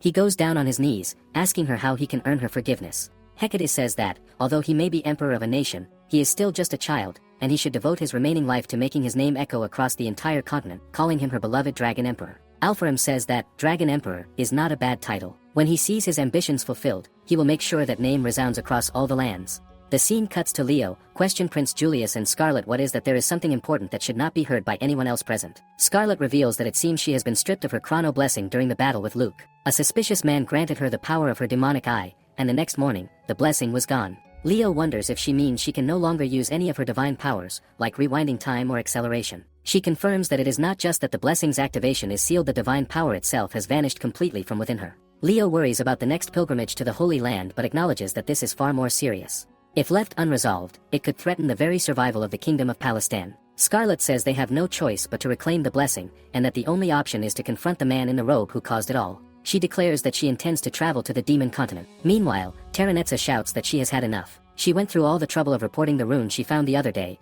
and this is the thanks she receives, not even a proper meal. She asks them to at least feed her something decent next time. She turns to Isabella, warning her to stop treating the men like servants, or her dinner will be revoked again. She then turns to Avrin, telling them to stop staring at their reflection in the puddle and to move their hands. She shouts at Kyle, asking if there is nothing that can rid her of this irritation he causes, and which makes him say don't ask for the impossible. She then turns to the suspicious stranger standing nearby, questioning whether he intends to get buried with the soil. The stranger calls Terranetza a reincarnate and announces that they will be taking her with them. Memphis, the hot spring village, lies nestled between the Vanquish Empire and the Palestine Kingdom. After a long journey, the group plans to spend the night there. Prince Julius discusses with Leo and Nanika the plan to reach Lindbergh as early as possible tomorrow. The only route to the demon continent from Lindbergh is by ship. Leo turns to Scarlet and explains that once the signing ceremony concludes, they will join the event with Vanquish in the capital, where he will meet her. He urges her firmly not to act recklessly in Lindbergh, regardless of any troublesome adventures she might encounter. Scarlet reassures him that there is no need to worry, as she possesses a special item from Hecate and will avoid any reckless actions,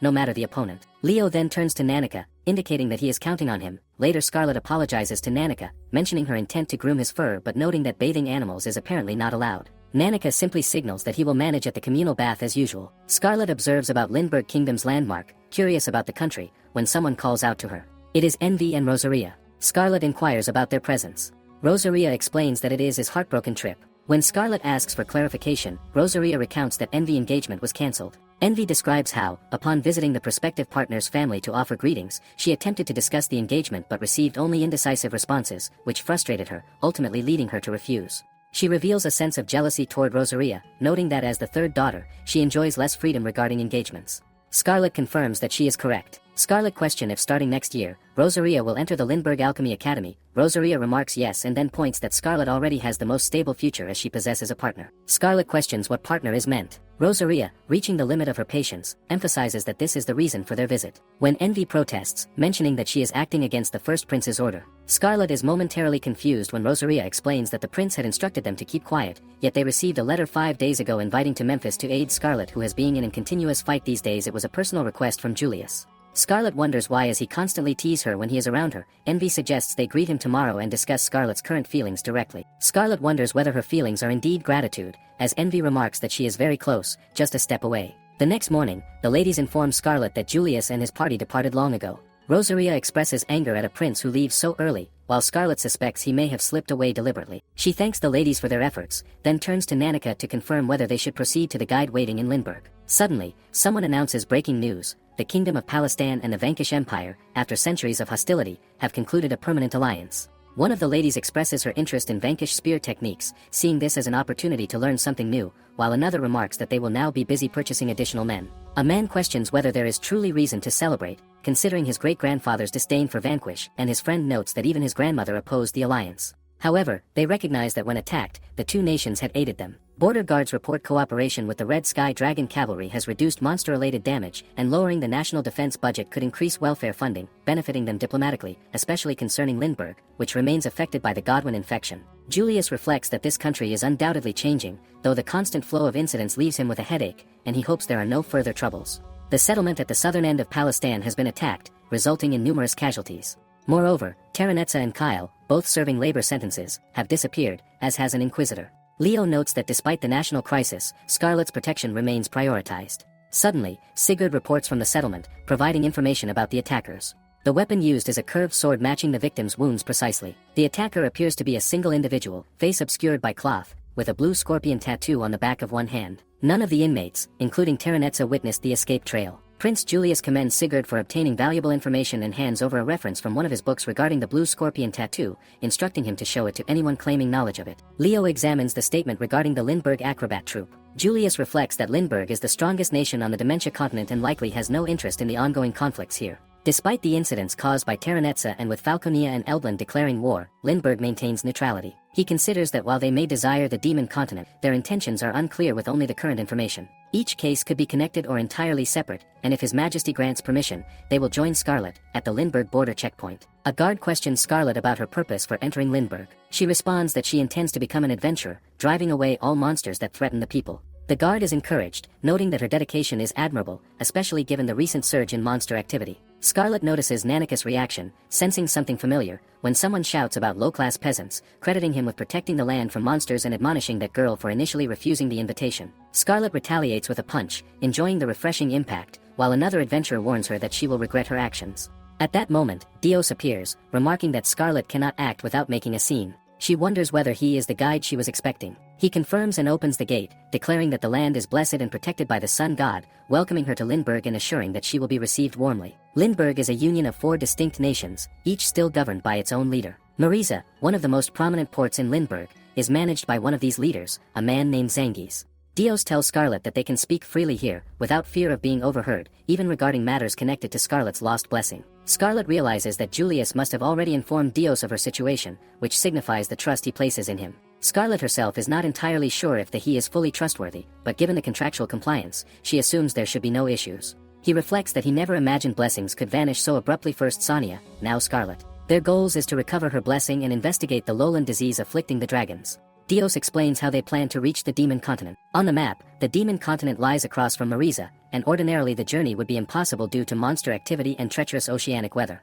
However, the armed fleet stationed in Mariza can make the crossing. Julius is currently using his diplomatic influence in Lindbergh to secure passage on one of these military vessels, meaning Scarlet will be staying in Mariza for some time. Scarlet acknowledges his explanation. Dios warns her that even for the prince, this process will not be easy, since Zangies is the type who only acts in his personal interest. Scarlet assures him that there is no cause for worry. Dios notes that she must have tremendous faith in Julius, observing also that he did not expect Scarlet to be capable of such resolute expressions. Scarlet reflects that she never got the chance to punch enough people back at the meat shop, causing Dios to startle. He reminds her that he still has work to finish and asks them to enjoy themselves. As Scarlet sits, she contemplates Julius' comment that her blessing is special and a matter of national security, and that preparations for a countermeasure must begin immediately. She wonders what she now represents to him, having lost her blessing. Nanika suggests that, being at a port, they should take a walk. Scarlet agrees, seeing it as an opportunity to join the Adventurer Guild and patrol the city for the sake of its people. The scene shifts to Scarlet planting some bandit on the ground, and she observes the guild members cheering. Even those who previously struggled are finally able to handle themselves, and they express gratitude toward her. The guild remarks that the rookie is incredibly strong. A man approaches Scarlet, pleading for help with poisonous snakes, while others request her assistance in exterminating monsters polluting the water. Rumors circulate of a female adventurer who captured a serial killer once ranked A, noting her relentless work clearing top-tier quests. Those who witnessed her prowess up close have nicknamed her the max-level princess. Despite earning significant money from her efforts, Scarlet insists she does not pursue this for wealth. Nanika cautions her that many lowlifes are looking to steal her gold. Scarlet warns that she will show no mercy to anyone who attempts it. Scarlet notices a suspicious man following her, assuming he is a stalker, and flings a gold pouch at him. To her surprise, the man is Lord Kyle. The scene cuts briefly to someone commenting on her prey disappearing despite his intense pursuit. Later, a man bumps into this woman on the street. He grabs her arm and questions her audacity, but then notices she is unusually striking. But this woman dispatches him with a single blow. Reflecting on Palestine, she notes that the country across the sea was far more entertaining. The narrative shifts to Prince Julius briefing Dios on the blue scorpion tattoo. He confirms with a prisoner at the scene that there is a high probability the attacker at the settlement belongs to the Scorpion troop, instructing Dios to investigate immediately. A knock interrupts them, and Dios opens the door to find Nanika and Scarlet. He notes that he does not care who she chooses to hit, but bringing them here is excessive. Scarlet reveals that the man with them is the second prince of Palestine, shocking Dios, who has just received word from Julius about the settlement attack, the escape of Terranetza, second Prince Kyle, and the Inquisitor. Scarlet, considering the circumstances, questions whether one of the escapees has been captured. Dios confirms, noting that it is helpful since he likely has information about the attacker. Scarlet seizes Kyle by the neck, prompting him to shout in protest. She demands an explanation for his stalking behavior in Lindbergh. Kyle, initially confused, recalls that he was pursuing the woman who had abducted Terranetza. Scarlet observes that she thought both had escaped. Kyle explains that they only came to Lindbergh to rescue Terranetza, and while it may appear as an escape superficially, Dios asks him to relay everything he knows about the attacker. Kyle admits he has limited knowledge, only knowing how that the captor looked. Nanika is impressed at how far Kyle has come, relying solely on skill formation. When Dios questions whether Kyle exchanged words with the attacker, Kyle recalls that as she departed, she reported to someone, claiming to have secured Terranetza, the final member of the hero's party. Scarlet wonders what exactly this hero party is. Dios explains that it is a legendary group of 4 that became famous for hunting monsters and demons on the demon continent. Everyone refers to them as the hero's party. One of the members is a boy named Excel, a celebrity whose name is known in every corner of Lindbergh. Word has it that during the last expedition to the demon continent, he managed to defeat 2 of the 4 demon lords. Because of this, the 4 great leaders personally rewarded him. Scarlet questions if Dios is truly saying that he defeated 2 beings with power equal to Master Greyhole, and at that moment, Nanika suddenly urges Scarlet to be cautious. Something is coming from above. Dios recognizes the threat as one of Isabella's minions.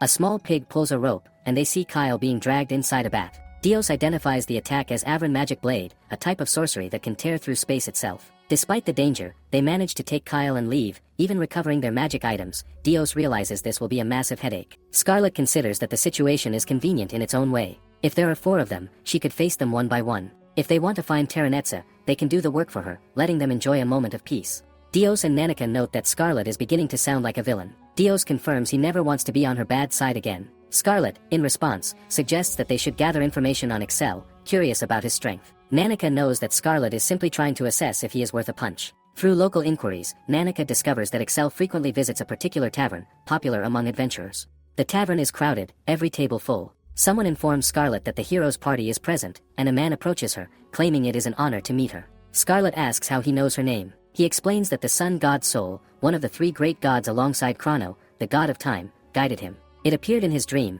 telling him that a silver-haired woman in a red dress would visit that tavern looking for him. He apologizes for not introducing himself properly and reveals his name as Excel, a student at the Lindbergh Knight Academy. Scarlet realizes that this boy is the Excel from the hero's party. Excel has been looking forward to achieving greatness alongside her, since they share a noble divine mission. It seems she has currently lost her blessings. Nanika warns him to watch his mouth and not make strange assumptions. Excel scolds Nanika, calling him a background NPC, but tells him not to interfere in a conversation between heroes. A girl beside them says not to fight, calling him Tanaka. He shouts at Paloma not to call him by his old name from before he was reincarnated, and Scarlet notes that this world feels familiar. She wonders if that means he is the same as Terranetza. While showing that he is a chosen hero, a man from behind invites Excel to join them for a drink, on the house, as thanks for their hard work. While he leaves to drink, Palma apologizes to Nanika, assuring him that she will not allow anyone to say anything inappropriate to Nanika again. Scarlet observes that the 2 are complete opposites.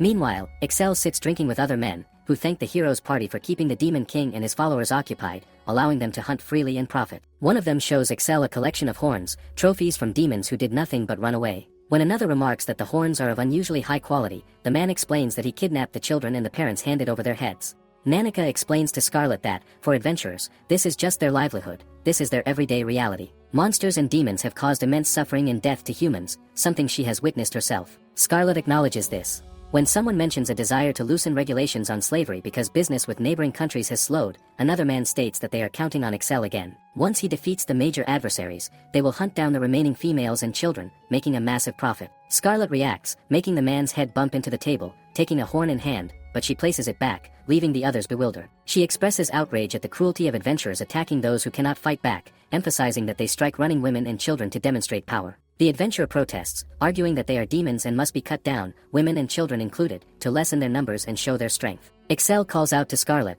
questioning why someone of her status would defend demons. He insists that every demon must be eradicated thoroughly to fulfill their sacred mission, using any means, no matter how cruel. He stresses that this is the duty of those blessed by God's love. Scarlet could not care less about the morality of it. She simply wants to punch people who irritate her until she feels satisfied, even if God himself tries to stop her. Excel expresses disappointment in her, declaring that she is no longer a hero, and that she is his enemy. A swift force wraps around Scarlet, and she disappears outside. Dios urges her to avoid starting a riot wherever she goes. Scarlet insists that she did not start a riot, claiming it was merely a discussion, but Dios points out that wine bottles in the tavern were flying everywhere. Scarlet questions why Dios is not busy monitoring Lord Kyle and his group. He explains that he overheard people at the tavern talking about a silver-haired woman going on a rampage, even though he has a meeting to attend. Scarlet wonders what meeting, and at that moment, Leo greets her, expressing relief that she is spending her time peacefully. Scarlet notes that her brother arrived early as well, questioning Nanika and Dios about not holding eye contact with her. Julius states that the field trip ends there, as he has critical matters to discuss. Dios reveals that he had been keeping an eye on Kyle's group at the harbor when he spotted Terranetza. It seems Zangief is sheltering the group with the scorpion tattoos, the ones who kidnapped her. He accepted their request, but that is just how he operates. He is likely planning something, so they must be prepared for danger. Though they are on the demon continent, they are not among friends. Scarlet expresses her support, noting that they seem destined to encounter all sorts of villains on their way to the demon continent. Dios remarks that she is eager to punch someone, while Julius affirms that spirit, reminding everyone that the expedition leaves in 1 month. Even with the information they currently have, the place reeks of trouble. He instructs everyone to prepare thoroughly for the expedition. Meanwhile, Professor Greyhole appears to be waiting for Scarlet. The next morning, Prince Julius reads the newspaper, which reports that Saint Terranetza has joined the heroes' party. A mysterious explosion and a flash of light were observed on a deserted island, with sailors describing a strong, strange red light. Scarlet finds this intriguing. Lady Hecate explains that it is the dragon demon gem, a crystal formed from mana extracted over a vast period of time. By observing the high-priority mana sealed within the stone and integrating it into one's body, scholars claim one can gain power rivaling that of a demon race, even if only for a short duration. Scarlet swallows the gem, marking the third test run, and finally begins to understand how to wield it. Her fists are becoming formidable weapons. A month later, at the seaport they mark their journey, Prince Julius remarks on the sight, calling it perhaps intimidating. Even a dozen punching bags would not suffice to satisfy Scarlet, who wonders how many corrupt adventurers there really are. While Leo questions whether they truly expect Terranetza to appear here, Prince Julius assures them that she will arrive without a doubt, as the heroes' party would want her presence for the Demon Continent expedition. Dios is keeping a close watch on her. Zangief had claimed he was supporting the nation by including her in the heroes' party, but they will hear from Dios the moment they act. Their top priority is reaching the Demon Continent and confronting the high-ranking demon who casts the evil eye towards Scarlet. Restoring her blessing is essential, so all efforts must focus on the Demon Continent. Someone arrives, greeting them and calling them people of Palestine, requesting permission to escort them to the ship. He is one of Lindbergh's 4 great leader, Zingas. He explains that the scars on board is from a demon from the war 5 years ago. People from Illumination, like those from Palestine, do not know the true nature of the Demon Continent. Those without the Sun God's favor are especially vulnerable, so he asks Scarlet to remain cautious. A month and 2 weeks later, word travels smoothly. It was a mistake to challenge Prince Julius. Scarlet frustration stems from not having anyone to spar with. He remarks that Scarlet could never hope to defeat him at chess. Scarlet wonders why everything must be so peaceful, sitting there desperate for a reason to throw a punch. Julius requests that she refrain from flipping the chessboard again. He remembers that Dios informed him the night they set sail that Terranetza had boarded one of the other ships alongside Excel and the heroes' party. This revelation gives Scarlet renewed hope, though she chooses to overlook the fact that Julius withheld the information for a month and half month. Prince Julius notes that their ships are maintaining a significant distance during the voyage, one that Scarlet could not close without tiring. She insists that he should not assume she intends to board the enemy ship immediately. As she steps outside, she notices the chill in the air. Prince Julius comes giving her the coat and comments on the fine sight surrounding their ship, with bath and light keeping the monsters at bay.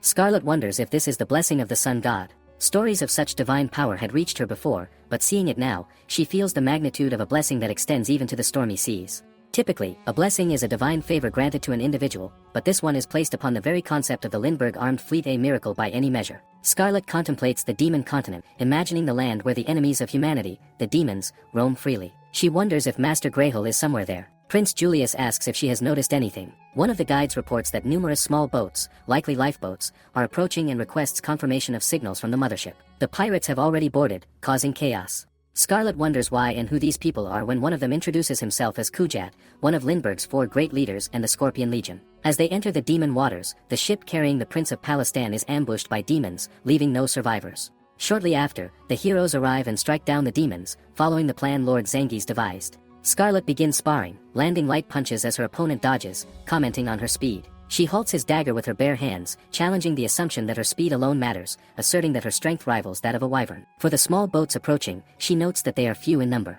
She wonders if the others are still aboard the ship. The man admits that a storm is likely sweeping the corridors, and without her, no one can stop the chaos. Scarlet resolves to crush him quickly and return. As she climbs to the top of the ship, Kujat throws his sword to cut the ropes. Scarlet observes how the blade extends, noting that she had checked the other plate he strapped to his peg, surprising him that she noticed. She scoffs at his oversight, prompting him to call her arrogant. When someone invokes the light of the sun to rain down, Prince Julius commands the waters to overflow, creating a protective shield. Scarlet feels a brief moment as if time freezes, but the roped figure she protects remains a threat. It could not be worse, as this person is the one she never wished to encounter again. Scarlet addresses her directly, noting it has been a while, and comments on hearing that Terranetza joined the heroes' party to save the world. She asks how Terranetza has been, preparing herself for the confrontation.